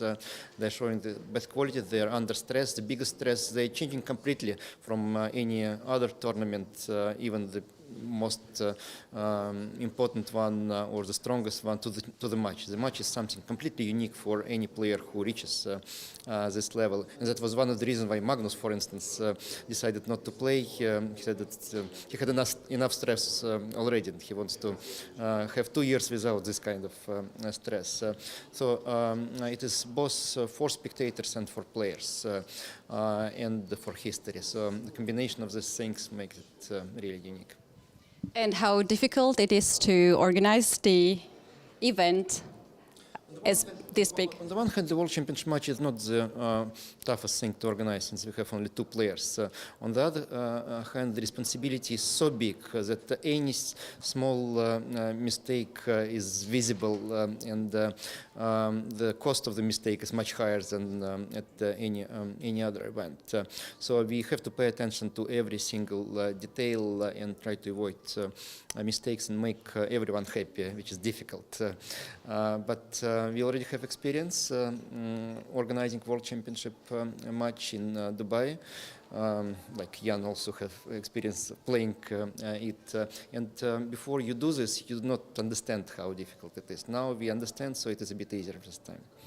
Right, and at the World Championship matches, we also have the side events. So we do have here as well what you can say about these side events. I think this part of the match is also critically important. The match is not just about the fight between two players. It is a vehicle, a tool to increase the interest to chess and to develop chess, at least in the country where we are present, but also around the world, who will be seeing all these events going around. So simuls by the best grandmasters, including Vishy Anand, world champion, and other players. The match between two ladies team, Kazakhstan is going to play against the rest of the world, and it's going to be an exciting event with some of the top players participating.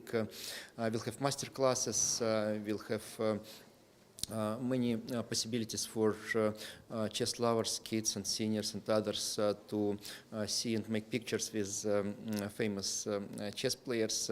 We know that will be also private events around with some of the top players. So Vladimir Kramnik is coming here, Hu Yifan, the top-rated chess player in the ladies' rating list, and many others. So I think it will be a celebration of chess. And the final question, how important it is to have this tournament in the host country, Kazakhstan, and also how important it is for developing chess in general?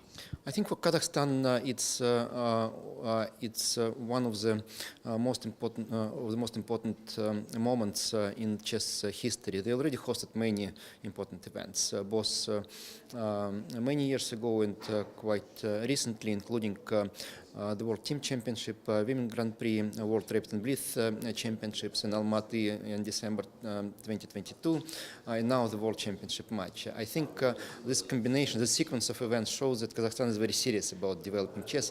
I know that the president of Kazakhstan loves chess. Mr. Tokayev pays attention personally to the development of chess in Kazakhstan, and it is important. When the state is serious about something, it helps.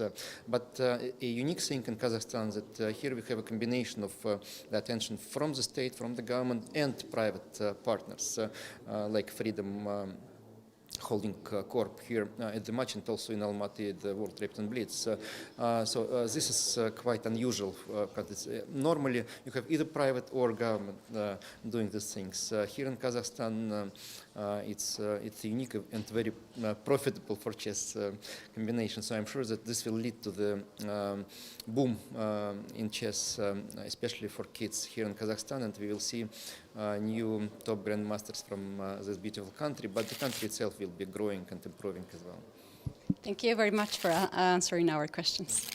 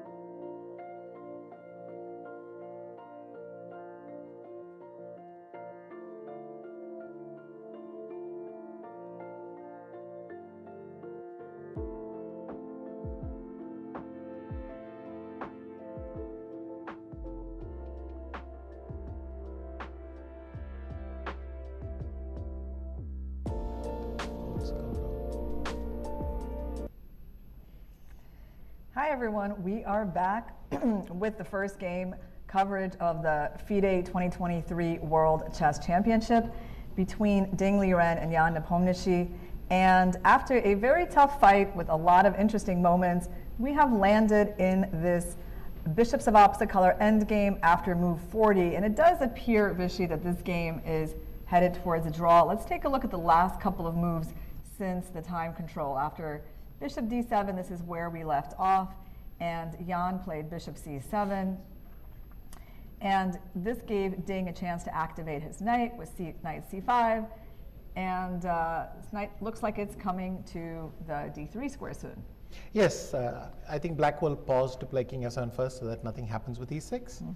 The only question is, and the body language of Nepomniachtchi, for instance, indicates that he just wants to get the formalities over with, and there is no real hope here. And that is my impression as well. There's just nothing going on here. Yeah, well, I mean, he's going to lose his pawn. You don't think that could be even maybe a bit problematic for white, or? How is he losing the pawn? Because if you go knight d3, I'll go b4. Oh, you're going to go b4. So I could even go back Trade bishop it. c7 here. But then I think knight e6 would be the easiest draw, and so on. So I don't... So basically, so bishop c7, you would go knight a4.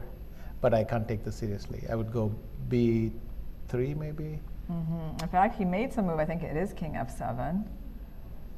Let's just Yes, wait he's for gone it to king appear f7. on- Yeah, Okay, king let's f7 just is see on the board. how to nail this draw.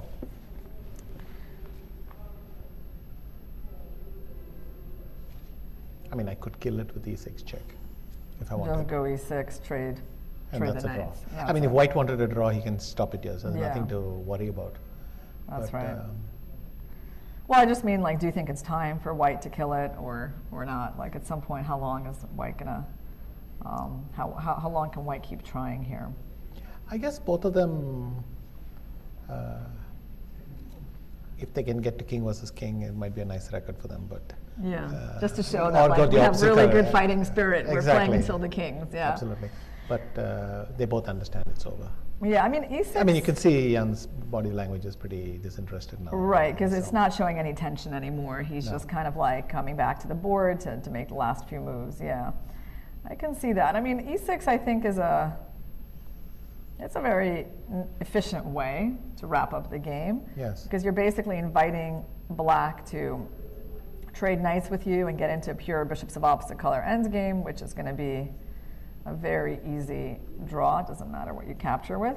And if they take with the bishop, well, You take on then c6, yeah, you take and- on c6 and you get that important pawn, and then it doesn't really matter. And you put the bishop on b4 and the knight on d4. So maybe you can just play two moves, knight d3, bishop b4. And we are even having a bonus threat of knight d8, so you might want to watch Oh, out yeah. for that. Yeah. So, that's definitely a way for so white you go to bishop win. d7, Yeah, and then I play knight d4, you take on b2, and that's the end of the world as well. So and then you just go Yeah, so here, this is- and the knight moves somewhere, you take that pawn, and it equalizes, and not much is going on. Yeah. I mean, I do think there's some probability that we might see the game end in exactly this way if white just decides it's time to wrap things up. And if white doesn't want to wrap things up, then, okay, what else can he do? So you're saying, like, on one of these moves, you can still, like, move the b pawn somewhere. as well, There's really not much of a plan, though, for white, right? I mean, he just can never do anything with this pawn. the thing is, essentially, thanks to the g4 square, even his extra pawn is neutralized. There is not an extra pawn, especially in opposite color bishop terms. So, Yeah. I cannot see any progress here at all. Yeah. Well, we can go to an interesting moment that occurred earlier, Vichy, and talk about what maybe Jan could have done. So this was move 33. Let's go back here. After h4, queen d8. So Jan had this option that was offered up by the computer. Queen takes d8, which we did discuss a little bit, and f5. Knight b7, and then bishop e7, keeping control of this. King g8. So we looked at all of this, and we just thought, I mean, well, this bishop is in danger from getting trapped. You got to rescue it with a knight. but the computer still thinks this is like a little bit tricky. Black has to play precisely because, for example, this very natural move, king f7, was actually not that good for black. Surprising. I thought king f7, knight g6, and we can repeat in some way and it's over, and I kind of dismissed it. But the computer now suggests, what is it, much better or lost? He says that after like after a4, king g3, it's just very bad for black. Yeah, pretty much like. I mean, it's losing. a huge trek. I have to go here, here, here, here before I even think of getting the pawn. And white's only 2 moves away from playing e5. With and then the white king participates as well. So this is trickier than we thought. Yeah, we for kind some of reason, waved it away, but king f7 might be a mistake. Yeah, king f7 for some reason is not what the computer wants. He wants to go a4. Now, what's the difference though? I mean, Maybe the the king is king- bad the- on f7. Doesn't want to Maybe allow the knight white g6. king needs to go to f4 to support the e5 push. So why drag it to g6? So he wants to free up the knight before doing Yes. anything. So let's say king g3. Well, let's first see if we can win a pawn. But if I go here, you just go bishop d7, and I can't play bishop f8 or anything. And if I go king g3, then the computer just wants to come to b3 and then eventually to c1. I That was the see. gist of it, That's, right? That's the point, yeah, I think so. So basically, this bishop's not really doing much. All of your pawns have relocated to the light squares. And Nepo has made a move, and that move is bishop b4. But since it doesn't change much, we can just talk about this for a second. And yeah, okay, so basically you're getting to improve the knight, kind of, before white really makes a lot of progress. I see. So what if I try this move? Let me just like try something here. Okay, knight b3. Knight b3 and king f4. Now knight c1 already, so I'm a tempo up on that line, and Yeah, that's helpful. so that's very important. Yeah, okay, so basically it was about the tempo. If I could just the precise move a4 in this position, and you're not going to run into trouble, but you just got to refrain from king f7. Yes. Yeah, so I think, okay, it's not too difficult. I mean, okay, king f7 is tempting in a way, but a4 is definitely something that he can find if he would Also, have a maybe little white bit wants of to time. toss in a4, b4, bishop a3 and keep that option, but he's not in time. Black plays a4 and nails it. But, so. I see. Go a4, maybe sack the pawn, get the bishop back. But yeah, that's not even an option. And Nepo is looking, he's looking disappointed, actually, if you look at his body language. I think he's going to go back and realize that what we all realized, that even when you sense that you're making huge progress, like several moments during the game, we thought white had broken through and now it's going to be very unpleasant for black. Yeah. There's just, I mean, Ding didn't panic, full credit to him, but also opposite color bishop endings have this tendency that they are bulletproof by design. So. Yeah, and the huge evaluations that the computer shows are, they're often they're not what it seems. Yes. Yeah, so you can't really trust the computer. Probably bishops of opposite color endings are like maybe the main kind of position where you don't trust the computer evaluation. Yes, but you'd have to check the details because sometimes they are right. At the very end, there's a very tactical, and we don't think, especially in opposite color bishop ending humans, we tend to lapse back into conceptual stuff. But sometimes you just have to calculate all the way and these king marches or whatever. But you're right. It's the last area where they give a big advantage, even if they don't objectively think it's anything. So what is Ding going to do now? And it's like, what is the significance of this move? I think he's just swapping the order. So after knight d3, he'll go e6 check, and that's it. So He's going to go because e6. otherwise Okay. knight takes b2. Yeah, he's going to go there. We're going to take that pawn. He's And gonna then take bishop this d7 back. pawn. No, Oh, sorry. No. See, I wanted to blunder this again. Yes. Yeah, let's lose that bishop here. Yeah, No. so you go bishop d7, and that's the end of that. Knight d4, knight b2, and it's a fortress in every way. And they're actually allowed to offer a draw after move 40. We do have a no draw offers allowed until 40th move, which I think is great. Actually, I mean, do you remember when this rule was enacted? I mean, it didn't take place like at some point in the 2000s. There was no rule like that, and we actually had lots of short draws or, not very long draws in the World Championship matches. But one of the things that's clear in World Championships, there are ways to offer a draw even when you can't offer a draw. You can play some line where everybody knows the repetition, and yes, that works out. So Magnus and me had some rookie one Berlin draws. I think Magnus did it with Karyakin as well. There are these things where, you can do that, and that's why the short draws persisted even after the no draw rule. But generally speaking, the 3-time repetition must be the number one way of getting the draw. Even in the forced draws rule, you repeat 3 times and it's the easiest way to claim. But here's the thing, right, that this rule it's not going to help if you're setting out to make a draw from the beginning, right? Because like you said, you can kind of aim for it from the opening.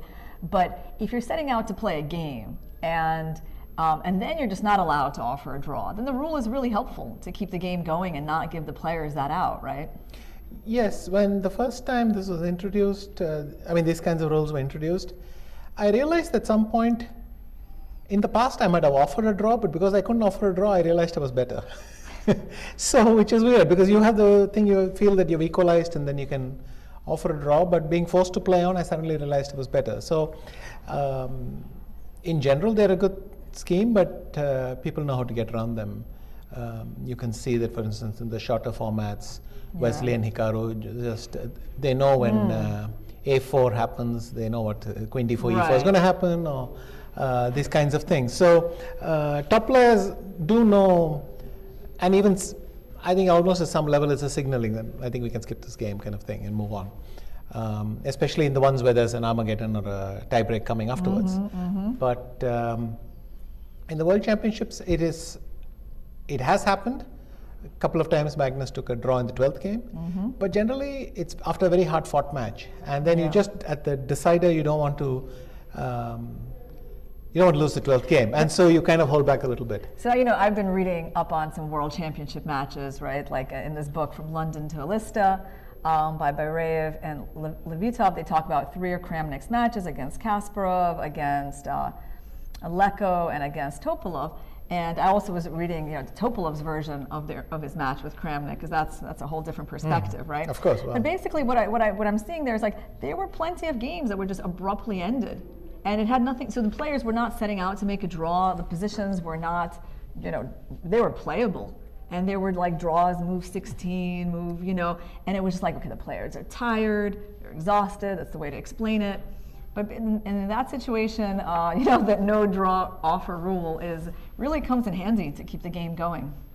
Yes, it's very good when forced participants, unless the thing is obvious, as long as one person is playing and the position is uneven, you can't make a draw, and that is absolutely the right decision. It's also nice, I think, to go through the motions, because the spectators would like to know why they stopped. Yeah. So let them make the repetition till the end and demonstrate it. Because, as I said, in the World Championship, this is not the place to make short draws, except when the players are exhausted and you want to take a day off, in a sense, because you can't. You need time to prepare a new idea. You need. Generally, it's not a big problem here, because the players do feel very strongly against each other and they want to play and fight. Yeah. But it's a sensible rule on balance. Yeah, I think that rule has been good for the chess world in general. I've played a lot of tournaments now in St. Louis with that rule, and I think, it certainly hasn't hurt. It definitely pushes the players to just focus on playing the game and not like thinking about, when is an appropriate moment to offer a draw. Very much. It's clearly, it's the way it should be. Yeah. I think this game, even though it's going to likely end in a draw, it's a good example of like the kind of chess we want to see in a World Championship match. It's clear that Nepo came to fight. I think he brought some, good stuff to this game. Ding was a bit, was definitely on the defensive side, or at least that's the position he put himself in. It's not like he couldn't have played this a little bit differently, right? But he kind of took the defending side in this game. it provided some entertaining ideas for us. It was a fascinating struggle, and there was a moment when I really felt we were on to a decisive result at the start. But as I said, the position surprised me. I learned something, that there is still a lot of resource in these positions. The drawing margin is very high, as Vladdy would say, and Vladimir Kramnik, by the way. And today was a full struggle, and this is modern chess. I mean, I mentioned that they expected a marshal or this or that, but to be honest, winning the opening struggle is very hard nowadays. And so this kind of opening is where you'll find your chances. Yeah, I definitely think he selected an interesting line, bishop takes c6, a little bit obscure line. And what I learned was like how you can create pressure against just like that one little pawn on c7. You made that into such an issue, you know. And it's like I was thinking, oh no, it's an easy draw, but then you made me realize that like no, this is some pressure for white. So that was definitely interesting. But Ding, I think will feel. How do you think he's going to feel after this game? I think slightly relieved. Maybe because by now he has calmed down and realized that he wasn't under that much pressure. Or maybe they won't be sure. Maybe both of them will have the feeling that white had more than they had. We had the luxury of being able to check, but they haven't. So I'm curious how the press conference will go, whether Ding felt he was lost, whether Jan thought he had actually squandered something. I think Jan will definitely have that sensation that he missed something. Ding, I can't tell. Maybe he'll say it was under control, but we'll see. Okay, well, since we have not much to talk about on the board, Vishy, we're going to have to go to my list of questions. And he said, you know, on balance, of course, Magnus has been good for chess, but there's a sense in which Magnus's dominance, like how good he is, has actually been kind of not so good for chess because it's made the other players, I guess, less ambitious, you know, in terms of the World Championship cycle, because they're like, okay, it's a lot of work to win the candidates tournament, and then at the end of all of that, instead of something wonderful, you get like a match with Magnus that you're likely to lose. And is it really worth it? You know, especially because, you know, most of the top players these days, they have, you know, very good conditions financially, like no one's really struggling, it's a nice life. And is it, you know, worth it to put in all that effort to maybe not make a whole lot of money and maybe, you know, spend, you know, some months of your life and still likely lose the match? And that in this way, his withdrawing from the cycle is actually going to open up the way for other players, and we're going to see more ambition. I think he's more right on the second point than the first point. Already I feel that I'm hopeful, but I suspect strongly that here in Astana, the players will go at each other more.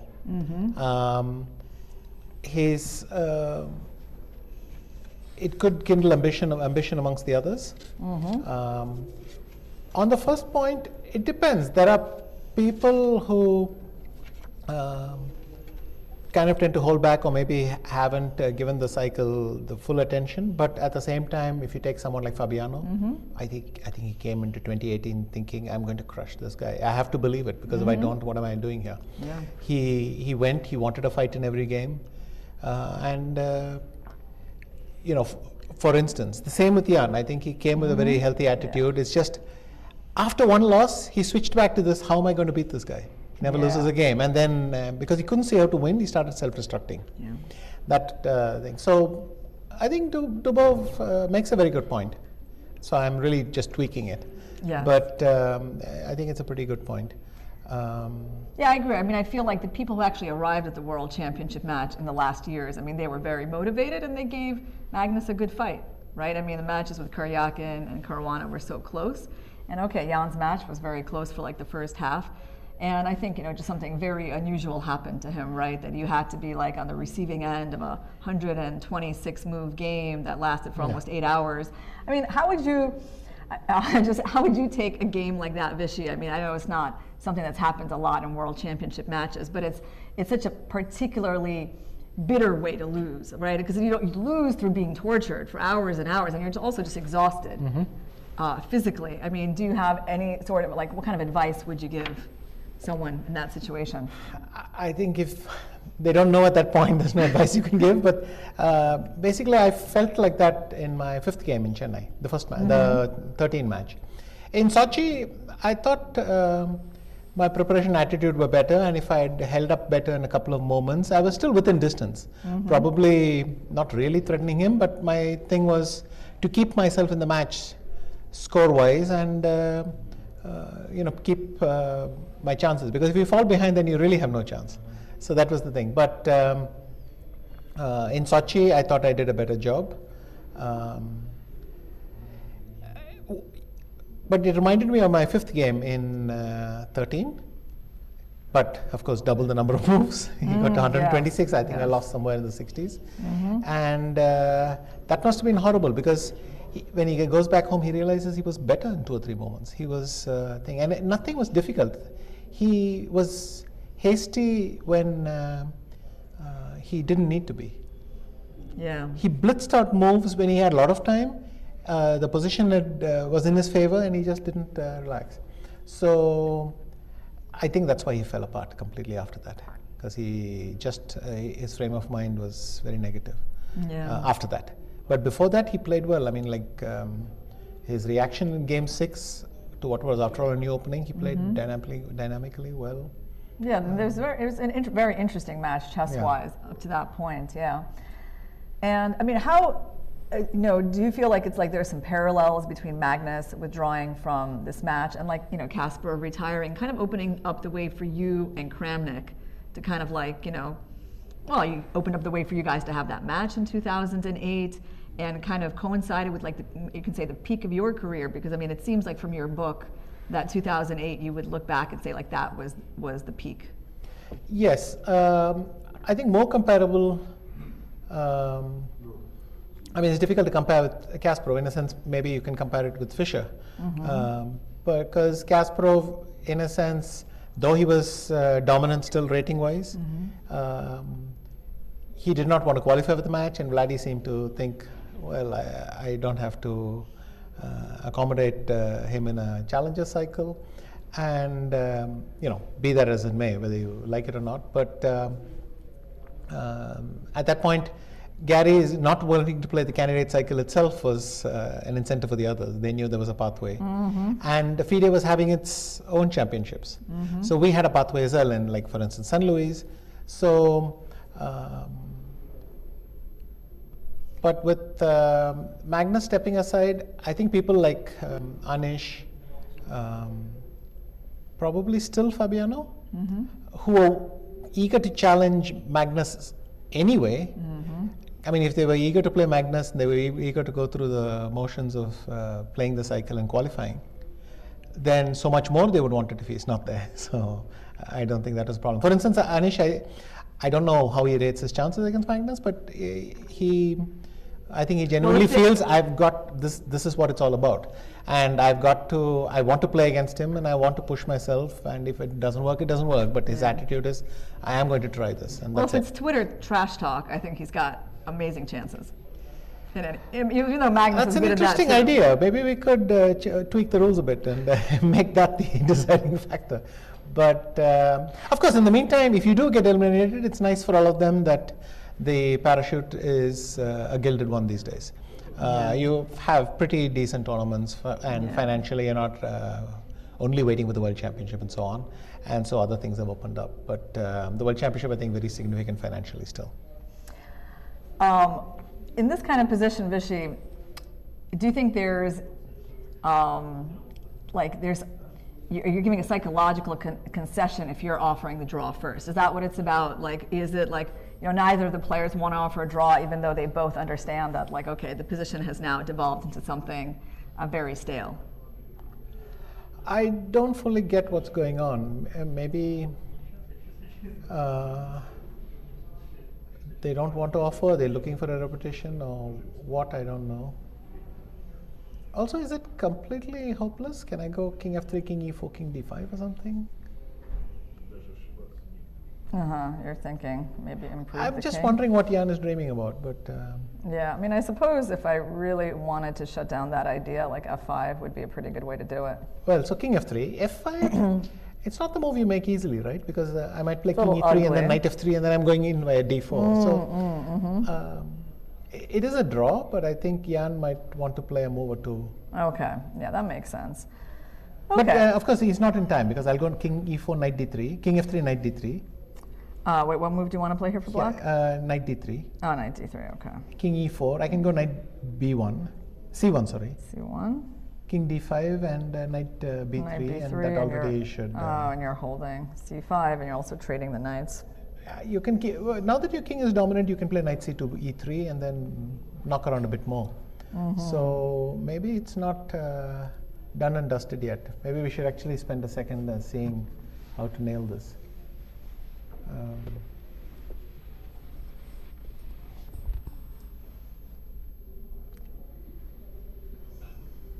Okay, so basically the idea here is that black's bishop is just like a bit more passive because it's restricted by all these light squared pawns.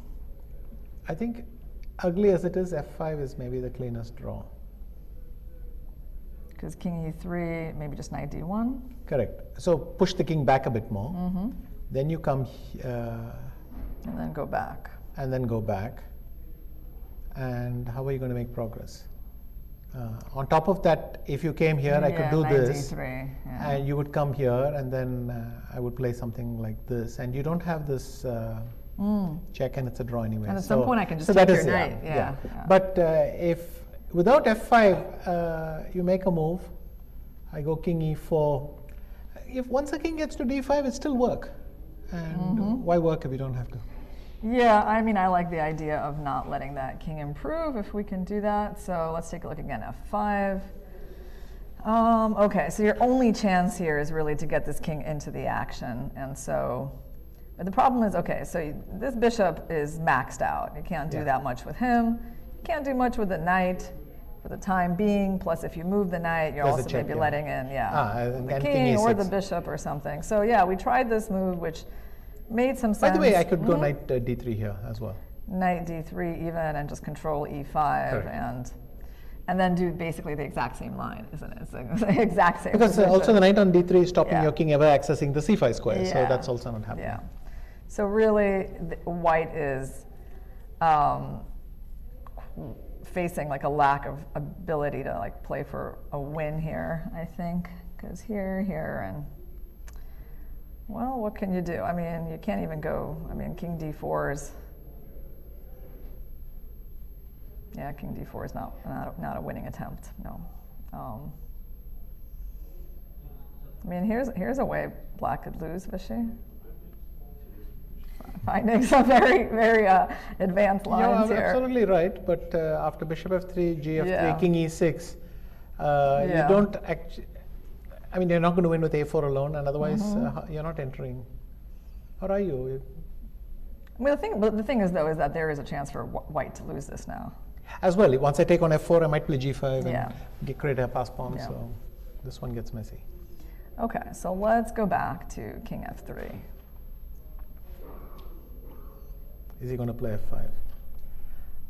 I think it's worth considering, because if you don't play f5 and the king comes to e4, it's not over. Okay, what other options? There's not much you can do with your bishop, right? So it's either you make a knight move and you let the king in. Or think about this. I go king knight d3 here. King e4. Maybe knight f2 check.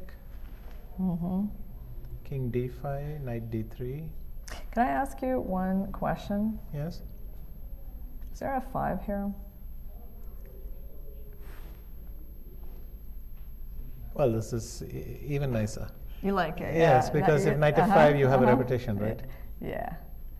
And I wanted this check, and then, you know, basically, I mean, I can also take your knight if you go, well, if you go there, I mean, that would be a draw No, as but well. king e5, yeah. knight g4, Yeah. and you repeat. Yeah, you repeat. Ad nauseam, yeah. Can do these two squares. So, okay, I mean, basically, he's not in any trouble here in terms of, the only thing though is like they are going to spend their time trying to find the most accurate way, what they're comfortable with, and just trying to pick amongst these options, right? So Ding, I mean, he might think for another like 5-10 minutes here. It wouldn't be a shock. Well, that gives me a chance, Vishy, to ask you more questions. No, I'm So- being deposed. I mean, well, during this whole candidates, the players were not aware that a second place finish would grant them a world championship match, right? I think they sensed it. They sensed it, but they didn't know. I mean, no one knew, and then like they didn't play Fair like they enough. knew, right? Like I don't think like Caruana like played like he knew. I think it seemed like he was trying to get that first place because ultimately you can't put your faith in that, right? Like you do your best so that only you determine your fate. I would have thought the difference would be that once Jan started running away with it and they built a good lead, there was still a huge incentive for the others. Mm-hmm. I mean, sometimes you lose interest a little bit, you still want to finish second rather Right. than fifth, but Right. you take your foot off the pedal a bit. Here, they knew that there was still a prize on offer potentially. I don't know. It's possible. I mean, but like ideally the players would have known that beforehand, don't you think? Because it's kind of like kind of playing dice with their fates, right? They don't really know what's at stake in the tournament they're playing in. They think only first prize is the prize. In reality, there's two prizes, and they go into the tournament not knowing that. And in fact, all they know is like, hey, if that one guy wins, then there's going to be a match, and if it's anyone else of us, and then there might not be a match. Yes, but I think it would be much more unfair to break the rules. I mean, in theory, once you have a challenger, you ask the champion and the challenger, they'll play a match. And, that's the timeline that FIDE followed. You can't work backwards and say, since he said he was not going to play, we're going to do it. He did say he'd take a final decision. Right. Most people who know him suspected that he was totally serious. In fact, he's quite frank about it and his motivations. People understood. But how can you declare something before it's? I just mean that it was up to him. I mean, FIDE certainly couldn't declare anything, but I just mean like he could have, declared his intentions earlier, and perhaps that would have been. I think that's stretching it a bit. Yeah. He may have wanted to have one final think before. After all, you might want to be sure. So. Yeah. And it's too much to say, well, you should think of your colleagues and announce it earlier. I mean, I can't get around to that point of view, but it would have been nice for his colleagues to find out, but that's hardly something So you to think blame like him for. the way the dice fell was okay? That's as much as you can hope. And if the possibility isn't enough for the others, then they don't deserve it. Yeah. The very possibility, first of all, you should be fighting for second place. There is more prize money, it's prestigious, you want a good result. And if you don't, then what are you doing in the candidates? But the fact that there was a very real chance should have been good enough for them. So no blame to anyone. It's as it went as it should. All right, so here's my next question. Although, no, hold on, we got to move from Ding. So you get a little. He's going to go your F5 check. You got a little break, Vishy, from my questions. So knight d3, and yeah, we might see that cute little f5 trick. Yeah, I mean, what can White really do here? White could play f5 himself. f5, yeah. Actually, that's true. And then there's nothing stopping you getting to the c4 square. Oh, that's what it is. That's what he's going. Well, he's definitely going to play that if he can, right? Unless, what does Black have here? I mean, I guess the only point is that this pawn is like now a target for the bishop, so maybe you could make that. But in case. theory, I could even go knight e5 check, knight g4, knight h6, and wait. And how are you going to break out? So yeah, like here you come. maybe knight c6. Knight c6 is also very solid, right? Okay. Yeah, knight c6, you would have to step away. Knight, I don't know, F3, c2 something. Knight c2. And then, yeah, I mean, I can't force a draw, but I feel it's close. So. Yeah, like maybe, should we go back to e5? And then I would have to check the pawn and play king d5.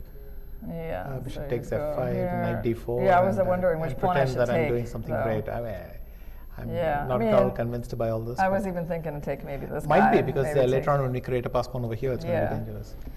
Yeah. Okay. So I mean, basically, the only way for White though to keep this game going is this move. And I think that he moved some pawn. He went g3, so I think he's not going to. Also, how much risk are you going to take? So. Right, in this position for minimal reward. Yeah. Yeah.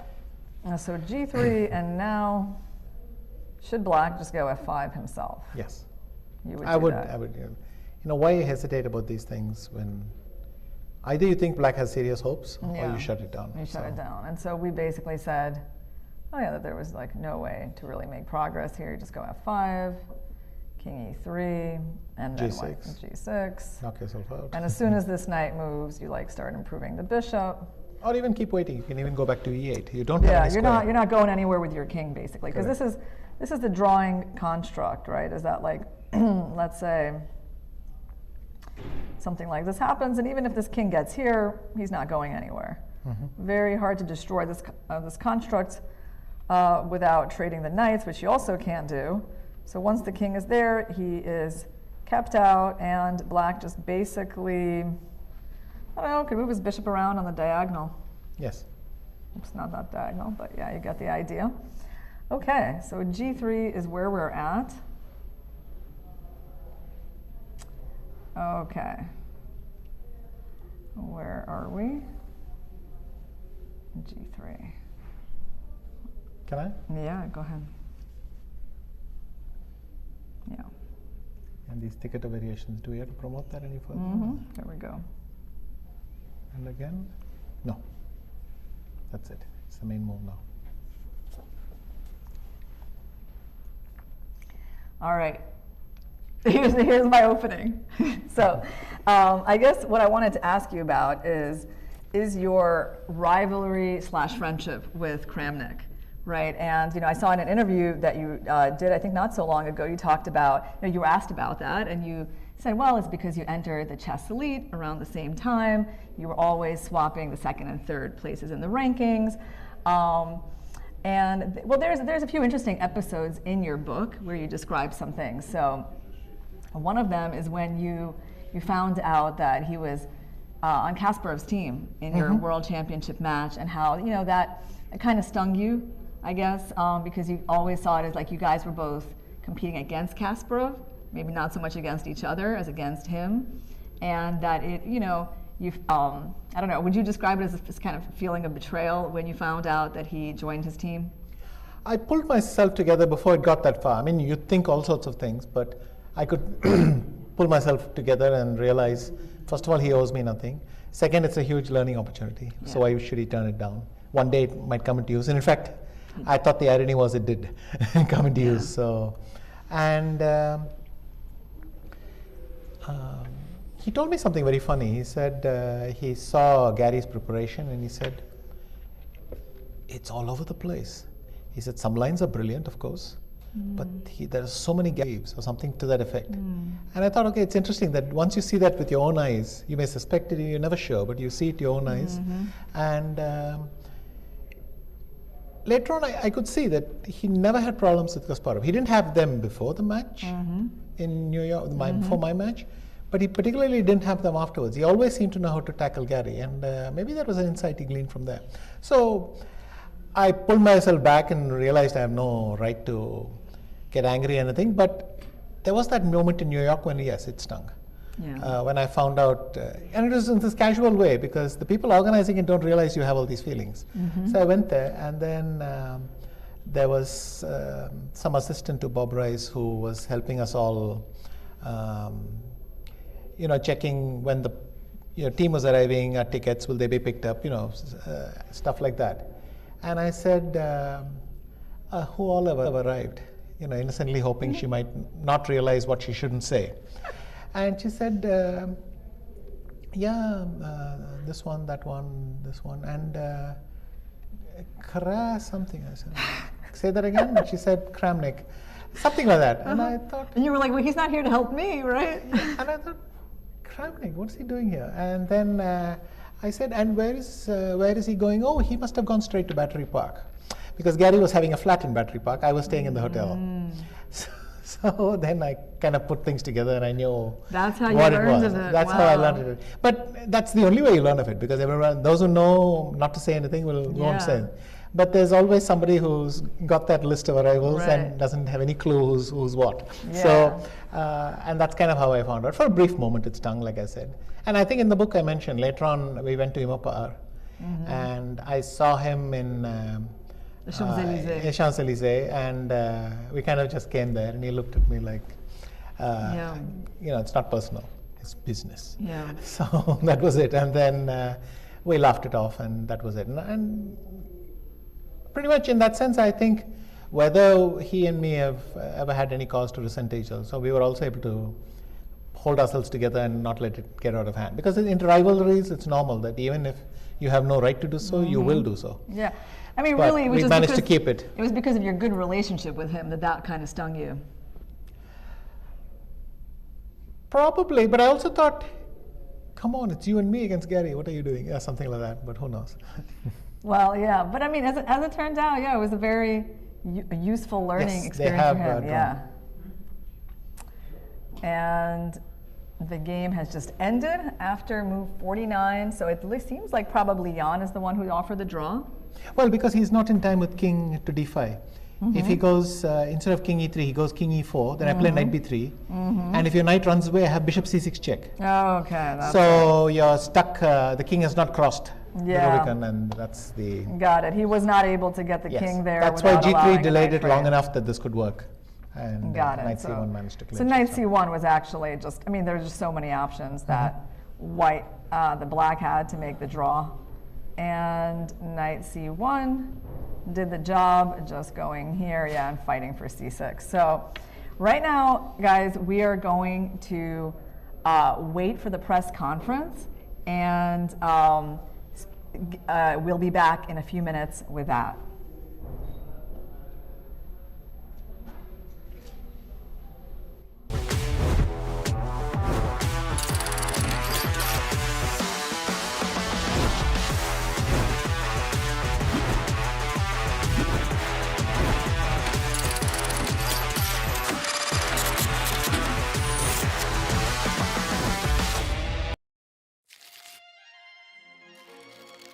At that point was some mixed feelings because it's a big challenge for me.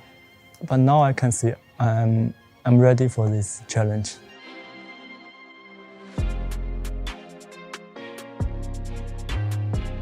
I'm confident about my preparation. Also, I think I grew up a little bit. I'm more mature, so I can handle the pressure. I didn't feel any nervous right now.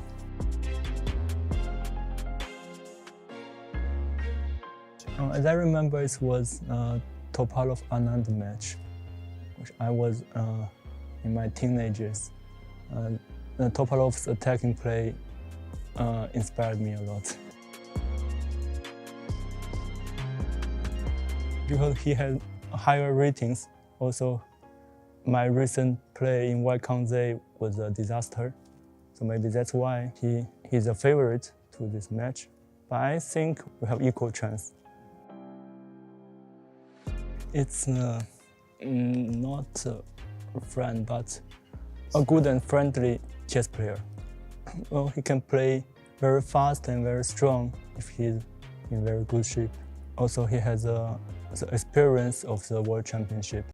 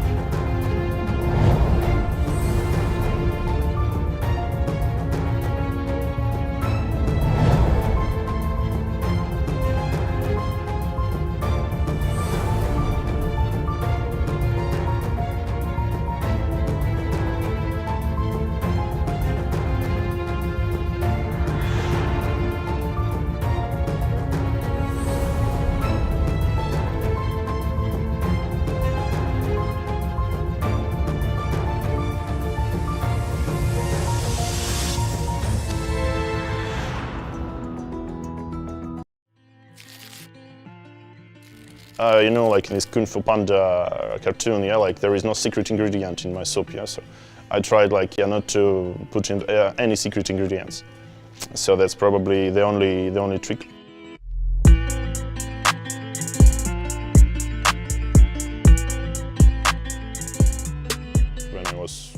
small kid. I think I was studying Kalechins games, first of all, the first ever Russian world champion.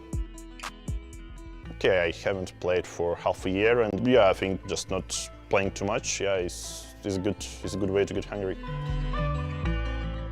I think previously, when computers were not so strong, yeah, it was really important, like you have like so many guys who can work simultaneously. But now I think if you have more or less nice engine, you get the result, like you hit the space bar and you get the result. Like the amount of work one player can do is tremendously bigger than before. And yeah, okay, I have my own experience, quite a bitter one, but yeah, it's still an experience, so maybe that's a little bit like something which probably favors me.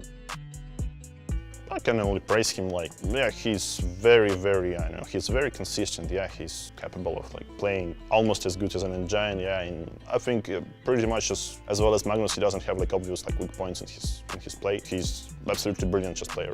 So it goes just without saying, and yeah, probably if I'll be lucky to find some weaker spots in his armor, then would be fine. If not, then okay, I'll fight as it is.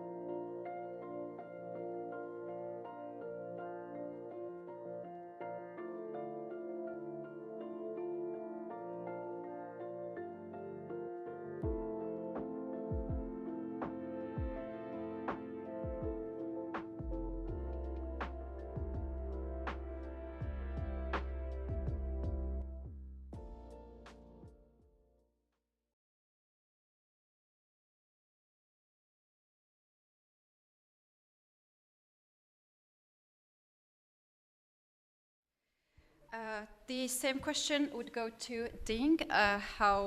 What is your overall feeling after the game? I'm not happy, not unhappy. I feel a little bit depressed because during the game I feel kind of a flow of constitutions during the game.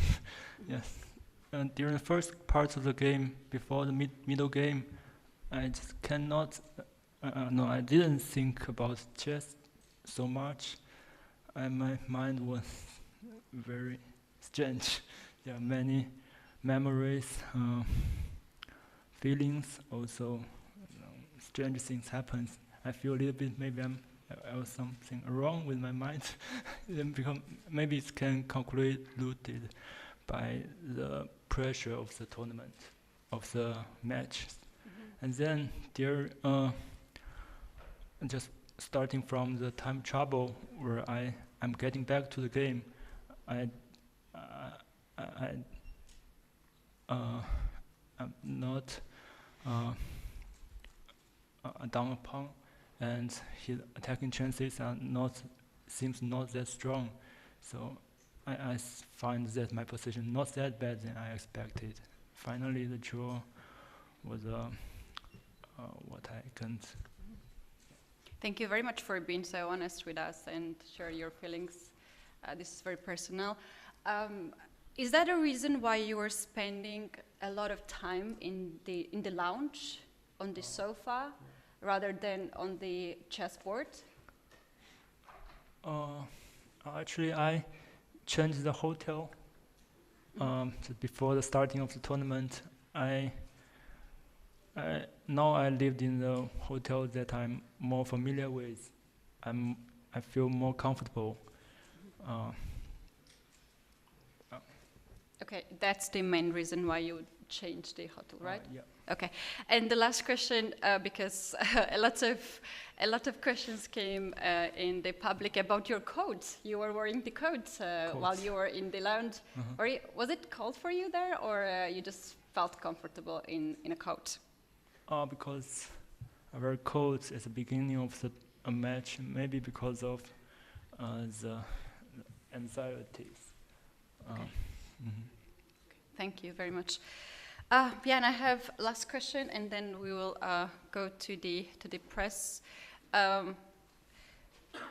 The playing venue here is different of Dubai 2021. It has more space, and we have seen you walking in the playing venue. Do you find it more comfortable to have more space during the game to walk? Do you like it here? Seems like this, yeah. Well, Dubai was, I guess, not time to feel, to go for some details, but the venue in Dubai was not like as good as it seemed. So here it's much better. Thank you. Now it's time to give the floor to the press. Please introduce yourself and also the companies that you are representing. Please, Mike. Thank you, Katie. Mike Klein with Chess.com. My first question is for Grandmaster Jan Nepomniachtchi. You gave a really interesting interview with Leoncio Garcia of El País, where you said that you regretted not playing true to your form against Magnus in Dubai, and you tried to bore Magnus, and you maybe seemingly wanted to change that. Do you feel like you got off on the right start today with that plan of sticking to your normal aggressiveness? Well, I don't know, so if I would win today, then yeah, it would be all right, definitely. Every game is unique. Every opponent is and each opponent is different. So, frankly, I don't know what to add. Do we have more questions, or it's still a show of Mike? Got a few. Also, the reminder to the press who would like to ask the question in Russian, we have a translator, so please feel free to ask the question in Russian. We will translate that. Yeah, thank you. Go ahead, Mike. Still Mike Klein, still chess.com. My next question is for Grandmaster Ding Liren.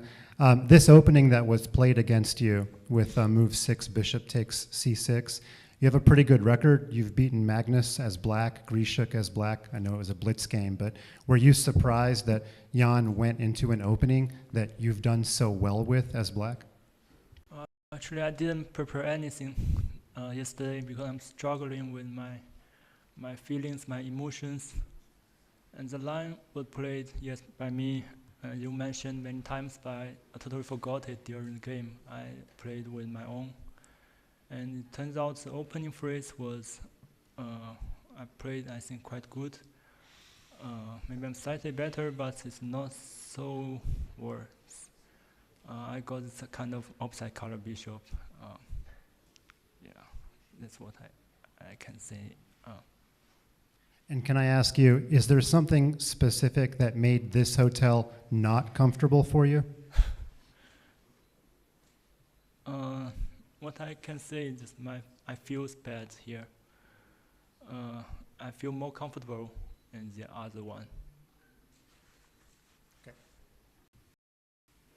Right, we also have the questions online, which Jesse will bring to us. Let's go with that. Hello, my name is Jessie February.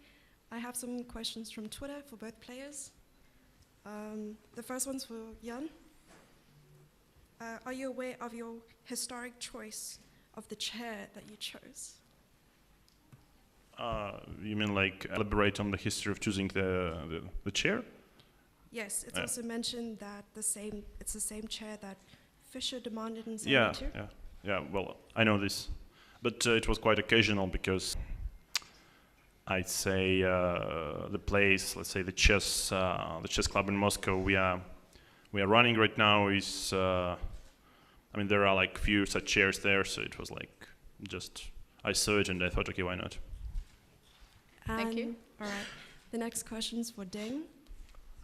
From Emil, why did you choose Richard Rapport as your second? First, I like his playing.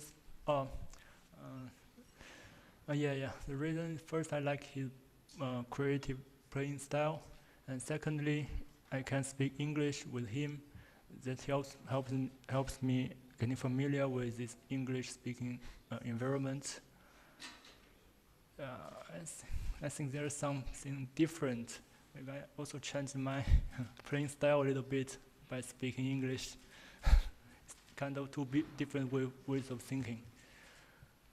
And also we have many things in common. For example, we love the 80s ages of music, kind of music we listen together. Yeah, that's what I can say. I have the question about the music. Do you listen to music before the game? Have you actually listened to music before the game today? Yeah? Not today. Not today. All right, do you have more questions, maybe in the audience? Go ahead, Mike, please. MikeKleinChess.com, question for Jan. When did you find out that Rapport was on Ding Liren's team, and did it change your strategy at all, or did your team have to cram, so to speak, when they found out that information? Sorry, which information about? About Rapport helping. About Rapport? Yes. When did you find out, and did your team have to adjust? Not really. You found out here at the event, I assume? I mean, we didn't change strategy yet, but it's nice to see Richard here. Yeah, thank you. We have more questions? Yeah, I have a question for both players. Please introduce yourself. Azamat Baygaliyev, Kaz Chess Federation. So I have a question for both players. So Kazakhstan is a kind of like multinational country, and we have a big Russian community here and the Chinese community as well. So do you feel the support from local Russian community and the local Chinese community? I mean, Kazakhstani, Russian and Kazakhstani Chinese community here in Astana. Thank you. Thank you. Jan will go first. Yeah, definitely. It's nice because basically, I mean, Russian is like one of, if I'm not mistaken, one of the two main languages here, along with Kazakh language. So yeah, it's sort of a little bit feeling like even like at home, but yeah, that's good. Thank you. And the same question for Mr. Ding Liren. Can you repeat the question again? Yeah. So, have you met local? I mean, in our country we have a community, Chinese community, like a lot of workers here from China. And do you feel this support, or have you met somebody like local Chinese people here in Astana? No, not until now. Okay, thank you. Thank you. Do you have more questions? Yeah, please go ahead. Здравствуйте. Можно поинтересоваться, как будут тебя разгружать Ян и Дин, в перерывах на протяжении всего турнира? So during the breaks, a question for both players: how are you going to relax during the breaks between the games at this tournament?